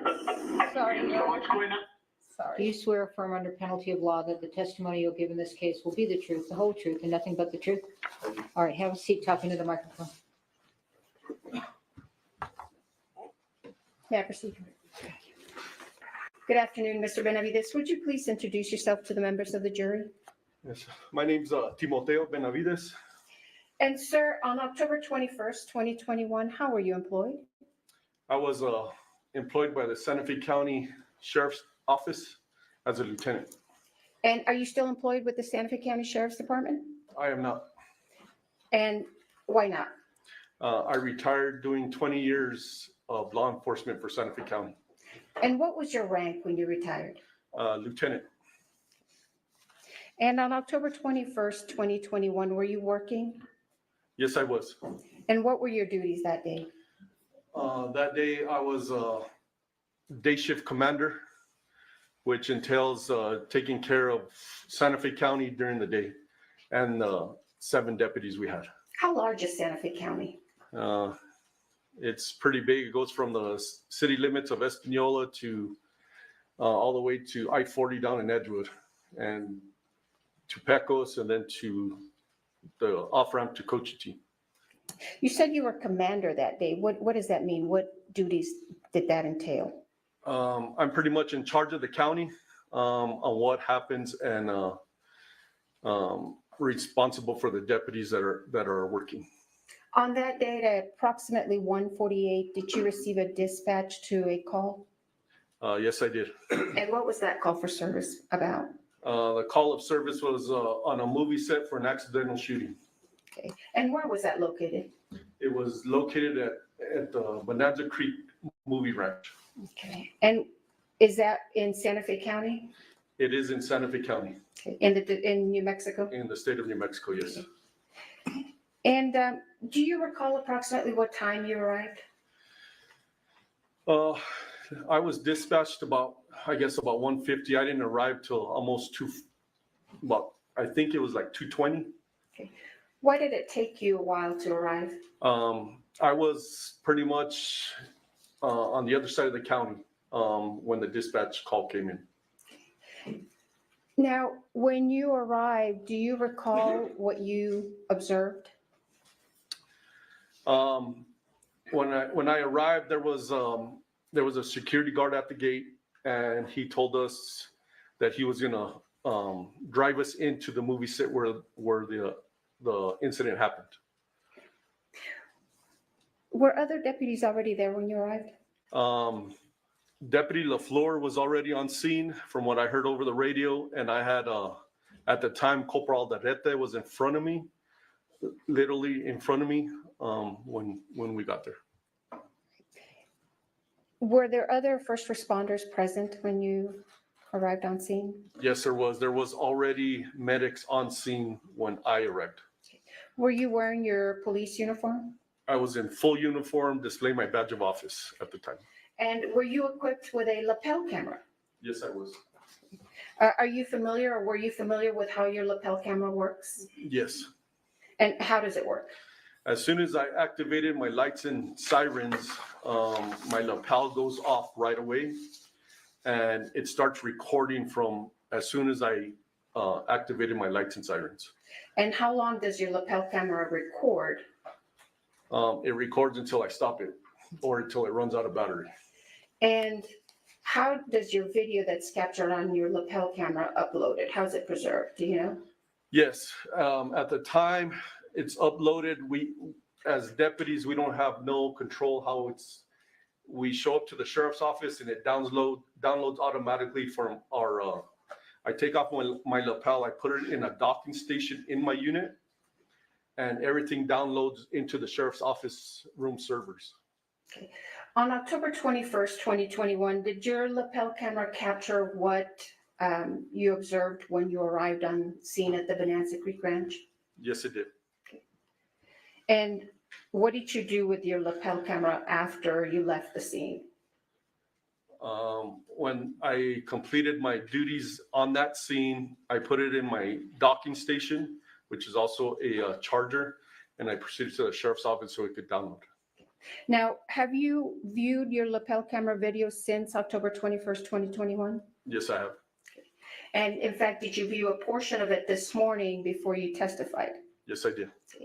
And did I show you State's Exhibit number 5 earlier this morning? Yes, you did. And what was that? It was pretty much the beginning from when I activated my lights and sirens to the end. What was it, the entire thing to the end, or was it part of it? It was part of it. It was not the entire thing because I did stop it several times to talk to commanders and deputies, and then I reactivated it. And how long is your entire lapel camera video?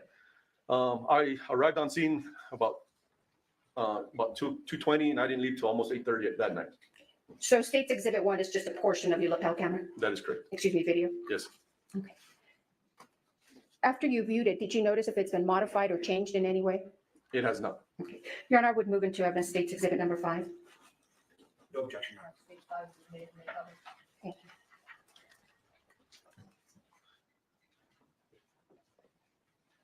Sorry, Major. So what's going on?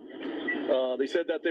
Let me pause it there. Is that your lapel camera video, Mr. Benavides? Yes, it is. Okay. I'm going to forward it. How long does it take you to drive? How long are we going to watch you driving? It's about 20 minutes. Okay. So I'm going to fast forward a little bit here to about 17 minutes, or excuse me, 15 minutes.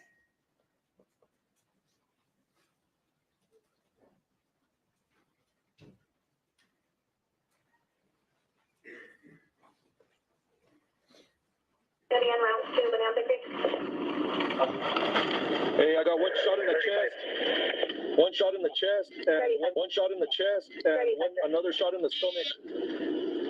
So you have 2 victims up there? 2 victims. Are you still driving? I am still driving, yes. Now, I've fast forwarded to 15 minutes and 59 seconds. Have you arrived on scene yet? Yes, I could see the makeshift church right in front of me. We're gonna secure the film and all the crew members. Why did you say you're going to secure the film and all the crew members? Pretty much common sense. I'm not on scene yet, but I'm trying to picture everything that was going on, and maybe the film caught it. I don't know.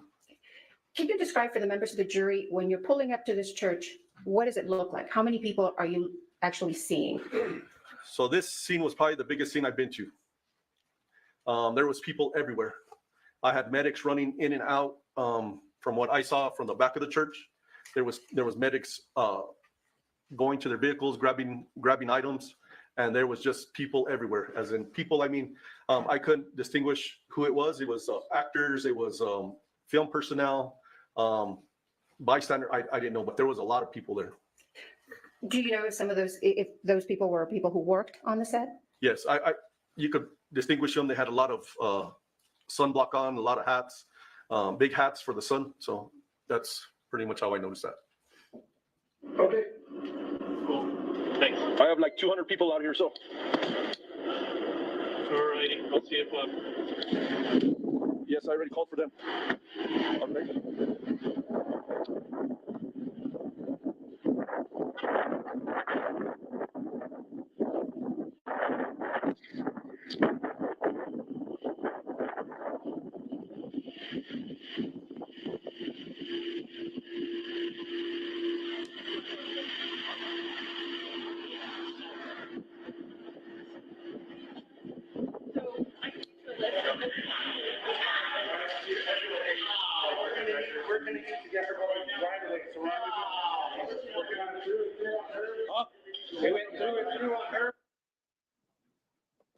What's happening at this, excuse me, at this point?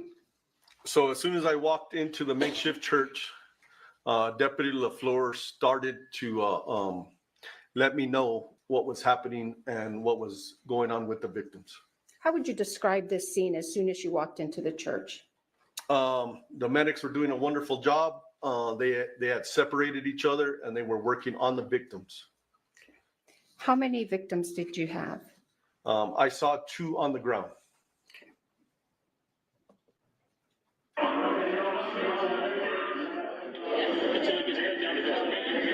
Corporal, I need you to know who's in charge.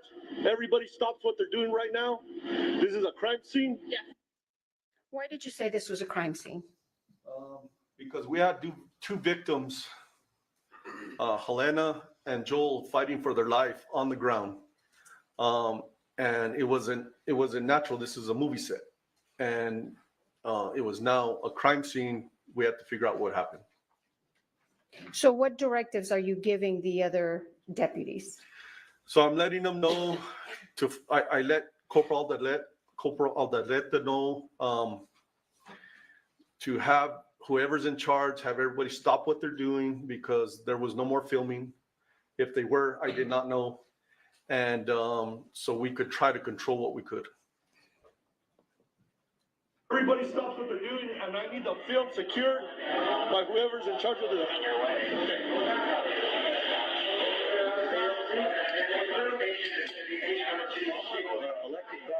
Can I pull these guys down, get them the hell with a helicopter? Yes, please.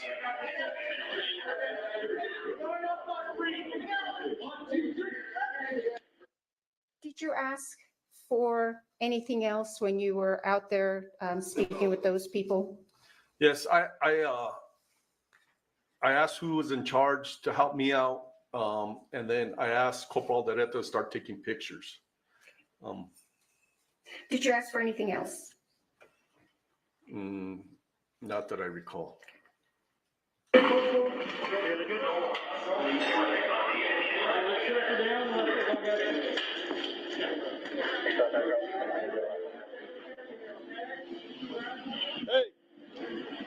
I need pictures right away.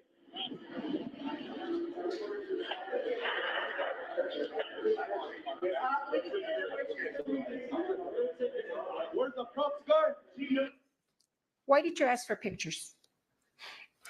I have my lapel on, which captures a lot, but the pictures would capture detailed that's on the floor that you can't really tell from my lapel. And you just said that you asked for the props guy. Oh, hey, Lauren. Good to see you, honey. I hope you have a great rest of your evening or night. Love you very much. Hopefully we'll catch you tomorrow. Why did you ask for the props guy? I work security for in the sheriff's office at movie sets. The props guy is the guy that does the little stuff with sound effects or whatever. But I asked for the props guy because I needed to find out where the gun was. Why was it important to find out where the gun was? Because I didn't need the gun going off or getting used again on somebody else. And did you find the gun? I had somebody. Yes, I did find the gun. Where did you find the gun? Hannah Gutierrez had the gun walking out of the movie set. And who did you understand Hannah Gutierrez to be? She was the armorer. Props guy out. Yeah, I'm sorry, no, you have a job, but we need to make sure that they. Yes, they're taking care of business. Yes. What else do you need there, Chief? Where's my radio? It was just here. Thank you. Cleared the gun. Where is it? You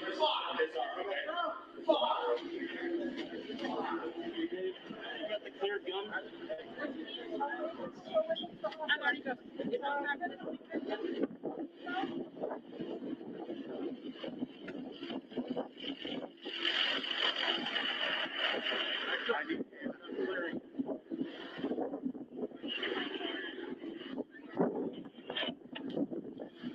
Where is it?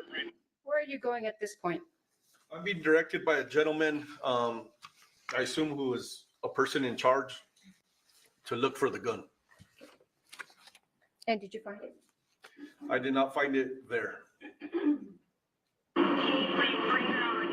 There's one there and there's one there. That's none of them? That's not. Okay. I need to know where it is.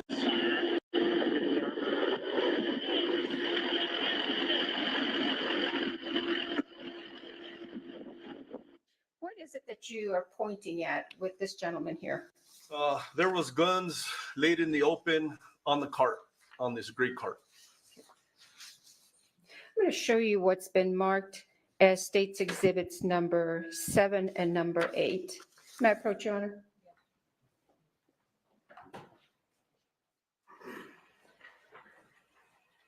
No objection, Your Honor. No objection.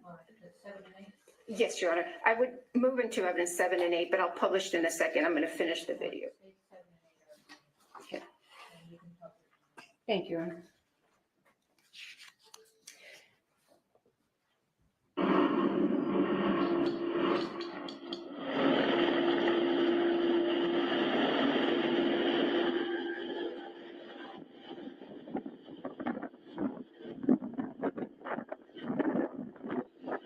Where are you going now?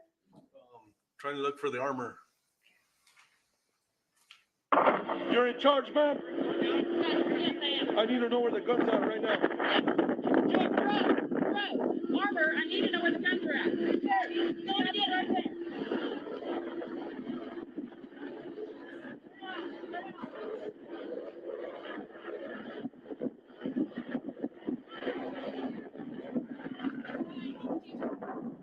How do I we know this is a gun?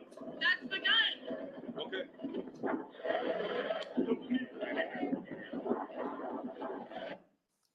Who is that? That is Halyna Gutierrez. And who is she? She's the armor on set. And did you obtain anything from her? Yes, I did. I obtained a revolver she was carrying. And what did you understand that revolver to be? To be the revolver that shot the projectile into these two victims. May I have a minute, Your Honor, to bring up Exhibit 6?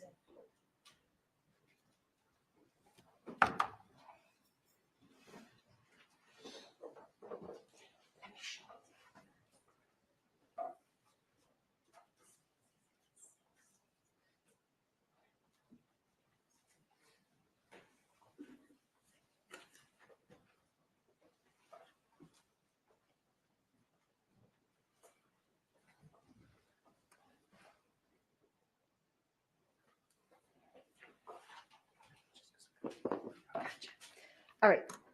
State's Exhibit 6 is going to be handed to you, Mr. Benavides.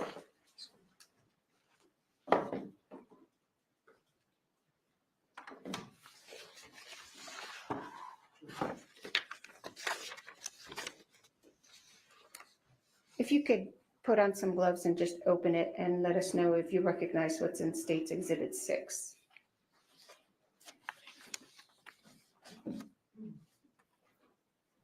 Counsel, Yes, sir. I have a question from one of the witnesses that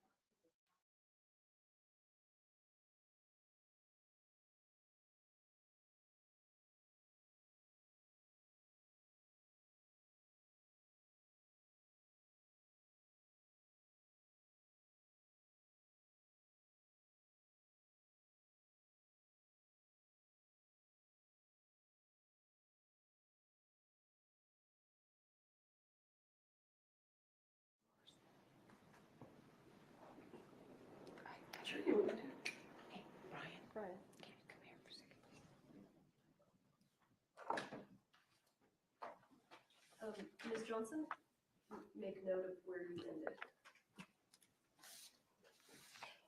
We need to fix this. The audio is not in sync with the video, and we need the time to show.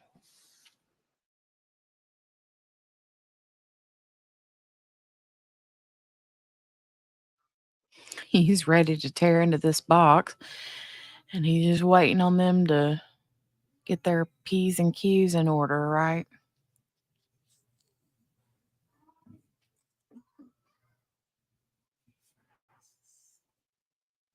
Waiting on them to get their P's and Q's in order. We're going to fast forward it.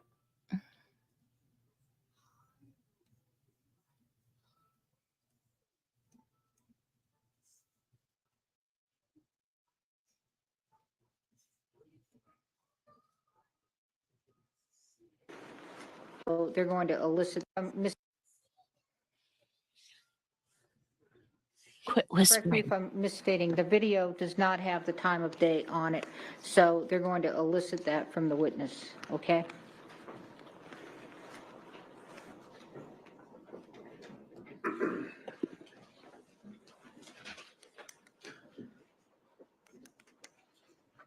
All right, let's go back, Mr. Benavides, if we could. Do you recall approximately what time it was when you actually arrived on scene? It was 2:20, 2:30. Do you have a specific recollection of the time or not? I do not. Would reviewing the CAD refresh your memory? Yes, it would. May I approach, Your Honor? I'm going to show you what's been marked as defendants and admitted DX8T.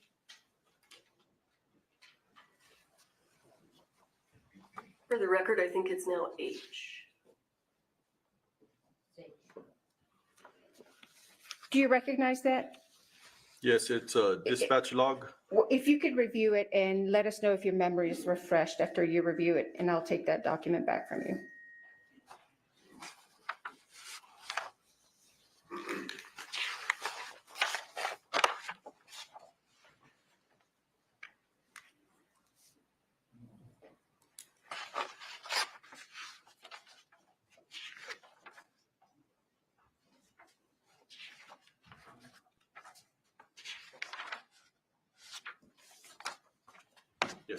Your memory's refreshed? Yes. All right, if I can take that one.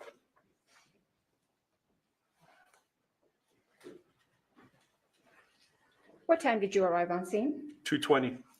All right, and would your lapel camera video be at 2:20, start like at 2:20 when you arrive on scene?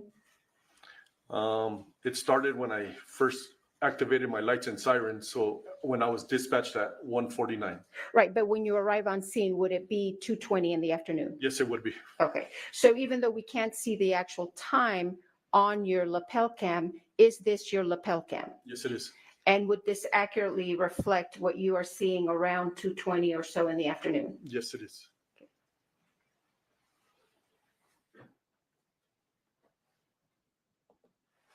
How do I know this is a gun? That's the gun. Okay.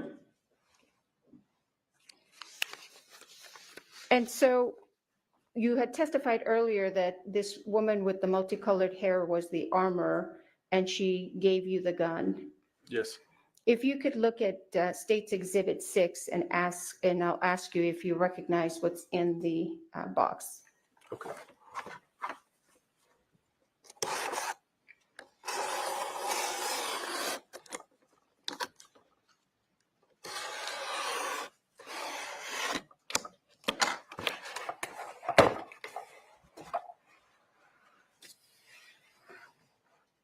Do you recognize State's Exhibit 6?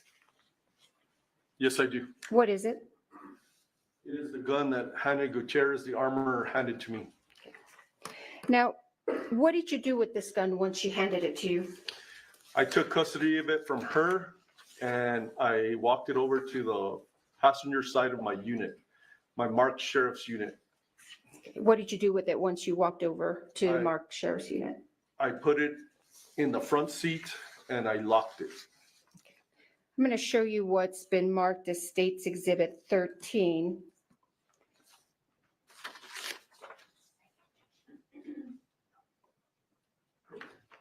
No objection, Your Honor. I'm losing track a little. So you just entered. I haven't tendered 6 because we have other witnesses. Okay, so 7, and I thought you had 7 and 8 that you were 7 gonna. and 8, yes, sir. Haven't published yet. Okay, but, okay, those were admitted. Now you're doing 13. 13. Okay.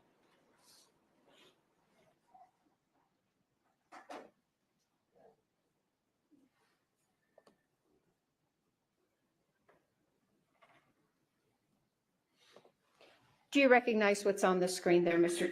Benavides? Yes, I do. What is it? It is a gun that's in front of me and this is the gun that the armorer Halyna Gutierrez handed me. You testified that you put it in the front seat of your patrol vehicle. Yes, I did. Why did you put it there? It was the most secure spot that I had control over at the time. Okay. And what did you do to ensure that this gun was secured? I locked I locked my unit and nobody entered it except for me because I'm the only one with the key. Where was State's Exhibit number 13 taken? Where was this gun when this photo was taken? From the passenger side of my unit. Okay. Why did you not stick it in an evidence bag? It was so fluid and the scene was so active. I put it there. It was secure there. That's where it stayed. Did you do anything with this gun? Open the cylinder or anything at all once you received it from Ms. Gutierrez? Yes, as soon as I got to my unit, I opened up the cylinder and I made it safe for myself and whoever else was going to handle it. And when you say you made it safe, what do you mean by that? I opened up the cylinder on this wheel gun and I ran the wheel to make sure there was no rounds in it. And were there any rounds in it? There was no rounds in it. Did you do anything else to the gun? I did not. Okay. To your knowledge, did anybody else have access to this gun once you put it in your patrol vehicle? No. So what is the next thing you did after you secured the gun in your patrol car? What I remember is I was talking to the armor, Hannah, I put her in back of my unit and I told her she wasn't under arrest. I kept the door open because the detectives needed to speak to her. Now, did anybody have access to the front part of your patrol car? They did not. While this gun was in your possession, did you do anything, or to your knowledge, did anybody else touch it or do anything to it? No. Does Exhibit 13 accurately reflect the condition of the gun when it was handed to you? Yes, it is. Did you secure any other items of evidence? I did. I secured 2 boxes of ammunition. And where did you find those? They were on a gray cart, which Hannah directed me to, that they were on a gray cart that were used for this gun. All right, let's go to State's Exhibit 7, which has already been admitted. All right, you may publish. Thank you, Your Honor. Do you recognize that? Yes, it is the gray cart that Hannah directed that the ammunition was on. And where was that cart when you were directed to it? My first lapel video where that gentleman directed me, walked me over, and he said none of these guns were used. This was the cart that he was talking about. Okay. And where was this photo taken? Where was the cart when this photo was taken? It looks like it was taken in front of my unit, in front of my in-car camera. Okay. So was that cart moved from where you initially saw it to in front of your car? Yes, it was. Why?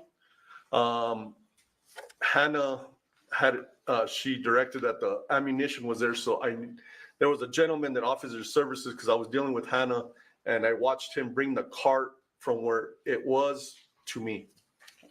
Does State's Exhibit 7 accurately represent the cart in the condition that you saw it when you first were directed to it? Yes, it is. And why did you move it to the front of your patrol car? It was evidence. Hannah said that ammunition was on it used in the church. Is there another reason why you moved it to the front of your patrol car? To keep an eye on it, to make sure nothing was taken, nothing was put in. Was anything capturing what would happen if anybody got close to this cart? To where it is right now, they would have captured from my in-car camera. So do you have a dash camera? Yes, a dash camera, yes. So was the dash camera running and filming this cart as it's sitting there in front of your patrol car? Yes, it was. To your knowledge, did anybody come over to this cart and remove any items?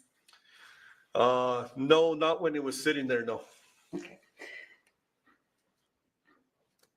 Why not collect the items instead of moving, or why not collect the items before you moved it? I'm in a patrol car. I'm not in a van or anything that would fit the whole cart in a hole to secure it. I'm going to show you State's Exhibit 8, which has already been admitted. May I publish on it? Yeah. Is that a close-up of the cart? Yes, it is. What are we looking at? What was on the cart? What did you observe? Loose ammunition, gun belts, a gun, various other items. I'm going to show you what's been marked as State's Exhibit 9. Counsel, do you want to see it?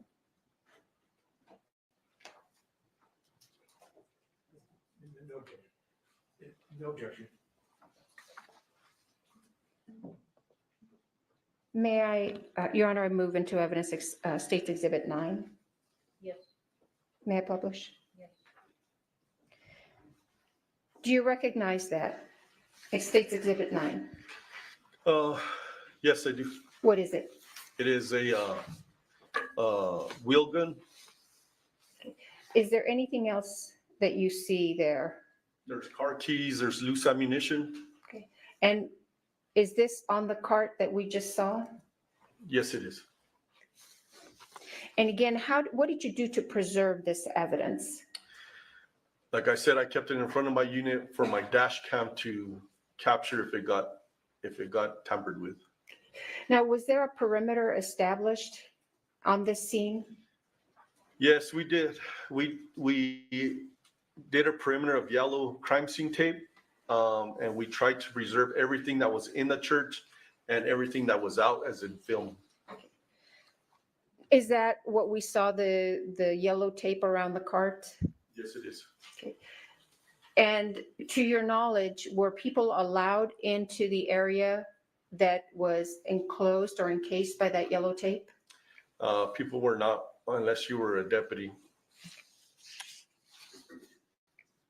And who came and collected this evidence? Do you know? I believe our crime scene tech, Marissa Popple. You testified that you observed some rounds. I'm going to show you what's been marked as State's Exhibit 10. No objection, Your Honor. May I publish, Your Honor? Yes. I move into evidence State's Exhibit 10. Yes, you may publish. Do you recognize those 2 rounds that we see there? Yes, How do you recognize them? they were on the cart. Did you touch them in any way or remove them from the cart? I did not. Now, you told us you also seized some boxes of ammunition. Yes, I did. And where did you take those from? I took those physically from the cart. I'm going to show you what's been marked as State's Exhibits 11 and 12. No objection. Your Honor, the state would move into evidence State's Exhibits 11 and 12. Submitted, you may publish.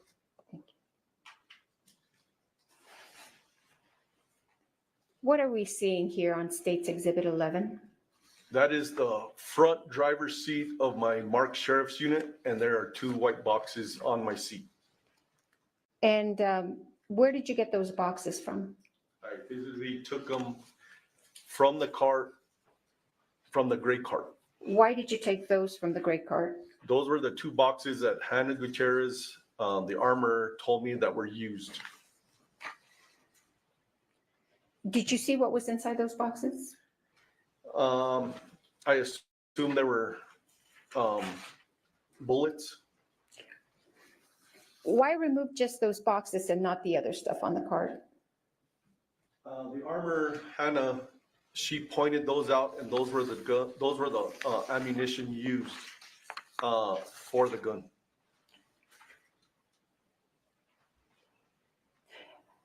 Let me show you State's Exhibit number 12. Your Honor, I move into evidence State's Exhibit 12 and ask to publish. Yes. What is State's Exhibit 12, Mr. Benavides? They are a close-up of the 2 white boxes. And what kind of rounds are those? Those rounds say 45 long Colt dummies. Did you then turn these over to someone else, these boxes of ammunition? Yes. And who did you turn them over to? The crime scene tech, Marissa Popple. Let's go back to your lapel cam. You had testified earlier that you had placed Ms. Gutierrez in your vehicle. What happened to Ms. Gutierrez after we're seeing her here at 20 minutes and 8 seconds? From this point, I took custody of the gun and we walked over to my marked sheriff unit. I'm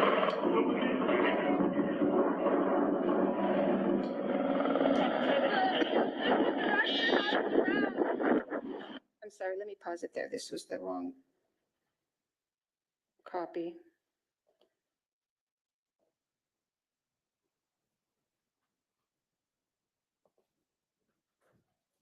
Sorry, Major. What's going on? They said 2. Now, what else secure? That you need to.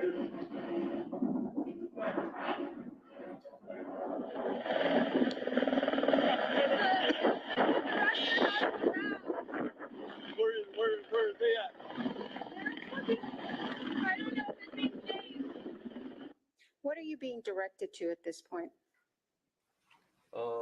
I don't remember. I couldn't really hear her. Okay, let's go back. And I apologize, it looks like the audio is a little behind the video.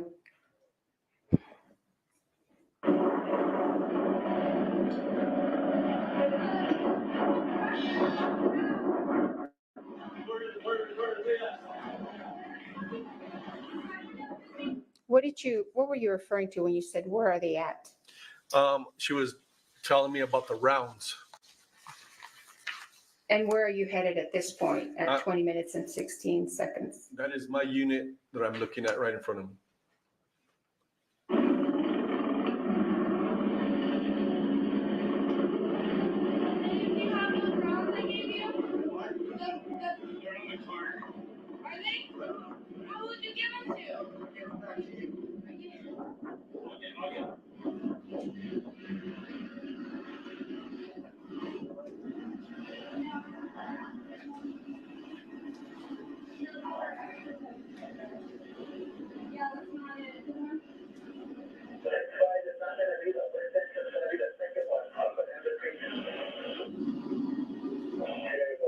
Is that when you secured the gun in your vehicle?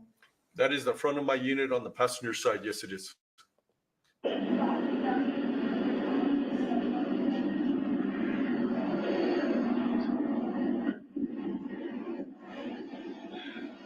Oh my God, fuck. Are they okay? Hey, turn the video off. We need more units out here. I'm having been inside of that. Oh my God.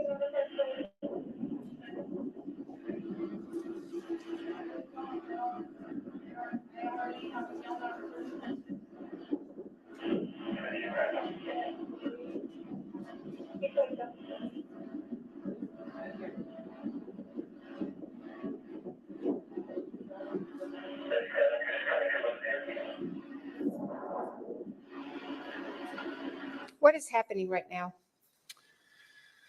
There was a helicopter just landed. Hannah's there on my right-hand side, and I'm watching the guy on the cart. Is somebody bringing the cart to you at this point? Yes, it was a gentleman. I didn't get his name, or I don't remember his name. That was bringing the cart. Your Honor, did you want us to approach?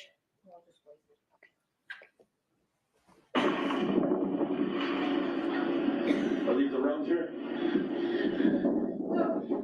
Okay, Yeah, the rounds here. okay, now, so this is the one I'm pretty sure I remember this one. That's the one, and okay, sorry, sorry. Just relax. So scared. Zero, just relax. But it's the question that I got about it. Okay, you right there. You right there, okay? Relax. I just need you. What's happening right here? Hannah, as you could see, she's upset, visibly upset, and she's showing me where the rounds are that were used. And was it the same rounds that you put in your vehicle? Yes, it is. Just relax, okay? I just need you to relax. Just please relax, okay? Take deep breaths and relax. Can somebody get water for her?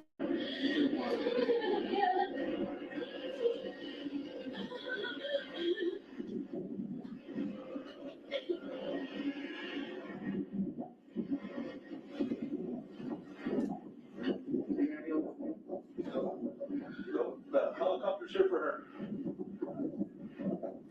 Yeah, no, the helicopter's here for her. Where the fuck are these injuries? Is she okay? What other involvement did you have in this investigation, Mr. Benavides? That's all the involvement was, just trying to control the scene and taking care of Hannah and taking care of the evidence. How long were you out there at the Bonanza Creek Ranch? I didn't leave until about 8:30 that night, so about 6 hours. May I have a moment, Your Honor?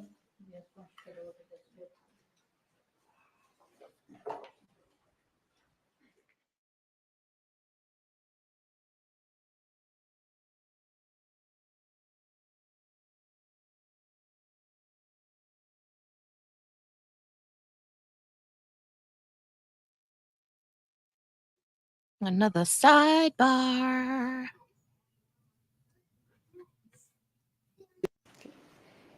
And was from the time of the shooting of Ms. Hutchins and Mr. Souza to the time that it was given to you by Ms. Gutierrez? I do not. And do you know who handled that gun from the time of after the shooting to the time that was given to you? I do not, other than Hannah handing it to me. May I have a moment, Your Honor?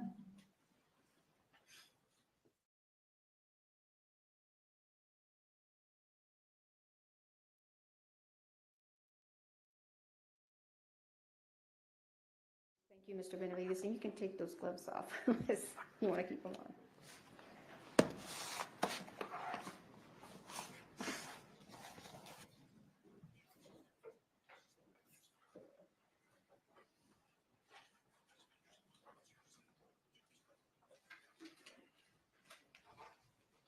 May I, Your Honor? Yes. Good afternoon, sir. Good afternoon. You know, when you get to this scene, you can hear yourself yelling in the lapel, "Where's the prop person?" Right? Correct. And when you get to the cart that we looked at, I think it's State's Exhibit 7, and if we could publish that when we can in a moment. But fair to say that the cart was sort of disorderly, right? Oh, it was a mess. Okay. And you don't know whether anybody moved anything before you got there, right? I do not. Okay. And you didn't see Sarah Zachary, the prop master, there, correct? No, I don't know who that is. And so when you first get to the prop cart, you eventually sort of leave it and go back to going to deal with other things, right? Well, the gentleman that was there, he told me that the gun wasn't there. There was a lot of guns on that. There was a couple of guns on that cart, but he told me I have to take him for his word because I wasn't there. He told me that the gun used in the church was not there. Right, but there was, and you anticipated, there were other guns on that. That is correct. Okay. And you left those firearms and you left them there and you went to do what you did next, right? Correct. Okay. And, you know, in a typical homicide scene, right, you probably wouldn't be walking away from all sorts of, you know, firearms, but this was a movie set, right? That is correct.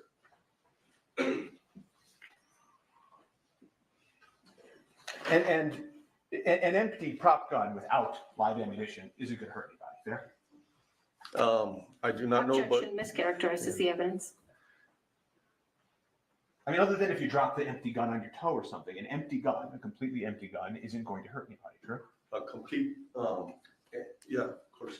Right, so, I think you fixed it. Sustained and you fixed it.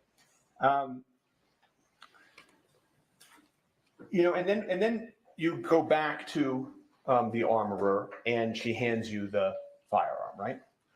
Yes, they direct me to the armor because I didn't know who the armorer was, and they directed me to her, and I asked her, "Is this the gun?" And she said yes. And I can see you're wearing gloves as you're taking out the exhibit today. Right? You've got purple gloves on?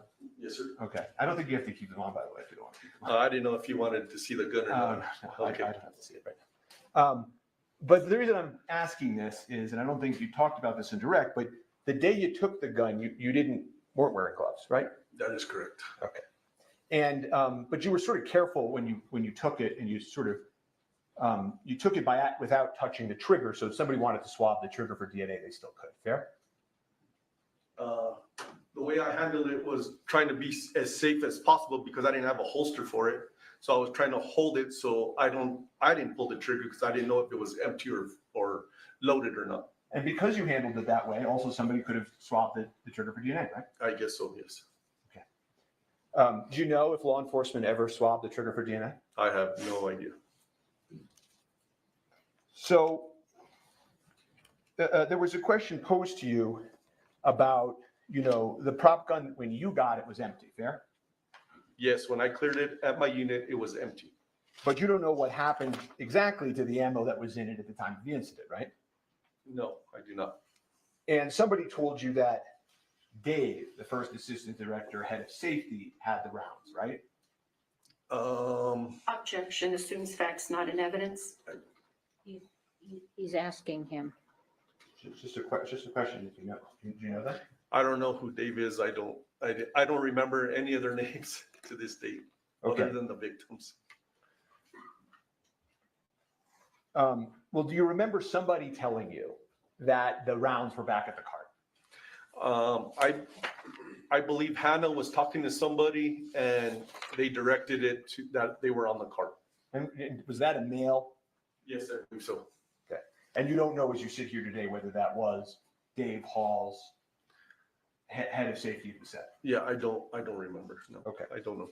I'm going to refresh you in a moment on that, but while I'm doing that, I'm just going to move on for a second, which is the next time you see the cart, right? It's being brought to you in a different location, right? The cart gets moved. Yes, yeah? from the first time I saw it, where that gentleman directed me to it, and he said that the gun used wasn't there until the gentleman brought it to me. Yes. And you said that ideally that's not how it would have gone down, right? Not at all. But I was trying to improvise as much as I could. Okay.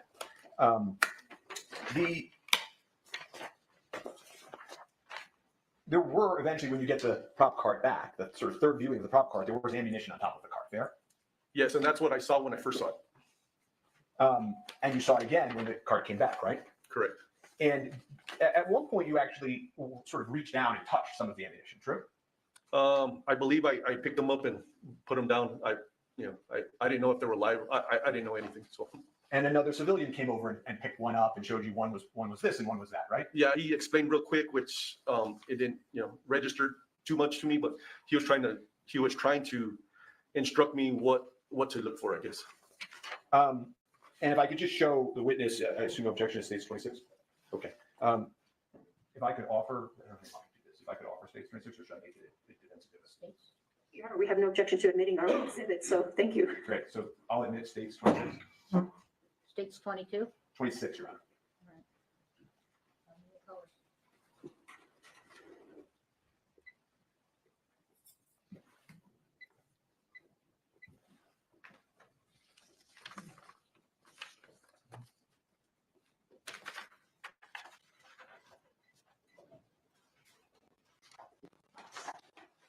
You see that on your screen, sir? Yes, I do. And if you look sort of in the middle section, the 2 and 2, the 2 and the 2. Oh, yes. Okay. Can you tell which ones are dummies and lives by looking at them? I do not. We can take that down. Where was the backup? You're talking about a lot in direct about how, this happens and that happens. And I'm just sort of curious, where was backup? Backup is in. That's important, reinforcement, sir, so that you didn't have to try to manage all of this.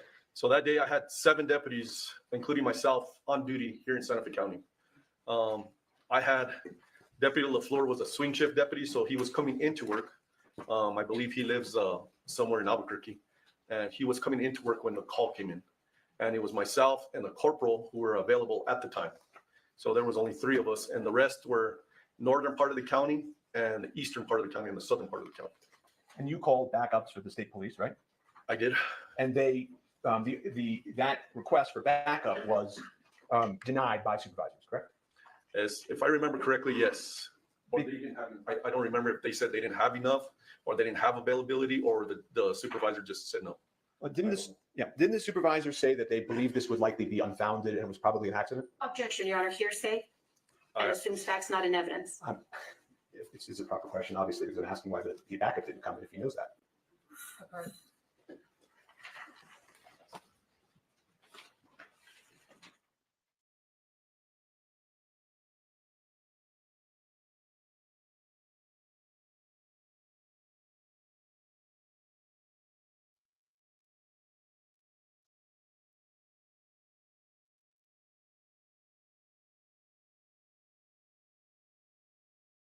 We're going to strike that question and answer, and he can rephrase. Thank you. Sure.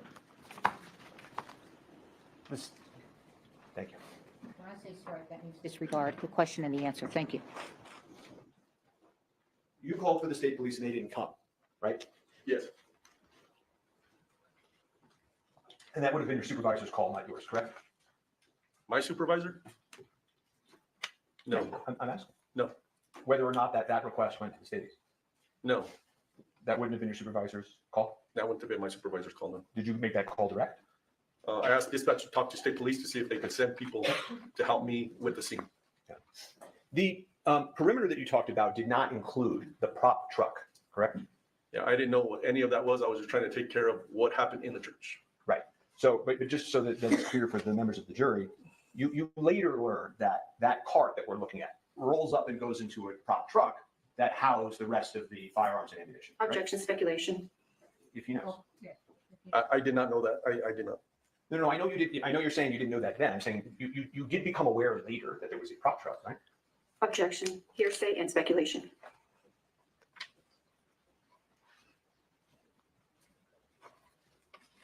I think that's the answer. Didn't you just ask that question? I can just move on to another if he doesn't know. Okay. It's fair to say law enforcement wanted to find the origin of the bullet that struck Ms. Hutchins, right? My personal involvement was just taking care of the evidence, and I don't know what happened after that. Well, you collected those white boxes, right? Those Yes. 2 white generic boxes, didn't you? Yes, exactly. Okay. So, I mean, you wanted to, as I think you just found direct, find the source of the ammunition, correct? Yes, whatever Hannah directed me to, yes. And you wanted to talk to Hannah about this, correct? I kept her for the detectives, yes. She said, "Oh my God, fuck, I'm so sorry." I did hear that on my lapel, yes. Okay. Everyone's been yelling at her. I did hear that in my lapel. And you placed her in the police car, right? In the back of my patrol car, yes. Right. Nobody placed Mr. Baldwin in a police car, correct? Objection, relevance. Correct. Now, when you're at the scene talking to witnesses, which you can hear yourself doing on that lapel, you're letting witnesses give you information. Fair? Yes. You're not, trying to put words in their mouth, right? No. You're not cutting them off, right? I probably did some of them, but I try to listen to them, yes. Well, you're trying to look at the facts and circumstances and trying to figure out whether or not. Business. It was sent to the FBI. Why? What were you asking them to do? We were asking them to compare the gunpowder. They must be done. You guys know how they do us in the trials now. Whenever they get to the end of their day, they like to sling us all the way as forward as they can get us. We go back. Hold on. Smaller and smaller, but I'm not sure what to do.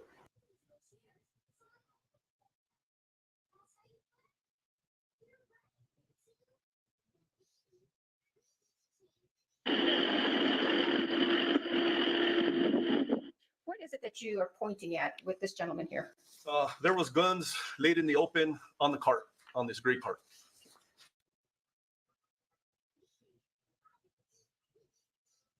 Now I'm just trying to find exactly where we were at. Even though we can't see the actual time on.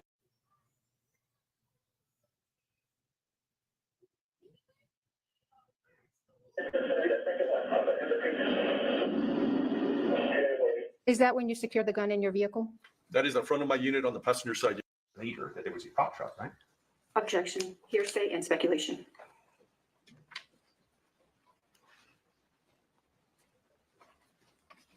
I think that's the answer. Didn't you just ask that question? I can just move on to another if he doesn't know. Okay. It's fair to say law enforcement wanted to find the origin of the bullet that struck Ms. Hutchins, right? My personal involvement was just taking care of the evidence, and I don't know what happened after that. Well, you collected those white boxes, right? Those Yes. 2 white generic boxes, didn't you? Yes, exactly. Okay. So, I mean, you wanted to, as I think you just found direct, find the source of the ammunition, correct? Yes. We weren't this far along, were we? Whatever Hannah directed me to, yes. And you wanted to talk to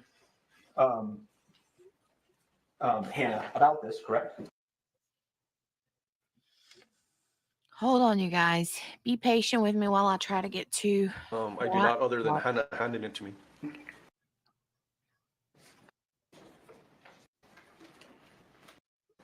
Right. Correct.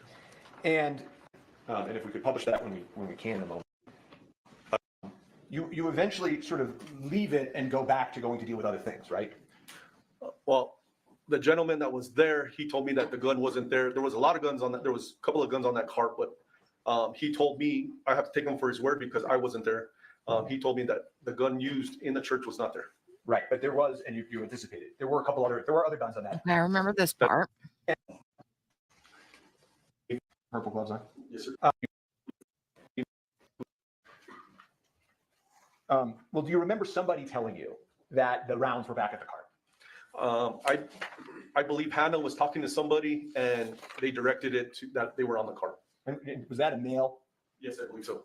Okay. And you don't know as you sit here today whether that was Dave Hall's head of safety at the set? Yeah, I don't remember. No, okay. I don't know. I'm going to refresh you in a moment on that, but while I'm doing that, I'm just going to move on for a second, which is the next time you see the cart, right? It's being brought to you in a different location, right? The cart gets moved. Yes, correct? from the first time I saw it, where that gentleman directed me to it, and he said that the gun used wasn't there until the gentleman brought it to me. Yes. And you said that ideally that's not how it would have gone down, right? Not at all. But I was trying to improvise as much as I could. Okay.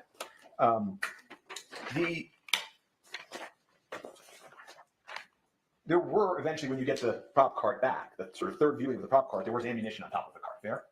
Yes, and that's what I saw when I first saw it. And you saw it again when the cart came back, right? Correct. And at one point, you actually sort of reached down and touched some of the ammunition. True? I believe I picked them up and put them down. I didn't know if they were live. I didn't know anything. So. And another civilian came over and picked one up and showed you one was this and one was that, right? Yeah, he explained real quick, which it didn't register too much to me, but he was trying to instruct me what to look for, I guess. And if I could just show the witness, I assume no objection to States 26. Okay. If I could offer, I don't know how to do this. If I could offer States 26, or should I make it a defense exhibit? Your Honor, we have no objection to admitting our own exhibit, so thank you. Great. So I'll admit States 26. States 22? 26, Your Honor.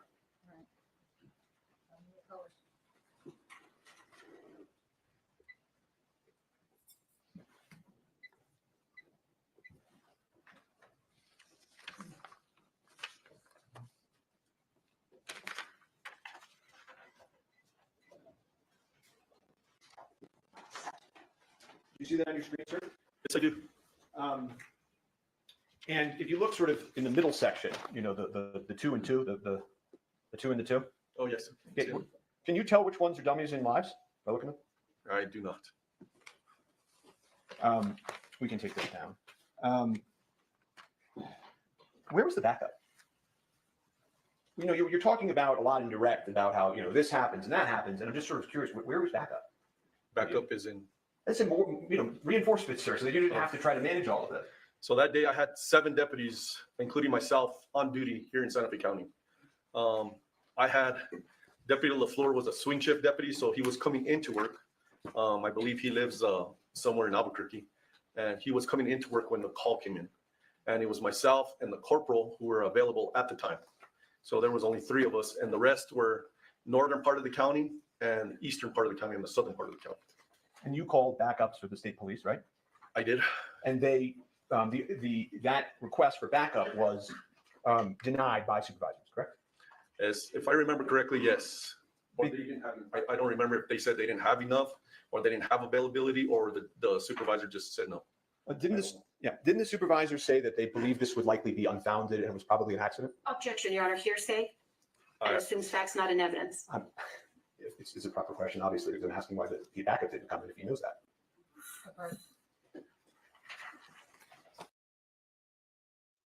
Oh, well, shoot fire. Lord, I remember that part. Good gravy. I hate when they do this to me.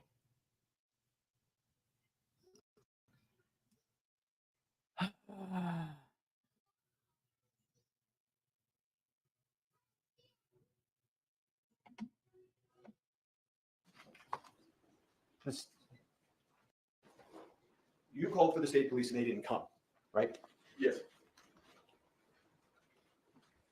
And that would have been your supervisor's call, not yours, correct?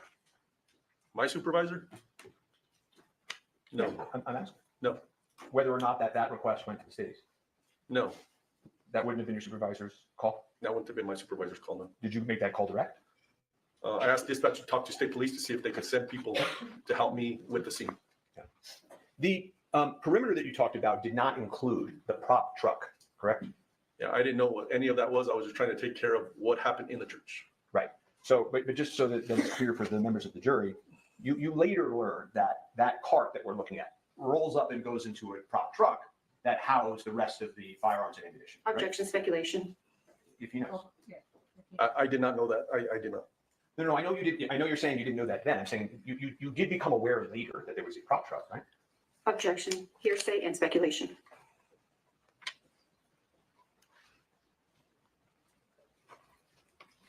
I think that's an answer. Didn't you just ask that question? I can just move on to another if he doesn't know. Okay. But fair to say law enforcement wanted to find the origin of the bullet that struck Ms. Hutchins, right? My personal involvement was just taking care of the evidence, and I don't know what happened after that. Well, you collected those white boxes, right? Those Yes. 2 white generic boxes, didn't you? Yes, exactly. Okay. So, I mean, you wanted to, as I think you testified direct, find the source of the ammunition, correct? Yes, whatever Hannah directed me to, yes. And you wanted to talk to Hannah about this, correct? I kept her for the detectives, yes. She said, "Oh my God, fuck, I'm so sorry." I did hear that on my lapel, yes. Okay. Everyone's been yelling at her. I did hear that in my lapel. And you placed her in the police car, right? In the back of my patrol car, yes. Right. Nobody placed Mr. Baldwin in a police car, correct? Objection, relevance. Correct. Now, when you're at the scene talking to witnesses, which you can hear yourself doing on that lapel, you're letting witnesses give you information. Fair? Yes.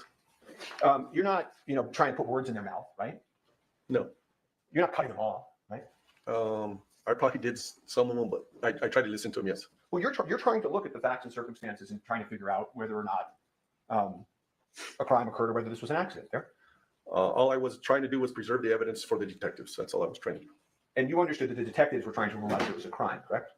Objection, speculation. Overruled. He can ask if he understood that or not. You understood from meeting with the detectives that they were trying to figure out and rule out if this was a crime. Well, that's our main function, is to see if there was a crime committed or not. So you agree with me, right? That's our main function as law enforcement, yes. Okay. You don't know how the live bullet got on the movie set? I do not. You don't know why the armor loaded into the prop gun. She didn't tell you that. No, I do not. And you don't know why the first AD failed to detect it? The what? The first assistant director, that guy Dave. Oh, I do not. I don't. Okay. And you still work for the Santa Fe Sheriff's Office? Do I still work? No, I'm retired. You've retired. Okay.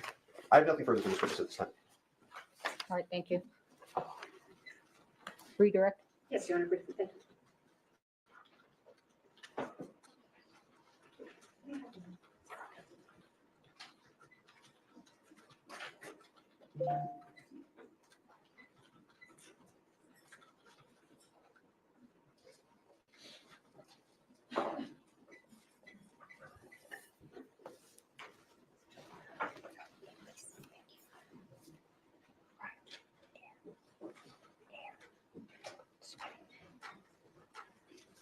Mr. Benavides, you were shown State's Exhibit 26 on cross-examination. Do you know where those rounds that we see on 26 came from? I do not. You testified on cross-examination that this cart was disorderly, I believe is what you said. It was a mess. Yeah, it was a mess. Was that cart in a place where it was visible to everybody who worked on that set? Objection. Calls for speculation. What was, if I'll rephrase, Your Honor, was it in a visible place? Objection. Vague. Unclear. What did you describe where you saw it? I believe it was next to a tent, and there was people all around it. Now, you were asked a question about leaving the cart, this prop cart, unattended. Did you leave it unattended where anybody would come and be able to remove and take things off it? When I took custody, when I saw the gentleman bringing it Yes, to sir. in front of my unit, it stayed right there, and nobody messed with it. No. Now, you were shown photos of the, let me show you State's Exhibit number 7, if I may.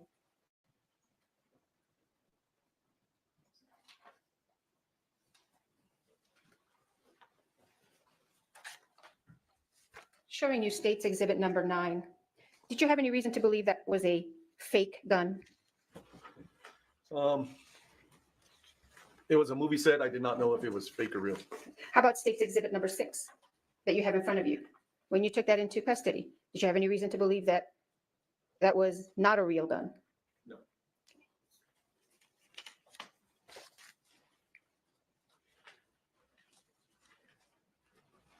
Did you have any involvement in this prop truck that you were asked about? No, at the time I didn't know anything about a prop truck.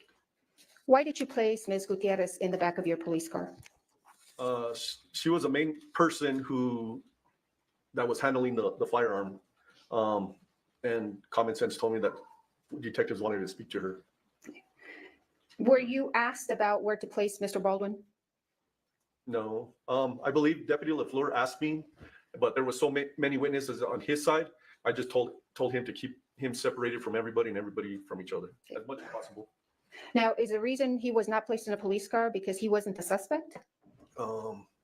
At the time, I don't remember if somebody told. At the time, I don't remember if somebody told me he was handling the gun. I don't remember. So no. So he wasn't placed in a police car just because there were other reasons? She has not asked the question yet. So I'll rephrase your own. Now, Mr. Spiro asked you, you didn't place Mr. Baldwin in a police car, but you placed Hannah. Is it because Mr. Baldwin was different from Hannah, or was it other reasons? It was other reasons. Like I said, Deputy LaFleur had a lot of people on his side of the movie set. So keeping one person in a police car, you got to watch them, and then you got to watch everybody else. So he was able to watch everybody all at once. I have a moment here.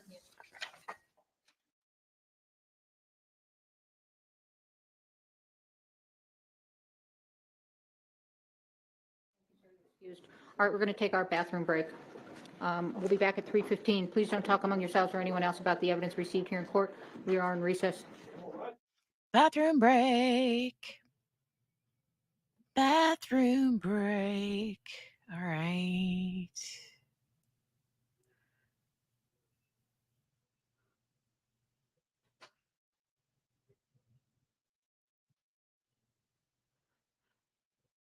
All right, looks like they're back.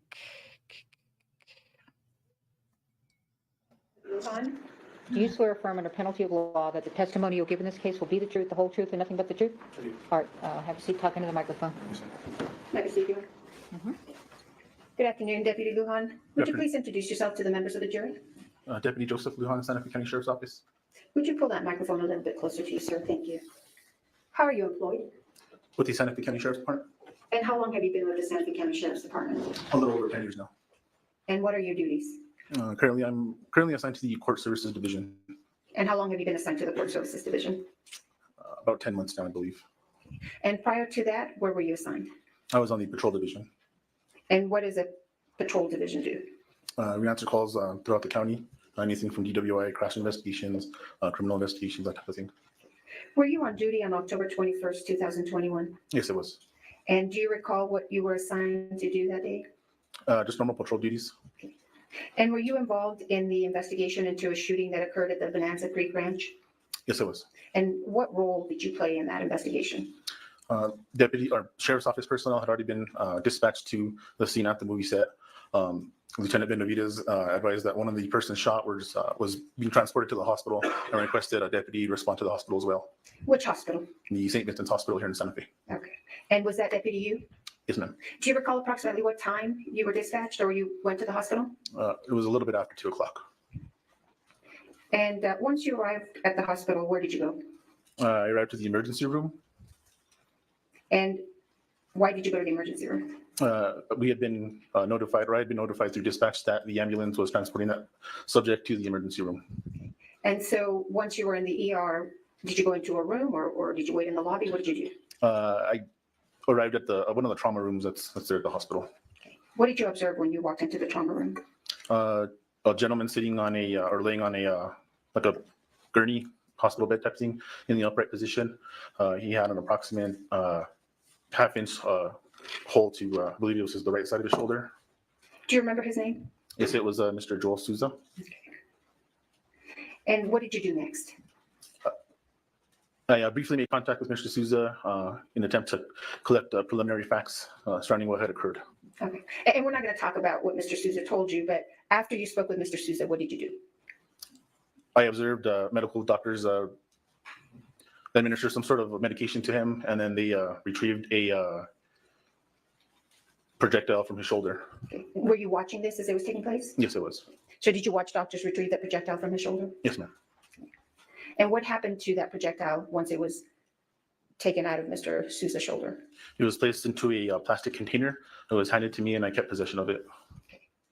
And where did you take it? It was in my possession until Santa Fe County Sheriff's Office investigators arrived, at which point I transferred it, gave it to them. Do you recall who you gave it to? Yes, Miss Marissa Paul. I can't pronounce her. Popple? Yes, ma'am. And who is she? She is an evidence tech, crime scene tech with the Sheriff's Office. Okay. I'm going to show you what's been marked as State's Exhibit 14. May I approach you? Yeah. Objection.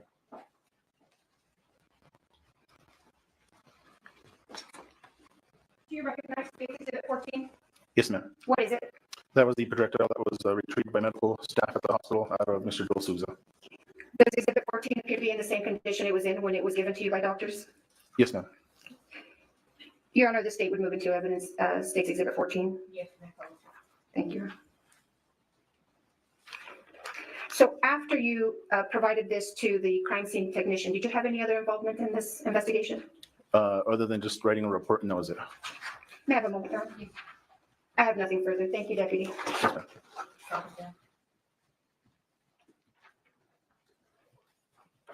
Good afternoon, sir. You were the first member of law enforcement to meet with Mr. Souza, the director of the film, afterwards, right? I believe so, at the hospital, yes, sir. Right. And I think you told the prosecutor you briefly made contact with him to get some preliminary facts? Yes, sir. And he was willing to speak to you, right? Yes, sir. And he never once mentioned Alec Baldwin, did he? Objection, calls for hearsay. Not hearsay. Never once mentioned Alec Baldwin, correct? Objection, hearsay. All right, I don't think that, no, I'm going to overrule. He never, in describing the preliminary facts to you, ever mentioned Alec Baldwin, correct? Correct. No further questions for this witness? Any redirect? No, Your Honor. All right, thank you, sir. You're excused.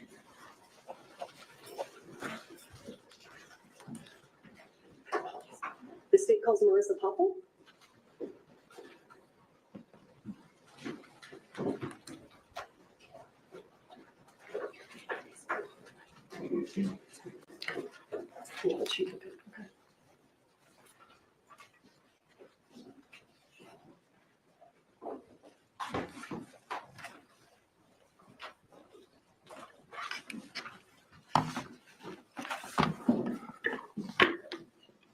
Face the judge, raise your right hand, please. Do you swear affirm under penalty of law that the testimony you'll give in this case will be the truth, the whole truth, and nothing but the truth? Yes. All right, thank you. Have a seat, talking to the microphone. Good afternoon. Good afternoon. Please state your name for the record. Marissa Popple, Would you spell your last name? Poppell. How are you currently employed? I'm a crime scene technician with Santa Fe County Sheriff's Office. How long have you held that position? 3 years. Prior to being the crime scene technician for Santa Fe County Sheriff's Office, were you a crime scene technician elsewhere? Yes. Where was that? With the Fort Myers Police Department in Fort Myers, Florida. And how long did you do crime scene technician work in Florida? 4 years. And can you briefly describe for the ladies and gentlemen of the jury what a crime scene technician does? Just a quick interruption. Dinner is ready for me. So I'm going to continue to play, but if they go on sidebar or anything within the next few minutes, then chat amongst yourselves until they get back, because I need to go grab my yummy, yummy dinner before it gets cold, but I'll be right back momentarily. Yes, as a crime scene technician, I respond to all sorts of different scenes, whether they're death investigations, burglaries, robberies, whenever there's an abundance of evidence or an abundance of documentation that's needed. I take photographs of the scenes, of the evidence, I collect the evidence, and then I package it at our office. And do you ever send any of the evidence that you collect somewhere else for additional testing? Yes. And tell us where would you send things? And give us an idea. Sometimes things are sent to our local state lab here in Santa Fe. Sometimes they are sent to private labs, or sometimes they are sent to the FBI if they're working with us. Why would you send things to any of those places? So our state lab is local, so it's nice to be able to have them in the backyard so that they can help us with more common day items. For independent labs, if we have something that needs done within a very quick time frame, we'll utilize them, but they require us to pay for the testing ourselves. Or if the FBI is assisting with us, sometimes they can do additional testing that maybe our local lab wouldn't be able to do. I want you to give the ladies and gentlemen of the jury an idea of what kind of testing you are requesting when you send items out. Yes, this could be latent print analysis, DNA analysis, firearms testing, things of that nature. And Ms. Popple, how did you become involved in this case? I was asked to respond to a scene of a shooting along with my criminal investigations division. That would be the detectives and myself responding to a scene on October 21st of 2021. Do you recall approximately what time you arrived on scene? I believe it was between 2:30 and 3 o'clock in the afternoon. And when you arrived on scene, kind of walk us through what you were tasked with doing. The first thing I was asked to do was photograph the initial scene and what was going on around me, essentially. And can you give us an idea of, so you indicated that you were asked to photograph the initial scene. Is that common? Yes. And generally speaking, after you photograph the initial scene, do you photograph other things? Yes. And what do you photograph? So any items of evidence would be photographed on scene, and then if additional photographs are needed, then those items could be laid out at our office in a secure area and re-photographed. And did you take photographs of items of evidence at the scene? Yes. Did you also take photographs of some of those same items back at the sheriff's department? Yes. What's the point to that? If there are areas of detail that would be difficult to photograph on scene, we can do so at the office in controlled lighting conditions, areas where we could move the objects in order to see different parts of it a little easier. Did you, and I don't want to get too much into the details right now, but did you also participate in the execution of search warrants? Yes. And why do you, as the crime scene technician, participate in the execution of search warrants? Part of my duties when we're executing a search warrant is I'm not only documenting all of the evidence on scene, but I'm also collecting all of that evidence, and that evidence stays in my custody. Other than collecting evidence at the scene itself, did you collect evidence in other places pursuant to search warrants? Yes.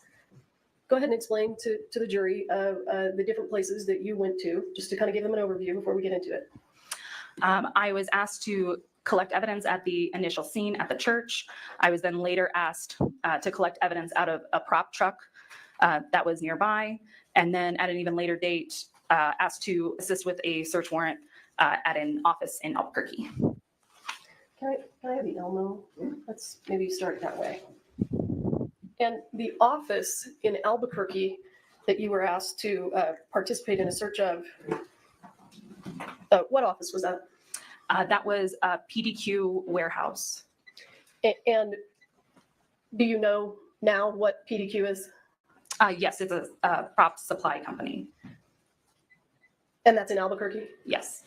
Did you search and take your photographs at PDQ in Albuquerque on the same day as this incident? No. On the 21st of October? No. Do you recall approximately when you did the search warrant at PDQ? November 30th.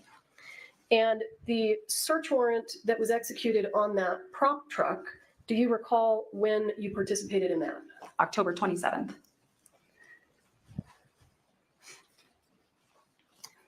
I'm going to show you what's already been admitted as State's Exhibit 7. Let's see if I need to adjust. Did you take that photograph? Yes, I did. And why did you take that photograph? This photograph is of the prop truck that was at our initial scene. Did you say, is this a truck? I apologize, a prop cart at our initial scene. Do you know what a prop cart is used for on the movie set? My understanding was that it was a cart that had some props on it. Do you know whether or not those props included real guns? I do not. Still today, you don't know? The firearms that are visible on this, one is a plastic gun and the other is a firearm that has a blocked cylinder. So it's not a loadable gun. So they're not usable firearms. Understood. Can you, if you recall, did you collect real firearms from the set of Rust? Yes. How many real firearms did you collect from the set of Rust? There was one firearm that was taken on the initial scene. But when you continued your searching, when you indicated you searched the prop truck, is that right? Yes. So let me back up. The initial real firearm that you took, where was it when you first saw it? And do we have number 6? What happened to the item of evidence? He's got it. Okay, I'm sorry.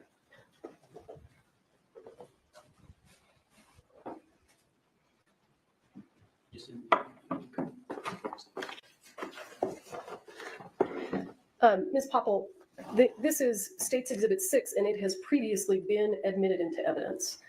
So if you would open it. Do you recognize that? Yes. What is that? This is the firearm that was taken out of Lieutenant Benavidez's vehicle. And what did you do with it? I photographed this item and then collected it, took it back to my office where it was photographed in more detail. And then what did you do with it?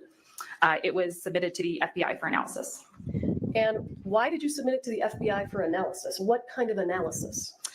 Believe that we were requesting DNA, latent prints, and firearms testing on it.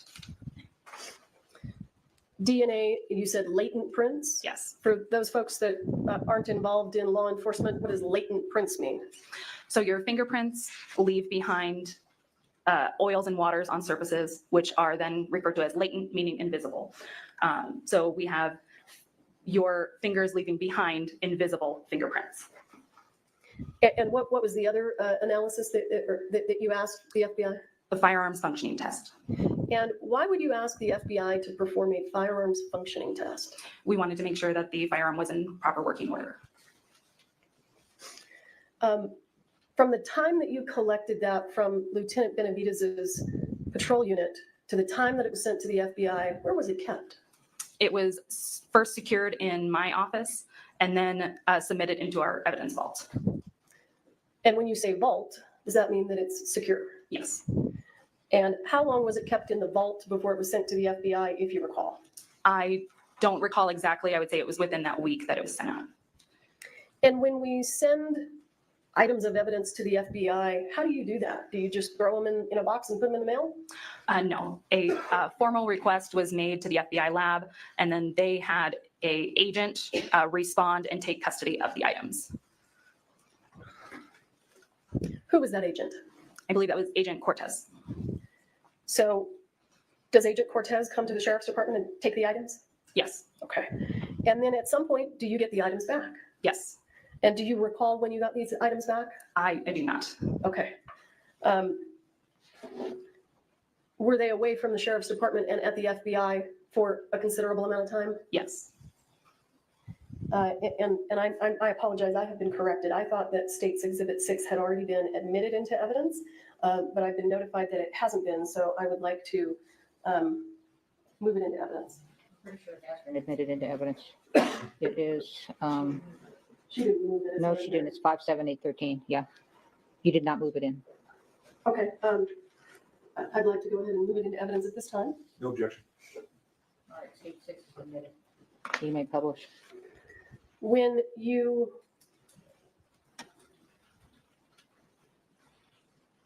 sent this firearm to the FBI, did it appear intact? Yes. At some point, did you receive it back from the FBI? Yes. Had its condition changed? Yes. Describe it just generally, when you opened the box, what had changed about its condition? The cylinder of the firearm had been removed and placed separately, and there appears to be an internal component that was bagged in a small plastic bag separate from the firearm. Okay, and may I approach? I just want to, I haven't actually seen what's in the box. Yes.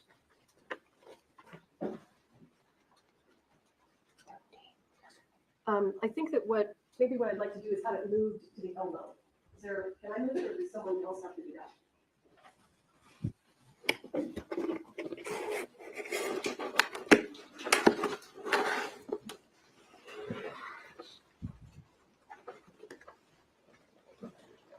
You want to get on the package?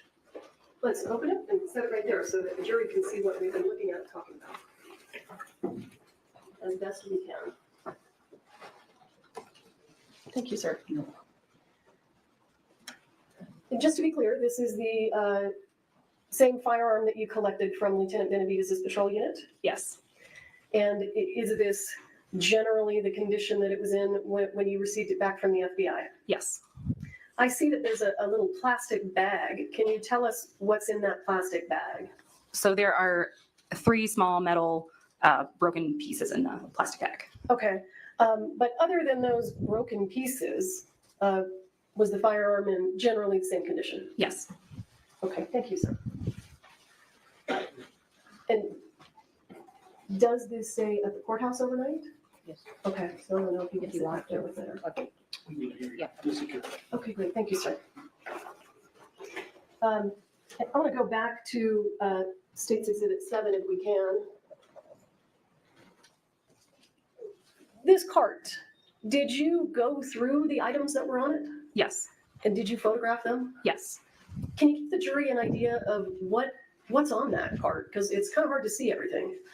There were multiple boxes of ammunition on the bottom section of the cart, bags, the fake firearms, gun belts with ammunition, earplugs, candy, a fanny pack with ammunition inside, just a multitude of items. Did that cart, did those items appear to be in any discernible order? No. Was there loose ammunition on the cart? Yes. And did you collect that? Yes. And when you collected that ammunition, did you take it back to the sheriff's office? Yes. And what did you do with it when you got it back there? It was then laid out and photographed. Now, is this the first time that you've been called to an investigation on a movie set? Yes. And have you learned, based on your work on this case, what a dummy round is? Yes. Can you explain to the ladies and gentlemen of the jury what a dummy round is? A dummy round is essentially ammunition that is not designed to fire a projectile. It is ammunition that's made distinct by either a hole being drilled through the side of it, so it's obvious that there's no gunpowder inside. The primer has been removed so that it can't be fired, so it makes it obvious that it's a dummy round. And I'm going to stop you real quick. I want you to explain to the ladies and gentlemen of the jury what you mean when you say primer. The primer is the base of the round, so it's the small circle that the firing pin hits. So since that's removed, there's nothing there for the firing pin to hit and project that projectile. The dummy rounds are also indicated by, if you shake them, they make a rattle sound. Instead of having gunpowder inside, they have ball bearings inside so that you can shake them and know that they're not live ammunition. So you just kind of went through some of the distinguishing characteristics of dummy rounds. Would a dummy round have all 3 of those distinguishing characteristics?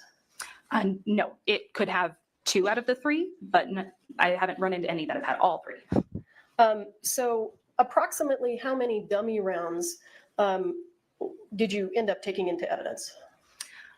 Specifically that were dummy rounds, I think we have 50. I might be mistaken about that. I apologize. I'm not sure of the exact number of dummy rounds that we have. And let me just ask you this. You talked about how a round may have a ball bearing in it. Is that right? Correct. Would that dummy round that has the ball bearing in it, would that also have a hole in the side? No, because then the ball bearings would fall out. Okay, so do the dummy rounds either have a hole in the side or a ball bearing? Correct. And based on your work on this case, how would someone know that the dummy round with the ball bearing in it is actually inert? They would shake it and it would make a rattle noise. Okay. And did many of the dummy rounds that you took to the sheriff's department make those noises? Yes. Did you also collect any other kind of ammunition from the movie set? Any other types? Yes. What other types of ammunition? It's a type of ammunition that's referred to as a blank. And can you describe to the ladies and gentlemen of the jury generally what a blank is? So a blank is a round of ammunition that has gunpowder in it. However, it does not have a projectile head on the top. So it has a crimped end, kind of like you would see a dumpling have crimps. And that way there's nothing for that gunpowder to project out the barrel of the gun.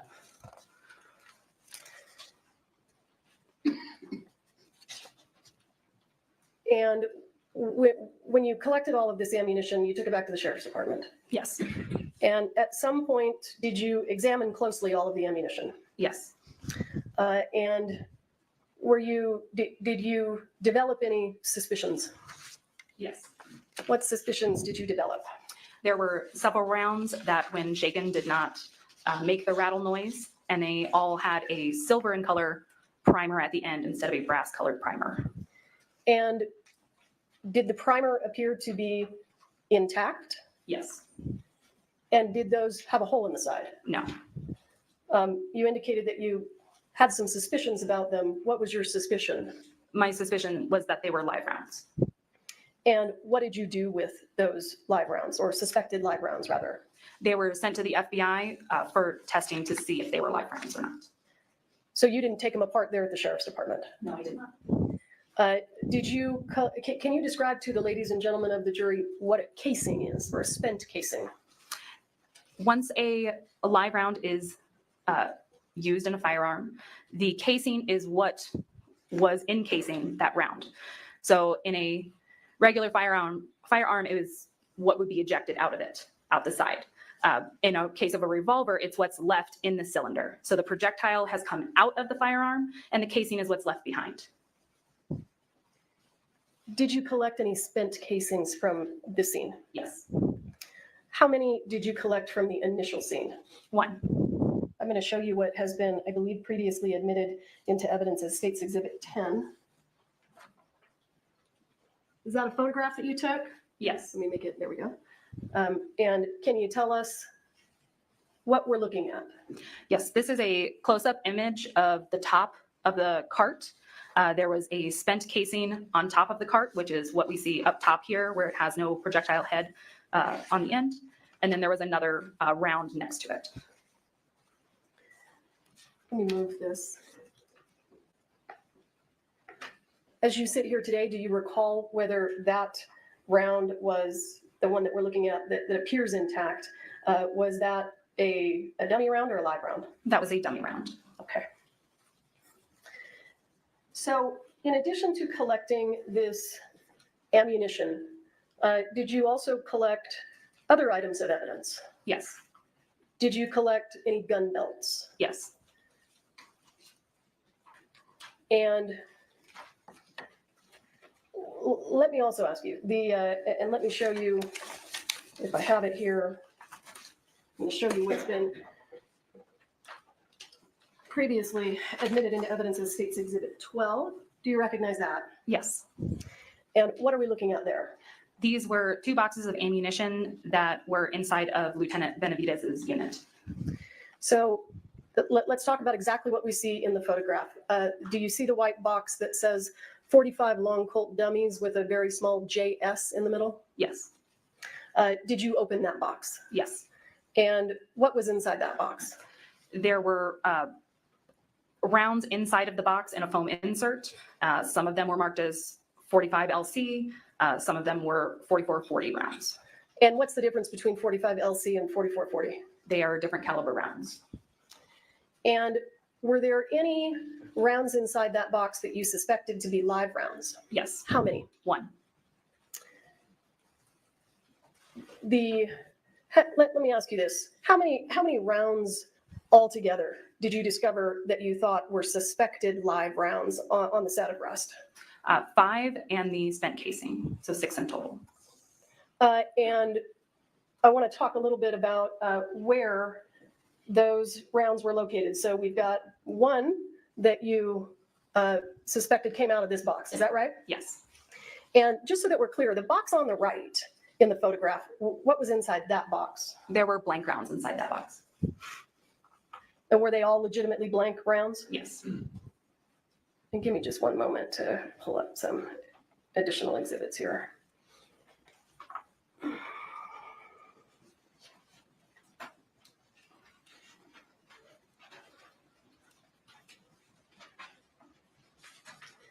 I think you testified that you collected some items of evidence from inside the church. Is that correct? Yes, correct. Did you collect any gun belts from inside the church? Yes. How many, if you recall? There was a gun holster, just one inside the church. And did you take that back? Well, the holster, was there anything unique about it? Was it just a piece of leather or did it have additional parts to it? It appeared to be a shoulder holster, so the one that would not go around your waist, but one that would go over your shoulder, and it had a fake knife attachment to it. And were there the piece of leather? Did the holster hold anything? Yes, it was able to hold ammunition. And when you collected that holster, did it have ammunition sitting inside of it? Yes. And the ammunition that was inside of that holster, did you closely examine it? Yes. And did any of that was in the holster cause you to suspect that there were any live rounds in the holster? Yes. How many rounds that were in that holster did you suspect were live? One. And you sent that to the FBI? Yes. And based on your work on this case, do you know who was the actor who was assigned to that holster? Alec Baldwin. Can we go ahead and, I don't know exactly. Yeah, let's publish it. Oh, I'm sorry. Do you have any objection to the exhibits that I showed you previously? I certainly don't have to this picture. Okay, so I'm going to move for the admission of State's Exhibit 22 and ask for permission to publish.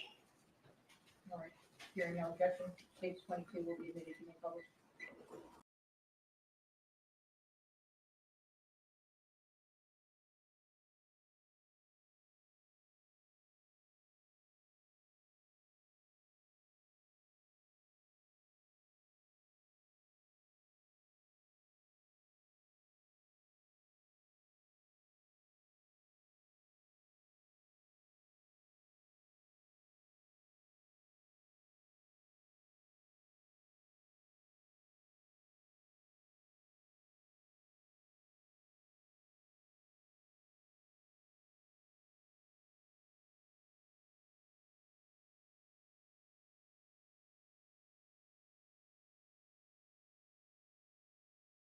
Just one moment. I think it's 12. Sorry, y'all. I don't know what happened. It was like StreamYard just booted me plumb out.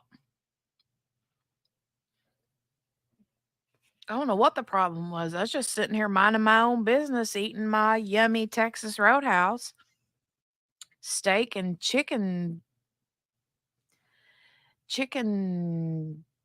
What do they call them over there at Texas Roadhouse? Chicken critters or whatever? Yeah. Minding my own business eating, and all of a sudden it just like bloop. Sorry about that. 13. Mr. Spiro, do you need to go through these with me? If you just show me the picture quickly, I'll try. No objection. Okay, so I'm gonna have to unplug, or do you? Oh, no, I can pull another set. Okay, I'll look at this one quickly. well, but it's gonna come up on the screen, so I don't want to publish I'll it. look at it then, I'm sure. No, but as soon as I move it, it's gonna come up on all the screens. Okay. Here, let's do it that way. I have no objection to exhibits 12 and 13. Thank you. And how about let's do 15, 16, No objections to 15 and 16. 17, No objection. 18, No objection. I'm happy to stipulate that whatever this investigator Popple recovered at the scene. Well, we need a little more identity, but it's 12, 13, 15, 16, 17, 18. hang on, there's a little bit more than that. It's 19, 20, 21, 26, 27, 28, 29, 30. We have 31, 32, 33. Okay, so what's missing is from, you don't, so you're not doing 22, 23, 24, 25, right? 22's on the screen. All right, what about 23, 24, 25? I didn't hear you name those. There's no issue. The only one. I just want to get the numbers. This becomes a problem later. 23's already in evidence. What were the other ones you had? 24, 25. I don't think I'm, all right, I'll go ahead and do 24 and 25. Wait, No objection? okay, so 22 is in evidence. I don't have 23. You don't either, do you? What do you mean? Well, we've been keeping track. We don't Right, have. so I think that, I think this is what we're moving into evidence, 23. Okay, just, I don't need to be, yeah. 20, 22. 23's already in evidence. Or maybe it's, here, what number is this? Because I'm looking at the same picture that's up here. That's, I think she's tested the church benches. Oh, that's not it. 22 is the church bench. Mhm. What's up on the screen? 7 and 8, so that's wrong. That is 22. You can see in the lower left there. Is this one on the screen? We can't see on the lower left. Oh, exhibit 22. Okay, 22. Yes, it is. All right, so Stand here with me so I can- let me just clarify. All right, 13 has already been admitted. 12 has already been admitted. 26 has already been admitted.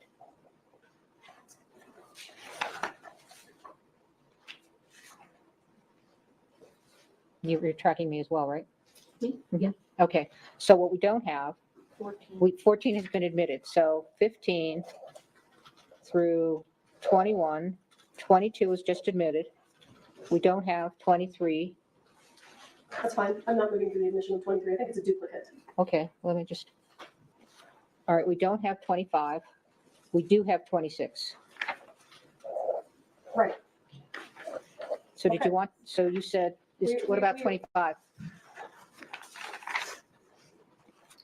Yes, I will be moving for the admission of 25. Okay, and then 27, 28, 29, 30, 31, 32, 33.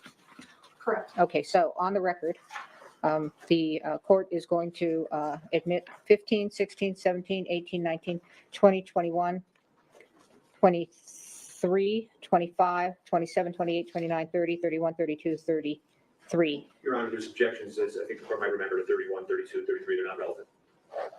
All right, well, let's not confuse me at the late days, so I'm just going to write down what's been admitted, and then we will go from there. Thank you.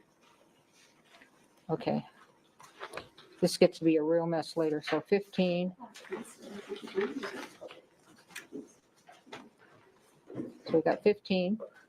Sorry to slow us down. 17, 18, 19, 20, 21, 23, 25, 27, 28, 29, 30. And you're objecting to 31, 32, 33. Yes, Your Honor, we discussed that issue. And I believe the court reserved ruling on it. We can take it up in the morning. If you All right, so let's just go with what we've admitted. You may publish. Okay, and I apologize. I will move also for the admission of 23. Where I was looking at there is different than the actual 23. Any objection to 23? No, you said you needed 23. You said 24. You didn't want to publish. Okay. Okay. Okay, great. Mhm. I'm okay. Let's do that.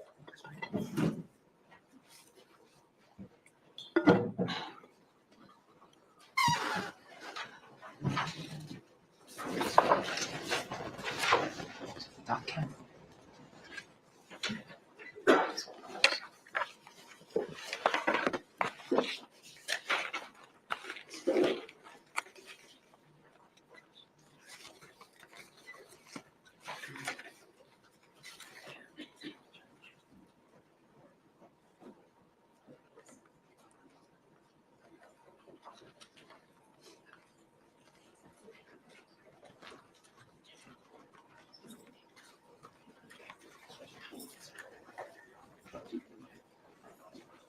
Okay. Ready? Not yet?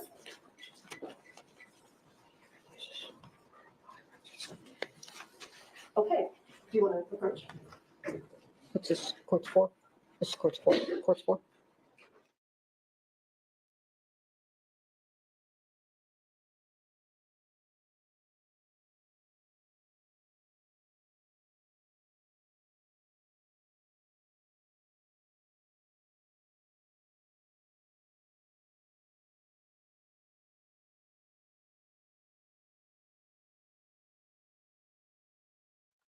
Ms. Popple, I'm going to show you what has been marked, and I think these are all stipulated too, so we've just moved these into evidence. I think we're just collectively moving them into evidence, and I can go through them now. Okay, State's Exhibit 15. Ms. Popple, do you recognize that? Yes. What is that a photo of? This is a close-up of the rounds that were in the holster that we were discussing. Mr. Baldwin's holster? Yes. And I see, how many silver primers do you see there? There are 2. And which one did you suspect was a live round? The one that's closer to the center that has a cleaner look to it. This one here? Yes. And the one that was on the left that has the silver primer, when you examined that, what happened? When that one was examined, it was determined to be a dummy round. Do you know who provided that dummy round to the set at Rust? I do not. Okay. Other than Mr. Baldwin's holster, were there other gun holsters that you collected? Yes. And were there other holsters that contained what you suspected to be live ammunition? Yes. How many others? There was one other a gun belt that was located on top of the cart that had a suspected live round. I'm going to show you State's Exhibit 16. Can you tell us what we're looking at there? Yes, this is a close-up of the gun belt that was taken from the top of the cart, and it is a close-up specifically of the rounds that were inside of it. And was the suspected live round the one with the silver primer? Yes. We talked a little bit about that box of ammunition that you, the box of dummies that you took out of Lieutenant Benavidez's unit. I'm going to show you what's been marked as State's Exhibit 17. Do you recognize that? Yes. And can you point us to the suspected live round that you testified to inside that box? Yes, it's the round on the far right with the silver and color primer. This one right here. Yes. And I think you testified that there was some loose ammunition on the top of that prop cart. Is that right? Yes. And did you collect all that? Yes, I did. You took it back to the sheriff's department? Yes. Any of the ammunition that you collected from the top of the prop cart, did you suspect any of that to be live ammunition? Yes. I'm going to show you State's Exhibit 26, which I believe was previously in evidence. Do you recognize that? Yes. And did you take that photo? Yes, I did. So what is this a photo of? This is an overall photo of all of the loose ammunition that was collected from the top of the cart. So these 6 items here at the top, what are those? Those are all blank rounds. They have the crimped end. So they're missing the projectile. Yes. Do they ignite? Do they make sound? If you know. Yes, they do. Do they have gunpowder in them? Yes. What are they missing? Just the projectile? Correct. And these here on the left, these 2 rounds that look very much like each other, were you able to determine whether those were dummies or suspected live rounds? Those were dummy rounds. And the 2 rounds over here on the right, when you examined those, did you have any concerns? Yes. What were your concerns? My concern was that they were live rounds. And did you send those to the FBI? Yes. And then we see this round down here at the bottom. And I see a hole in the casing. Do you see that? Yes, I do. Is that what you were describing as a dummy round with a hole in the casing? Yes. So was that sent to the FBI? It was not. Okay. Now, I'm going to show you State's Exhibit 27. Do you see that? Yes. And those rounds that we're looking at right there, are they also in the previous photo? Yes, they are. Let's go back to 26. Are they these right here? Yes, they are. So they had silver primers, is that right? Correct. And did you collect and photograph that spent casing? Yes, I did. I'm going to show you what's been marked as State's Exhibit 28. Is that the spent casing? Yes, it is. I'm going to show you what's been marked as State's Exhibit 29. Do you recognize that? Yes, I do. And what is that? This is the bottom of that same stent casing. So when you talked about the primer being the area that the firing pin of the gun strikes, Are you referring to this silver right here? Yes, I am. And do you know what that little dimple in the top is called? That is made from the firing pin. Okay, that's the mark that's left? Yes. All right. Now, when you ultimately conducted a search of the prop truck, did you collect additional ammunition? Yes. And was there any live ammunition found in the prop truck? No. Or any suspected live ammunition, rather? No? No. So what kind of ammunition did you take out of the prop truck? We took blanks and dummy rounds.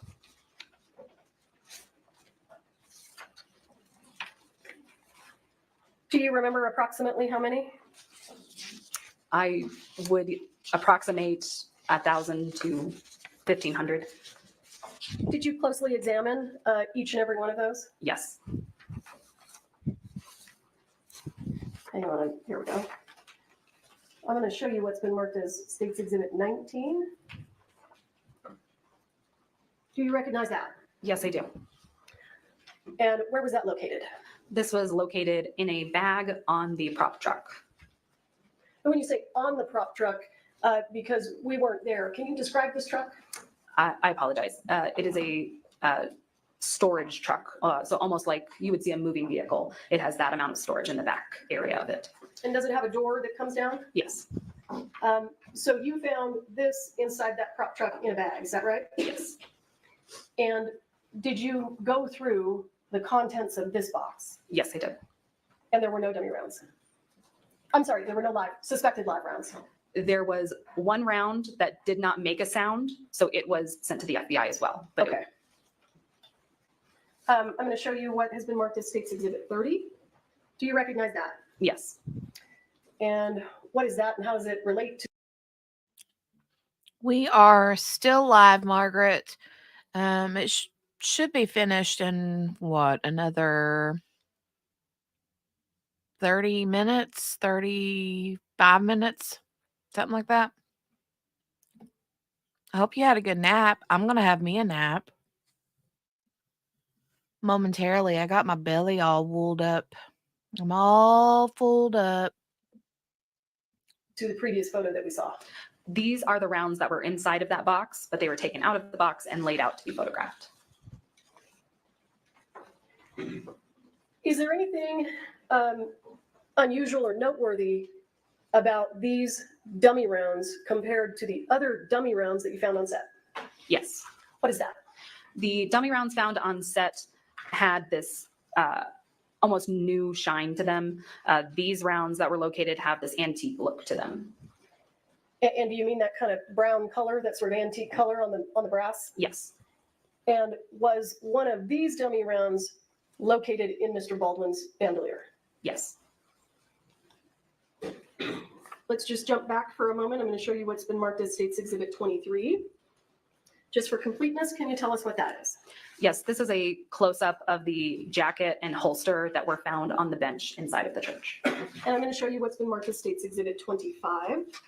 Can you tell us what that is?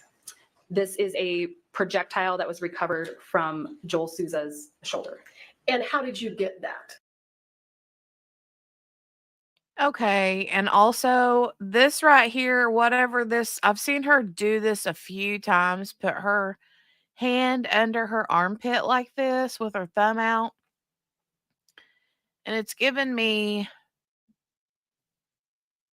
what was her name on SNL? The chick that stuck her hands under her armpits and then sniffed them real hard. What was her name? Wasn't it Molly Shannon? Is that her real name? But I don't remember what her character was. Oh, somebody tell me. But that's the vibes I'm getting. I'm waiting for her to yank it out real hard and then like throw it up to her nose and do the sniff thing. Superstar.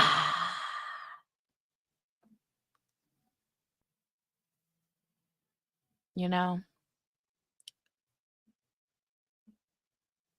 Anybody here? Was this thing on?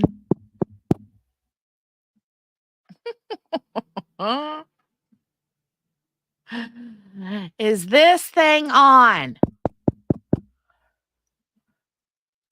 Oh, there you go. There you go. Thank you, Morgana. I responded to the hospital and received it from Deputy Lujan. And when you took it from Deputy Lujan, what was it in? It was in a plastic cylinder container. And what did you do with it? I took it to the office and photographed it with scale. And after you photographed it, this is your picture here, right? Yes. After you photographed it, did it get sent anywhere? Yes, it got sent to the FBI lab. State's Exhibit 20, can you just tell us what that is? This is the exterior of the church. State's Exhibit 21, can you tell us what that is? This is the interior of the church. State's Exhibit 24, did you take that photo? Yes, I did. When did you take that photo? This was after the firearm was recovered from Lieutenant Benavidez's vehicle. Is this the condition the firearm was in when you recovered it from Lieutenant Benavidez's vehicle? Yes. Is this the condition it was in when it was sent to the FBI? Yes. All right, bear with me. Let me catch up with you here.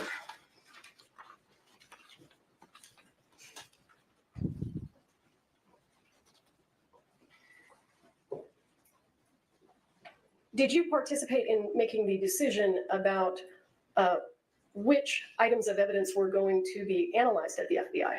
Yes. And let's go through the items of evidence that were sent to the FBI for analysis. State's Exhibit 24, we understand it was sent, correct? Yes. And I think you testified previously that you sent it for DNA testing, is that right? Yes. And without talking about specifically that testing, did you get results back? Yes. Did you, I think you indicated that you sent it for functionality testing, is that right? Yes. And did you get the results of that? Yes. And then at some point, did you participate in a discussion or a decision to have additional testing done on this gun? I believe I was part of that conversation, yes. Okay. And so was additional testing of this gun requested at the FBI? Yes. And do you recall generally what that requested testing was? I'm uncertain as to what they phrase it as, but I believe it was a drop test that was requested. And what did you intend them to test for? That the firearm, whether or not it would be able to go off without the trigger being pulled, I believe. Okay. And did you send some of the boxes of ammunition to the FBI? Yes. Why? We sent all of the suspected rounds, suspected live rounds, to determine if they were in fact live rounds. One additional round was sent that did not make a sound to determine whether or not it was a dummy round. And I believe that in the case of the box that was recovered from Lieutenant Benavidez's vehicle, they wanted it in its entirety, so we sent them the entire box. Okay. And when you're talking about the box, are you talking about the box that we saw earlier that said 45 long Colt dummies with a JS in the middle? Yes. And what kind of analysis did you want done on the box? Did it have anything to do with the box itself? We wanted latent prints completed on the box itself. Okay. And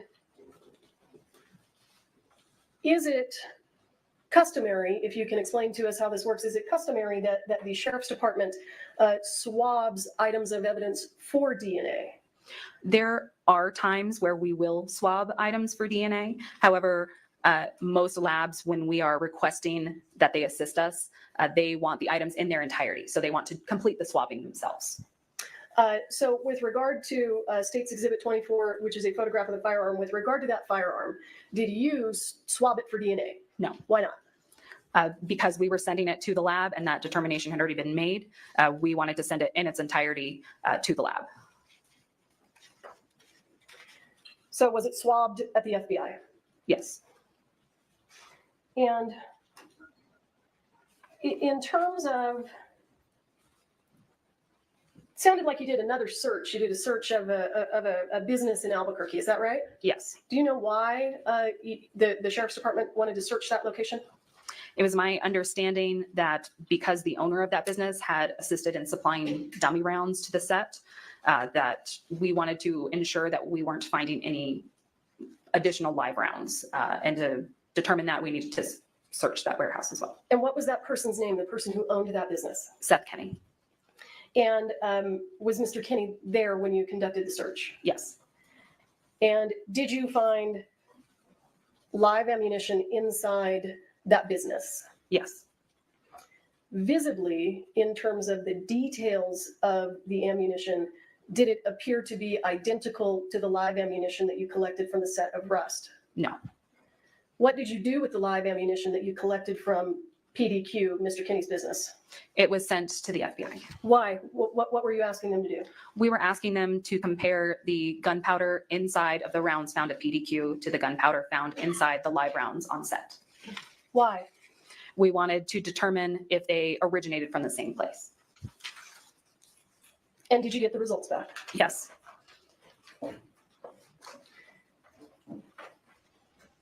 And if you would, I see that you've got a box with you. Yes, I do. Can you pull that box out for us?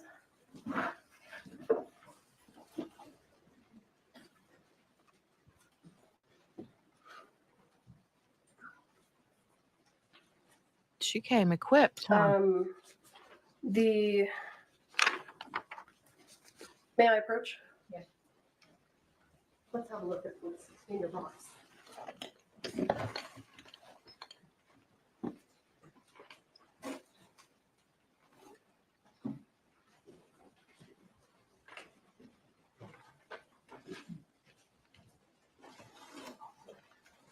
Just the part.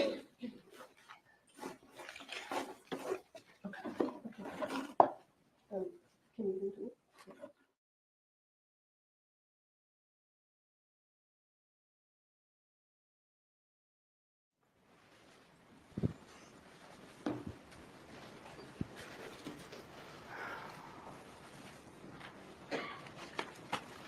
I'm going to show you what I am going to mark as State's Exhibit 34. Mr. Spyro, do you want to have a look?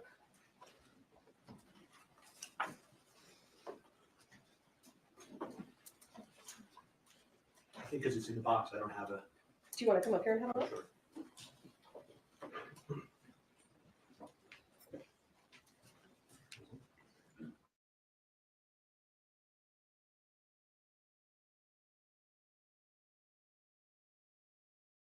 For searches, please go. No objection to 34.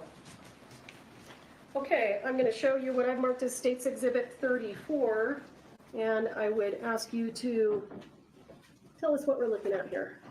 So this this is the. Why do those two have such a weird? They always like seem irritated when they have to talk to one another. And he always walks away with the face like, ugh. Live round that was taken from the box located in Lieutenant Benavidez's vehicle. It's been deconstructed by the FBI. Therefore, we have the casing, the projectile, and the gunpowder that was inside all separated. And is the gunpowder in this container here? Yes. For all of the 5 live rounds, suspected live rounds that were sent to the FBI, were they all disassembled by the FBI? Yes. And were they all returned to you in this condition? Yes. Do they all look exactly the same? Yes. I'm going to move into evidence State's Exhibit 35, 36, 37, and 38. Your Honor, if I could just ask one clarifying, just to find out the date of that, just so I know because I understand. The date of what? When she received them back, or the date around I think she- approximately is fine. Do you know approximately when you received them back? I do not. I have that back at the office, but I don't have it on me at the moment. Can you give us an estimate? Was it a month? Was it a year? I would estimate 6 months to a year. That's fine, Your Honor, thank you. Did you also say 39 or just end at 38? I ended at 38, but there will be a 39.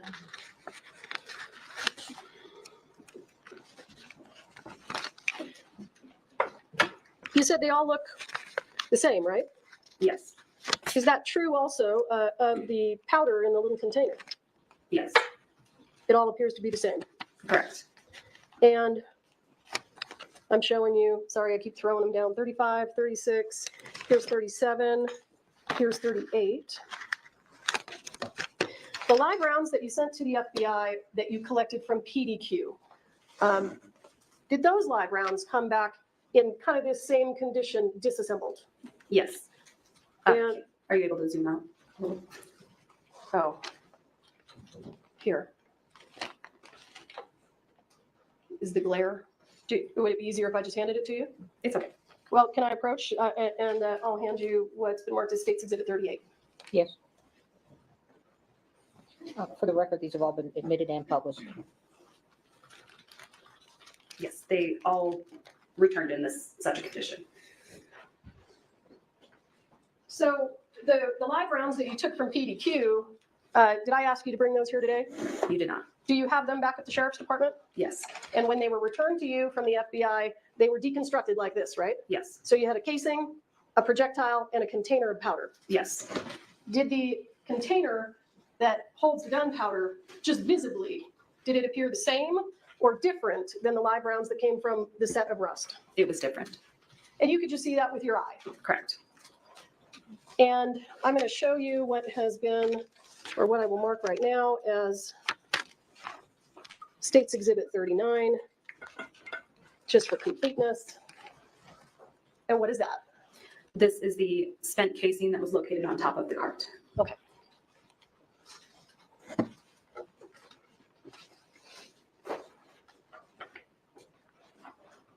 Is there anything else that you did in this case, generally? In general terms, I was also asked to collect DNA standards, fingerprint standards from various parties so that those could also be sent for comparison at the FBI. And what parties did you collect DNA standards from? I collected them from David Halls, Hannah Gutierrez, and I believe Lieutenant Benavidez as well. Did you, I'm sorry, do you know whether or not a DNA standard from Mr. Baldwin was collected? It was collected by another agency. Okay.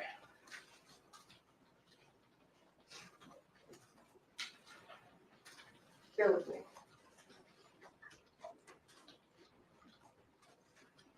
When you took the firearm out of Mr. Benavidez's patrol unit, did it appear to be damaged or modified in any way? And not that I was able to see. And let me go back to State's Exhibit 21. What are we looking at there? This is the interior of the church after I've laid down evidence markers. So just explain to the ladies and gentlemen of the jury so that they know what are evidence markers and where do we see them in this picture so they can make sense of what they're looking at. Evidence markers are utilized so that when we go back and reference photos, we can easily determine where things were placed in the scene, or where things were when we went there. So in this photo specifically, any numbered areas were physical items of evidence or possible evidence that was collected by myself. Any areas that are marked with a letter were areas of suspected blood that were also swabbed and collected. And just to be clear, the evidence that we've looked at that was photographed, all of these, is that all the evidence in the case? No. And the items of evidence that you brought in the box, that's not all the evidence in this case, right? Right. Do you still have all of the evidence? Yes. And where is it? It is in the evidence vault at the Santa Fe County Sheriff's Office. So if anyone wants you to bring it in, you can do that. Is that right? Yes. All right.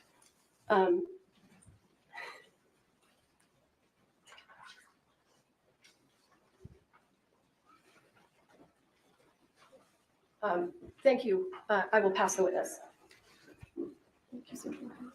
I think we're going to end for the day so that you all can get your exhibits together for faith. Okay? Hayden. I'm sorry, I looked as if it were names. Okay, thank you. Jury, please don't talk among yourselves or anyone else about the evidence received here in court. Don't be looking at anything about the trial, anything about the subject matter, either on TV, Googling, research, whatever, news accounts, what the caution I told you, okay? At 8:30, according to Steve Bing, have a good evening. Thank you. All rise for the jury.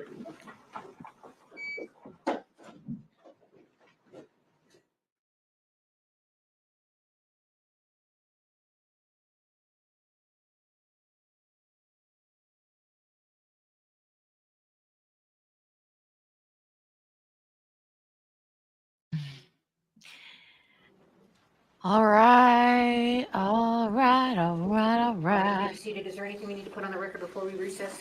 Just two quick things from the defense. First is, I just want to confirm I'm testifying tomorrow. I thought you all agreed to that with the order that I haven't seen. It's in blue, Your Honor, I just haven't seen it if you've been here. Yeah, okay. Well, I thought that's what was agreed to. Order of witnesses. It absolutely.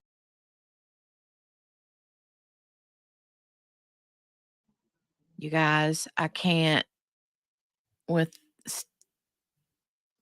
Can you guys see?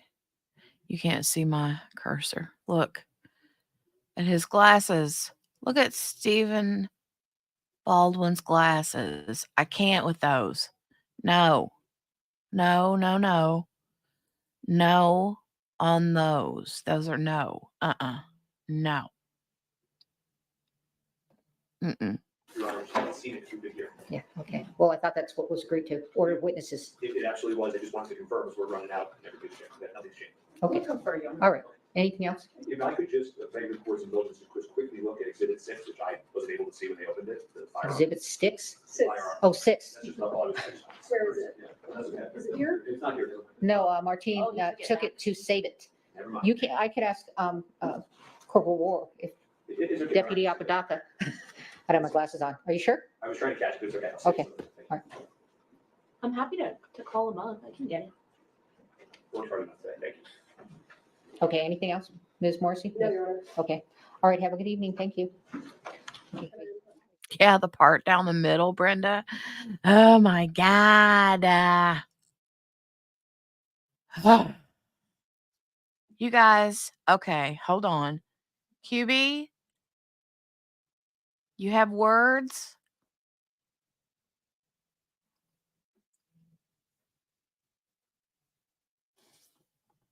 QB.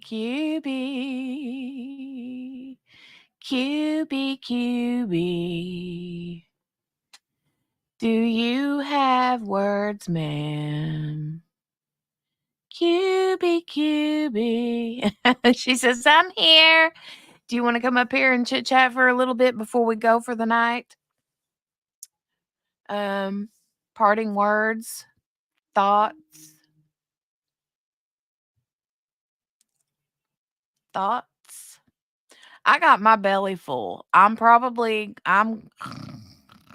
I want to hear your words. I want to hear what you're thinking. I want to hear, like, I'm not ready to. I do too, Sherry. Sherry said QB always has words. I love her. I love her for all of her words. I do need a nap. You would not believe. Oh my God. The amount of yummy food. You guys, that steak was bomb. I just wish I'd had some A1. Totally not a cop. You're still here? Jenny, are you enjoying it so far?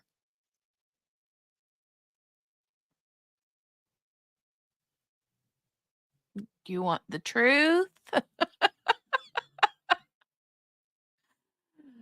Mm, you had to go, but you came back. Good deal. I'm glad you came back. Send the link. Pimento cheese sandwich and sour cream and onion chips. All right, hold on. Let me send QB the link.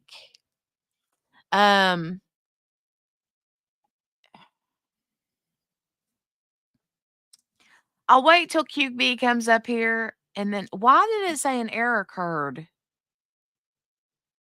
Do you see the link, QB? It says an error occurred on YouTube. This is usually temporary. Wait a moment, then try again. Because I posted the StreamYard link. It's got like a big red X. Do you see it in the chat? No? Okay. Let me try it again. Copy. Link.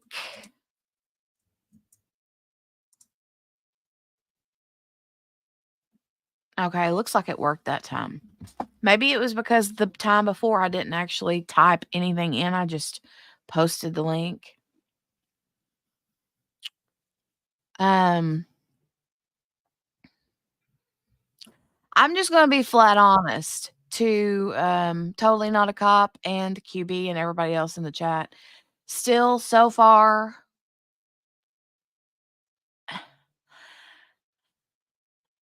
I'm not seeing a guilty.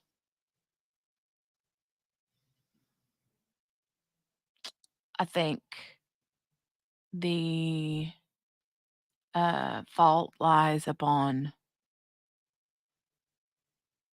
Hannah. Hi. Hi. Hi. Hi.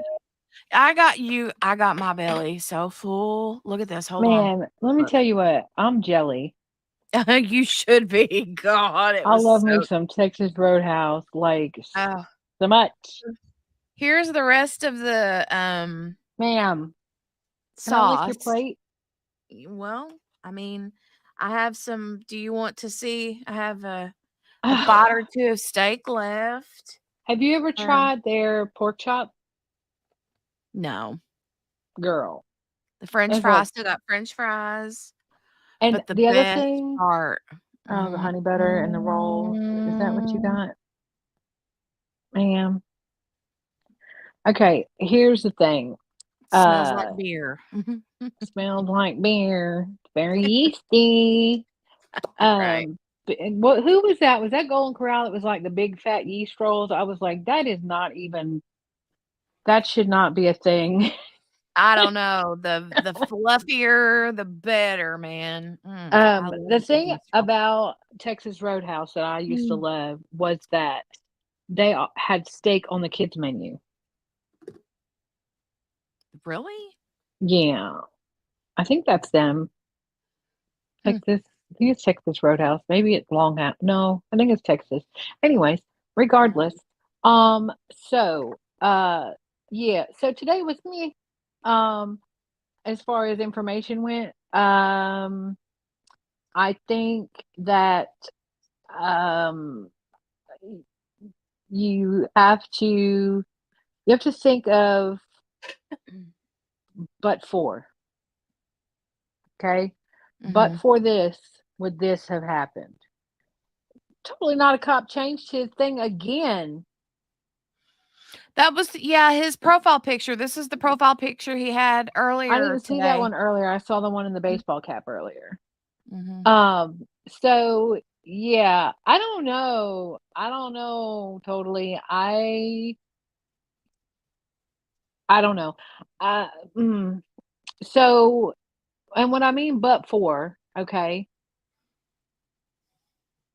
blanks, cold guns, all the things, those are all, um, they're all can be dangerous. Okay. They can Mhm. all do damage. They can all kill people. Mhm. Ask Brandon Lee. Mhm. And then there's another dude, I can't remember his name. He put the gun to his head, and was playing around and pulled the trigger and, it misfired or it was a blank, but it misfired and it blew his, sorry, trigger warning. Anyways, um, I didn't see that one earlier.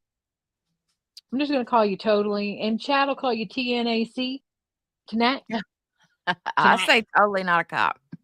It's too much. It's too many words. It's I know, but I too can't do it any many other way. words. It's easier for me to say Totally Not a Cop than it is TNAC. Because when I Tonight. say TNAC, it makes me think of Teenage Mutant Ninja Turtles, and That's not that's even TMNT. I close. know, but it's still Wow. Anyways, TNAC. my TNAC. thing, my thing is this, is that, but for, if he had not pointed that gun at them and pulled the trigger, we wouldn't even be having this conversation. Yeah, I get that. That's 100%. Yeah, I get So, that. so yes, Hannah Gutierrez, absolutely 150%. And then all y'all got to do, if you didn't watch the trial, which I did not watch the trial, but I did watch the sentencing. Okay. Yeah. I do have all the words, but I like to abbreviate them, ma'am. Tanak. It's like MKOA. Yeah, I I'm just can't do saying. that either. I have to call her Miss King. Makoa. Tanak. Makoa. Anyways, see, we're gonna have our own little language before it's all over. But so Hannah Gutierrez, absolutely 150%. She was, and here's where her problem was. Well, besides the fact that she couldn't accept accountability, but her problem was that yes, she did say they needed more help. Yes, she did say they needed more time. Yes, she did say that they needed all the things. What she didn't do is go, I'm gonna quit like these other people quit because this ain't safe. No, she wanted the money. Spin, stop shaking your head at me. So she wanted the money. So she took the money and she ran like a chicken with her head cut off. And they did. They had her split between prop master and armorer. They had her going 47 different directions. My arm, y'all, if y'all could have seen these memes that they were throwing at me last night. The one where Woody is like swinging his arm and it's broke and it was the right arm. That was my bad arm. And then Buzz Lightyear throws his arm up. It was bad, y'all. It was bad. They Yeah, were it picking was on me. It was bad. funny. I was laughing so hard. I was laughing so hard. I couldn't talk, y'all. Okay. But That's too funny. yeah, but if y'all want a little idea of why Gutierrez got what she got, y'all go watch the sentencing. Just all you gotta do is watch the sentencing. And if you want it to be like short and sweet, go lawyer, sentencing because he just, he's an hour long. Um, uh, you were in fire or on fire, ma'am? You Yeah, were so totally on fire. on. That meme Totally game on. last night, man, was far. I was laughing so hard I was crying. So I feel like for me, even with what is it you call it? The but The but for? for. Even with the but for, I can't. Okay. Well, okay, and that's okay. And that's what this whole thing is about, is us having a conversation. Mhm. And you can be wrong. I'm just kidding. Or you could be wrong. Um, But I honestly, think my what you'll point of it see. is with the but for part, I Where's tonight? as an actor, Not and an you can actor. you can say Okay. producer, but he's an actor. And that's where And I agree with the jurors not needing to know that he was a producer. That to me doesn't have anything to do with the I think it has animal. everything to do with it. I think it has to Yeah. do with his culpability, and here's why. He was responsible for hiring her. He knew that there were problems, Mhm. okay? And I agree with you, Tanak, about her not wanting to, not Right. wanting to say anything because that was her first big gig. But I think him being a producer has everything to do with it, and that's why the defense fought so hard to keep it out, and they got it out. So if we're going in as true jurors and we don't know that he's a producer, then we can't consider that. We Right, can't right. consider that. So we have to look at everything else.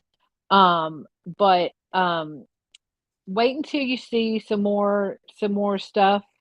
Um, uh, but tonight, I agree with that as well. But if we're coming in as jurors and the jurors don't know he was the producer, or they pretend like they don't know he was the producer, then they don't know that.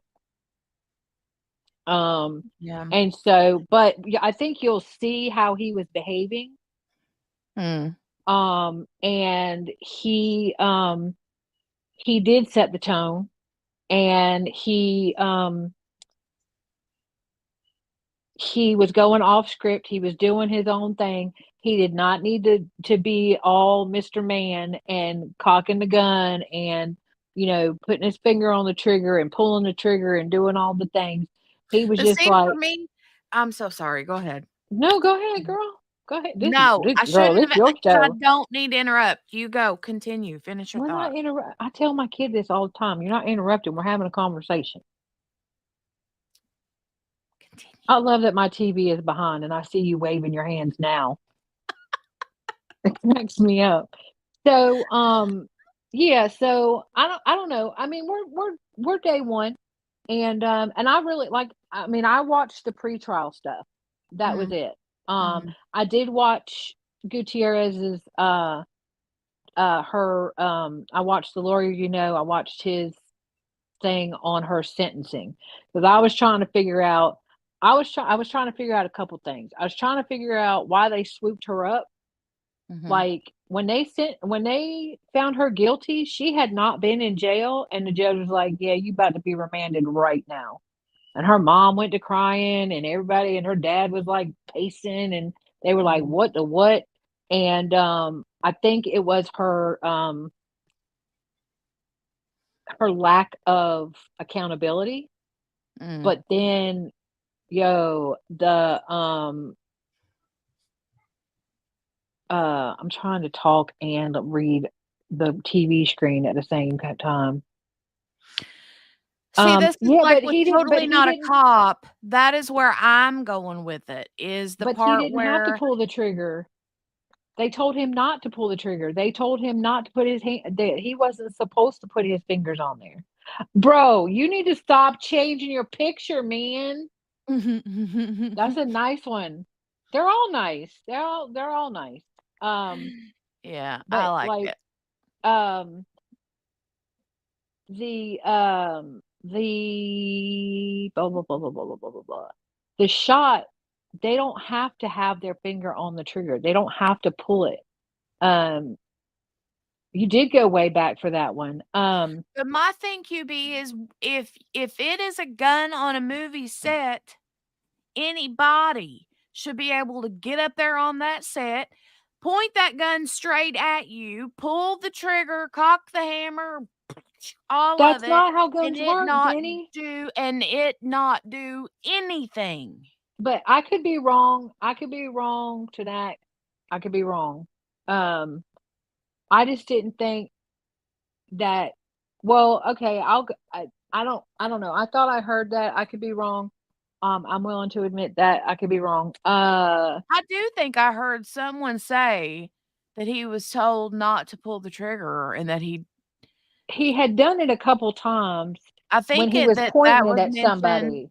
I think that When was he was, mentioned in their opening statements, I think it.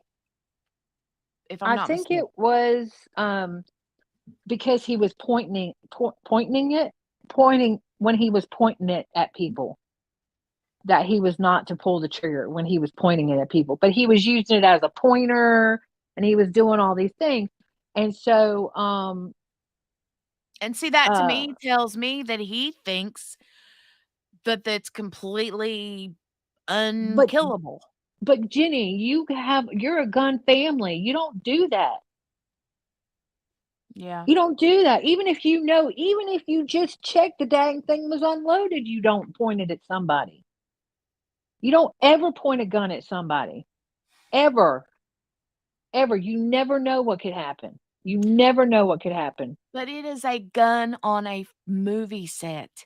That's that's why you should be able to, because there's someone on the set, I agree with supposed to you. be someone on the set to make sure there is nothing live in any of those. And I so don't I don't he, disagree with you. in his mind, thinks there's absolutely no live ammo here. Maybe we have live where did she go? Maybe we have live ammo. Oh, maybe we have live ammo, down there where we shoot the real guns on this Right. property, because we do that. But But here, when I'm playing this person, I should be able to grab, and he chose the biggest one out of all that there was. I mean, and then the defense was like, yeah, the prosecution wanted to make it seem like he grabbed the biggest, baddest one because, ooh, that's scary. If I'm being a cowboy, I want the biggest, baddest gun too. Like, I want a big ass gun. You know what I mean? And I want it to.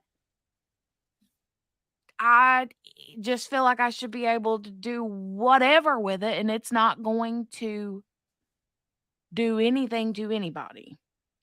That's where I can't get past that. And I know that I don't disagree with anything that any of y'all are saying, but gun safety 101 is you don't point a gun at somebody and pull the trigger, regardless. Especially since they had already had 2 misfires in the days prior, which thank you, you'll see Shiraz. that. Hey, Shiraz.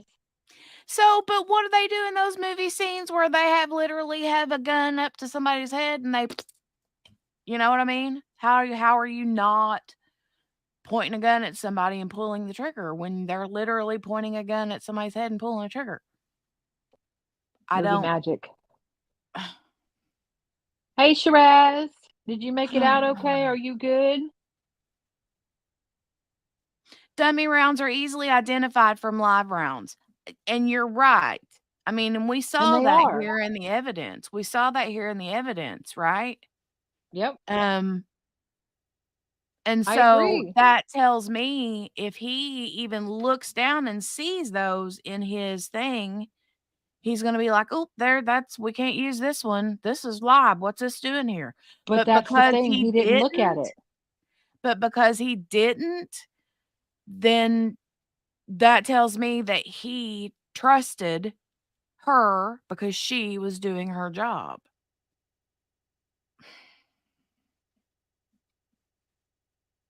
I don't know. I mean, for I'm me not, personally, if I'm I'm not gonna sorry, go ahead. You're all right. I'm not disagreeing with anything that y'all are saying. There shouldn't have been live rounds on the set, but Right. accidents happen. Yeah, they do. They This do. is why you don't, I mean, no,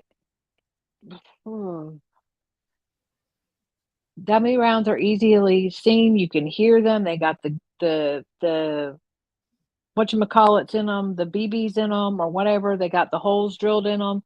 They got all the things. And yes, he thought that she gave him a cold gun. I get that.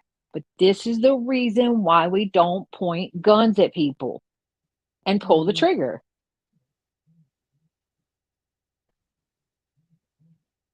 That's just my personal opinion. Hey, Mickey Jor. Hey, Mickey. Good Lord.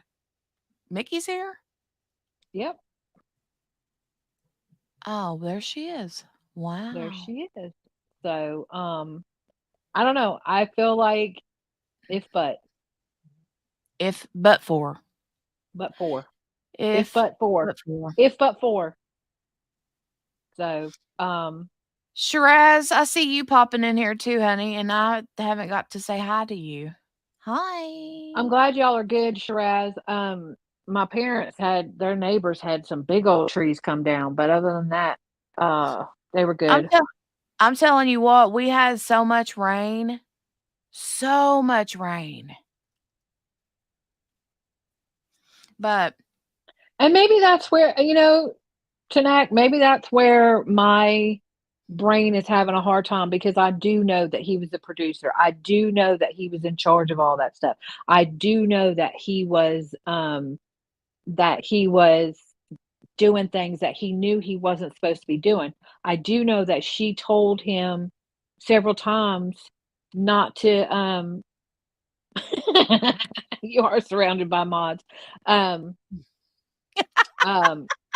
There had been misfires on this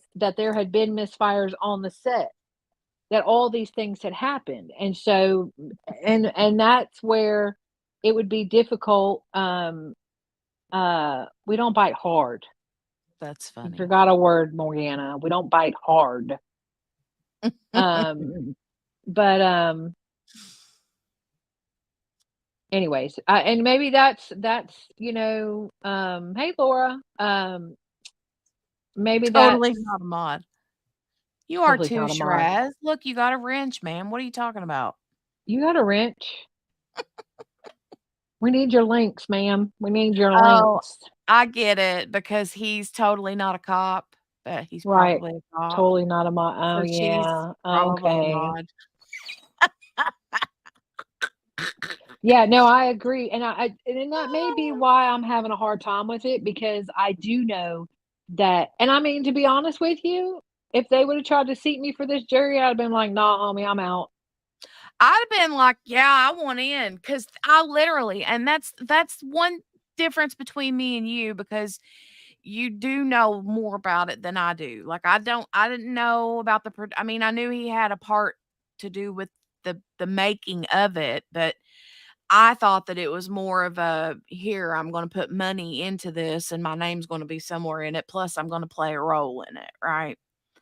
But, I said earlier today when we first started, I'm like, shoot, I could be on this jury because I'm like completely neutral here, you know? Right. So There was one girl that's on the jury. I'm gonna put money on the wall. I'm gonna put $1 on the wall right now that one of the jurors gets excused before this is all over. you think so? Yes, only because there was one juror that was talking about, what do you mean we can't look at the interwebs? Well, what about reading the paper? Okay, first of all, ma'am. Mm. Second of all, no. Put $1 on the wall. You know it.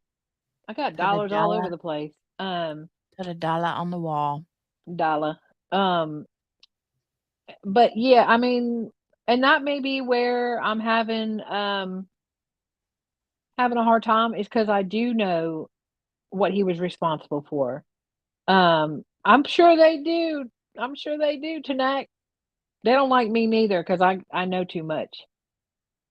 I got the medical and the legal. They're like, nah, we're good. Thank you.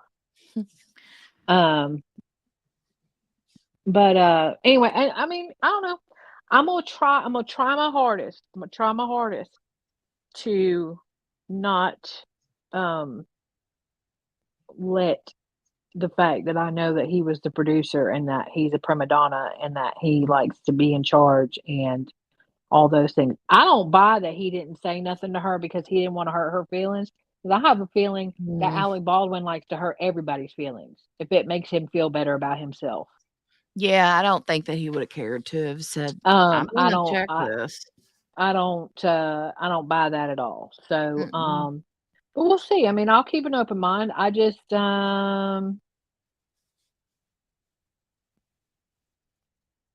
wait, what do you mean you do know what he's responsible for? You're a funny girl, Mickey Jor. I've done it all. I've done it all. I have done it all. Um, but anyways, we'll see. I mean, we'll see. I'll try to keep the producer part out of it, and I'll try to keep his personal.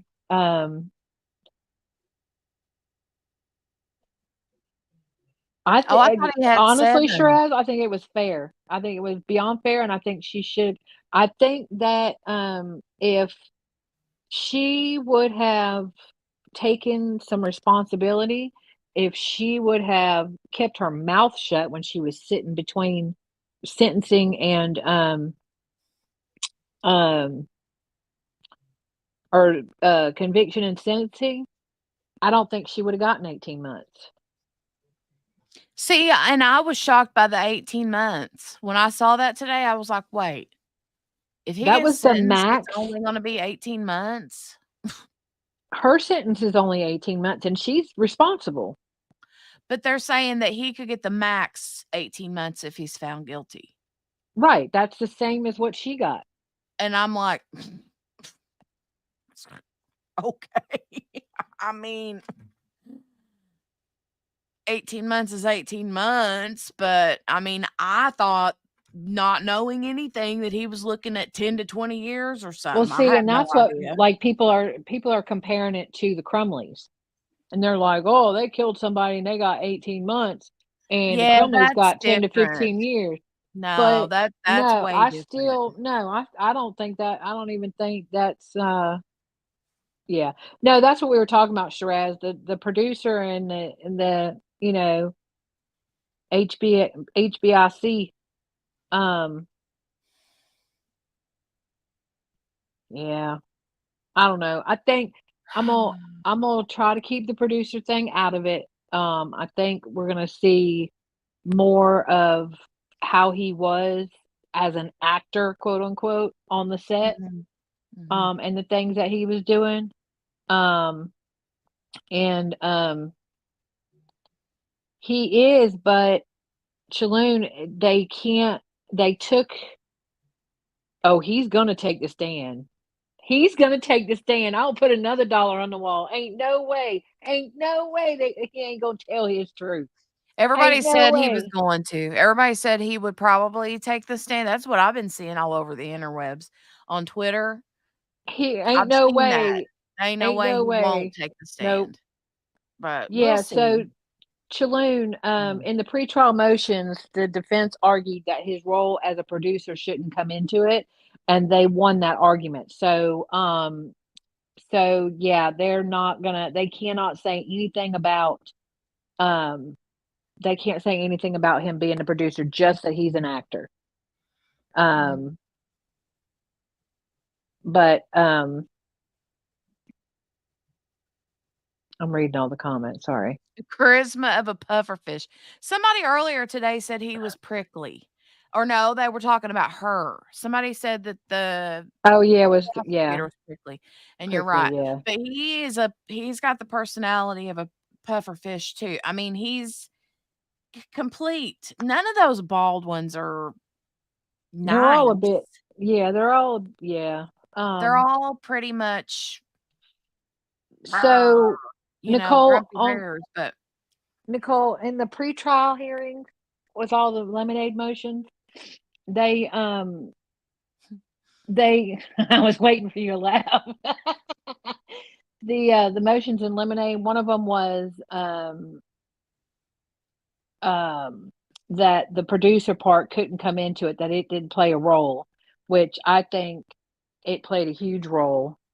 But they won, so 30 Rock, I never even watched that show. Like, he was now I know to be honest, I know I've seen him in lots of stuff, right? But he's not even in my top 100 list of favorite actors. Like, he doesn't oh even God, come no. near my rate. I don't even No. consider him to be celebrity anymore. Just ugh. But, um Yeah. Now sweaty Mhm. balls, I'm all about the sweaty balls. Yeah, that was funny. I'm all That's about the sweaty balls. SNL. Yeah. That's, like, But classic. that's classic SNL. But yeah, Yeah. he's I think maybe, and I don't know, because like I said, I watched the pretrial motions. I didn't watch any of Hannah's thing. I just watched the sentencing. And he is his own favorite actor. And Mm. the issue that I had was like yesterday when they were holding the kids up and stuff. They're supposed to be doing first of all, raise your hand if you gonna watch a reality show about Alec Baldwin and his wife. Bro. I wouldn't have ever, Bro. but I probably will now. Yeah, exactly. That's why he was pulling them children out yesterday. That's what Gloria Um Allred was talking about earlier today, that he something about, um, will do they think he'll, film his reality show from prison if he's found guilty? Anyways, so we'll see. We'll just have to see what comes out during his trial. I will say this, and I mean, it shows you what money can buy, but his attorneys versus Hannah's attorneys, night and day. Night Really? and day. Oh yeah. Yeah, absolutely. Like her attorneys She gone again. She gone again. Gone Even again. move. That's what I don't understand. Like, I don't even move. I don't know. Maybe you could. Maybe they. You know what? I never thought about this. Maybe They whenever put a they put tracker in those my nuts arm. and maybe when they put those nuts and bolts in your arm, you know, maybe now with all that metal, Maybe I'll conduct my Wi-Fi you better. can. Yeah, you can get better It's not signal. actually metal though. It's surgical Steel. grade plastic. Oh, plastic. Wow. Okay. Yeah, it's surgical. Yeah, they don't like to put metals in people's no more. Well, but they'll put surgical steel in there, won't they? They not unless you're doing like plates and stuff. They try not to put metal screws and stuff because then you can't never have an MRI. You can't never have, yeah. You can't go through the airport without dinging off every machine. I know. Yeah. So, but anyways, yeah, you can't say much more about, and I mean, I only saw a piece of them. They do titanium. Anyways, we'll see what comes out of his trial. Okay,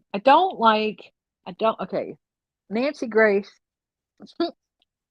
James Spader gets on my nerves. 100% James Spader, right in the Right? face. Y'all can't unsee it, can you? Mm-mm. And No. so but that tall defense guy, Mhm. he gets on my nerves because every time they say objection, he goes like all dismissive and stuff. And I hate to tell him, but they like 3 for 4 right now. I think she overruled like 1 or 2 of them. And Right. yeah, the knees and the hips they do. Just turning him into a golf club. Rude. But yeah, she's that glasses on, glasses off, glasses on, glasses off, glasses on. I can't, ma'am. Get some contacts. I don't know. She's got the personality of a rock. She really does. Like it's Just bad. mm. Yeah. I don't Bro, know, I don't like her. Bubbles. Hey, They have Sheree, my hubby is at Costco and saw that they have Halloween up. Well, that's probably about right. Yeah. As soon as 4th of July is over, that's when they well, I mean, they'll do the back to school stuff, but then the Halloween's like right there in bro, the season. $1.25 tree. $1.25 tree had the Halloween stuff up today. God. Yeah, she is. Tonight she is. Ugh. She is for sure. I mean, she's a pain in the butt, but she gets it done. She gets it done. 3 more weeks and it'll be Christmas stuff. No, there's no Halloween. There's no major holidays between now and Halloween. Mm-mm. Yeah, as soon as 4th of July is up, they're like, boom, pumpkin. I'm all ready for pumpkin spice coffee I knew you were gonna say creamer. that. Coffee creamer. Pumpkin spice isn't my favorite. Okay. Me. I mean, I would like for it to be because the words pumpkin spice makes my heart happy. But if we're talking coffee creamer, give me the peppermint mocha. Ugh. I'm done. It's delicious. No. Peppermint mocha. No. Coffee mate. Coffee creamer. Yum. Were you here yesterday whenever I was talking about the Fruit of the Loom commercial that made me cry? I was not around yesterday. No. Okay, well, we were talking about Gypsy Rose being pregnant. Did you watch Yeah. any of I that? haven't watched it yet, but I saw it. Yeah. So that reminds me, I need to plant my pumpkins. Today was National Kitten Day. Oh, peppermint mocha Oh. is the best. Ew. Love. You don't like peppermint, or you don't like mocha, or you just don't want any of that near your coffee? I don't like chocolate and peppermint together. No That's Andes mints, no peppermint patties, no, no, that's nasty. Y'all Are you nasty. serious? Wow. I thought we Sure, were friends. y'all coming for me. It's fine. I thought we were friends. We are friends. I'm so much of a friend that I won't drink your peppermint mocha creamer. That's how good a You friend let me I have it am. all. I will let you have it all. See, I'm that good of a friend. I am that good of a Mm. friend. Totally Not Cop said Gypsy Rose needs to crawl into a hole and go away. She disgusts me. Well, Totally Not Cop, she's pregnant. And she's all about it. And we did a big stream about it last night. For 2 hours, we talked about this chick. I wanted to call her something else, but I'm being nice. Anyway, we were talking about because at one part he did, right? That was so blasphemous. So she had What? said something about having the like all the like symptoms of pregnancy, the cravings, the fatigue, the this, the that. And she was talking about, crying, how she was driving down the car and a song came on and it made her cry. And I paused the video and I was like, you know what? I got to give her that because whenever I was pregnant with my oldest, I literally cried during a Fruit of the Loom underwear commercial. I don't know. And Some of them commercial. No, I'm just kidding. it was one of the commercials, but remember when back in the day, whenever Fruit of the Loom used to do those commercials where they were all dressed up as the different guys. The guys were all dressed up as the different fruits. Right. I found the commercial.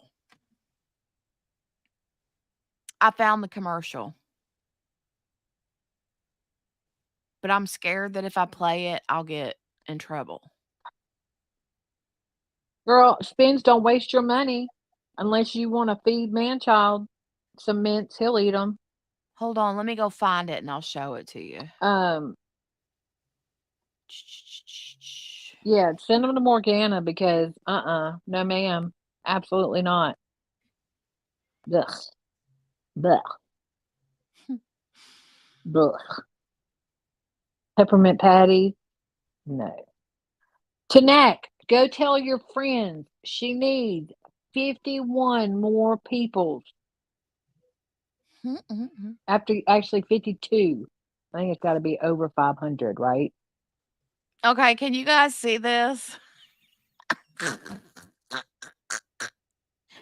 This is it. No. Yes, watch. Oh my gosh.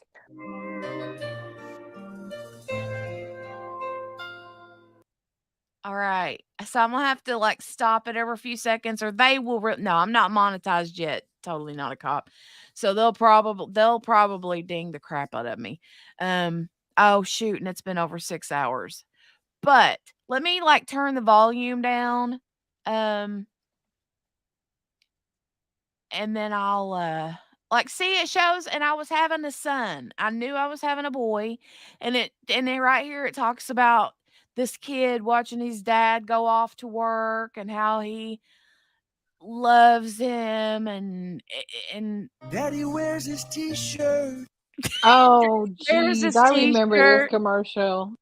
And I cried.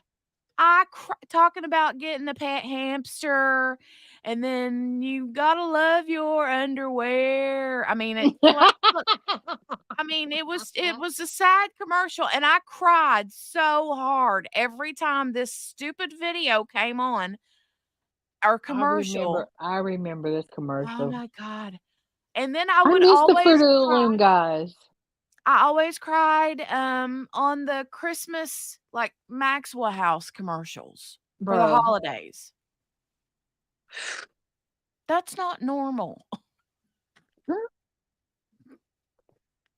And I still get all emotional during those even when I'm not pregnant. So, anyway. You can't overlove your underwear. That's what it was. You can't overlove your underwear. That's it. Oh my gosh. Mm-mm. Oh my gosh. I know. All right. Jenny, could younger you just imagine that you would be talking about the moment to a bunch of people across the world? No, I can't. No, you know what's funny is You get Ask over Spins. Do y'all remember thank you for your it. support? Thank you for your support. Come on. What was it? Like a underwear, like a bra commercial or something? No. I don't know. Oh. What was it? Like a jockey commercial or something? No. And thank What you for kind your thank you for your support. a Oh my presidential god. election? No, it was Bartles and James. Y'all are killing Why? me. Why would that be a Bartles and James commercial? Thank you for your That support. because they were sitting on the front stoop at the end of the commercial and not ball support.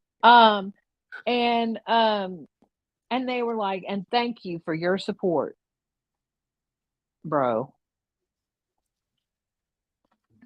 I Bro. mean, I could handle some Bartles and James anytime, but Look, Morgana, banana hammock. Sit down. I did going go way back. That was like way old back. school. That was like old school Bartles and James when they were sitting on the front of the thing and on the porch. I'm like, thank you for your support. That's good Oh, marketing right there. Here we are 30 years later, and I'm still talking about thank you for your support. sure as he just said, "Oh, you must be on that chat that corrupted you." Tell him that we are so sorry, and he should join us. He would love us. He would have a great time. Y'all want to talk about being corrupted? Jenny, I don't know. Morgana and Steph They have haven't corrupted me. bruh, bruh. Did you not see me bounce out of that chat whenever Morgana popped that Heimlich maneuver gif up in that chat? I was like, Oh, bye. oh, I guess that oh. didn't air on Canadian TV because I have no clue, said Shalhoub. Bartles and James, them two old men's. I used to be a nice little angel, then Steph and frog logs and hot dog water. That was the end of it. Right. Steph is something else. Um, the Folgers commercials, right? Spins. Lord. Was it Folgers or Max? Maybe it was Folgers. Either way, one of them. Morgana. Morgana was on fire with them memes last night, y'all. On fire.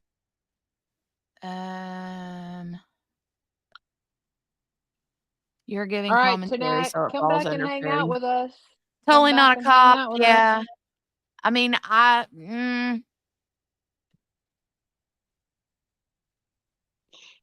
don't know. I get copyright stuff all the time. I actually got a copyright thing from on last night whenever I did my Gypsy Rose live. I'm like, wait a minute. I had What'd to you go back do and on look. Gypsy Rose? I did play a video, but I think it was the music that was in the background of one of the Oh. videos I played. So I need to go. I haven't had the chance to go look at that yet, but it wasn't a strike or anything. It was just a like Oh, get them all out now because you got 52 people left, and then that's it. Mm-hmm. It was probably from her not getting paid for it. You probably right. She didn't get paid for it. Well, I'm gonna get out of here, but we'll be back at sometime tomorrow. I don't remember what time did I start today? Like 1:30? It was like 1:30, yeah. So, probably do that. It'll probably be about 1:30-ish. We'll be back. As of now, I'm still team not guilty. We'll see if that changes between now and the end of next week. You can overlove your underwear. That was a good commercial. All right, ma'am. I'm gonna hop down so you can do your country goodbye. All right. I love you. Love you. Thanks for having me. Sure thing, ma'am. Thank you for hanging out with us today. I'll see. Oh, I got I've got PT tomorrow, but I'll be around. Okay. Gloria. Gloria. All right, ma'am. Bye, y'all. Love you. Bye. Love you. I got my belly all full, and now I'm. It's 8:30. I'm like.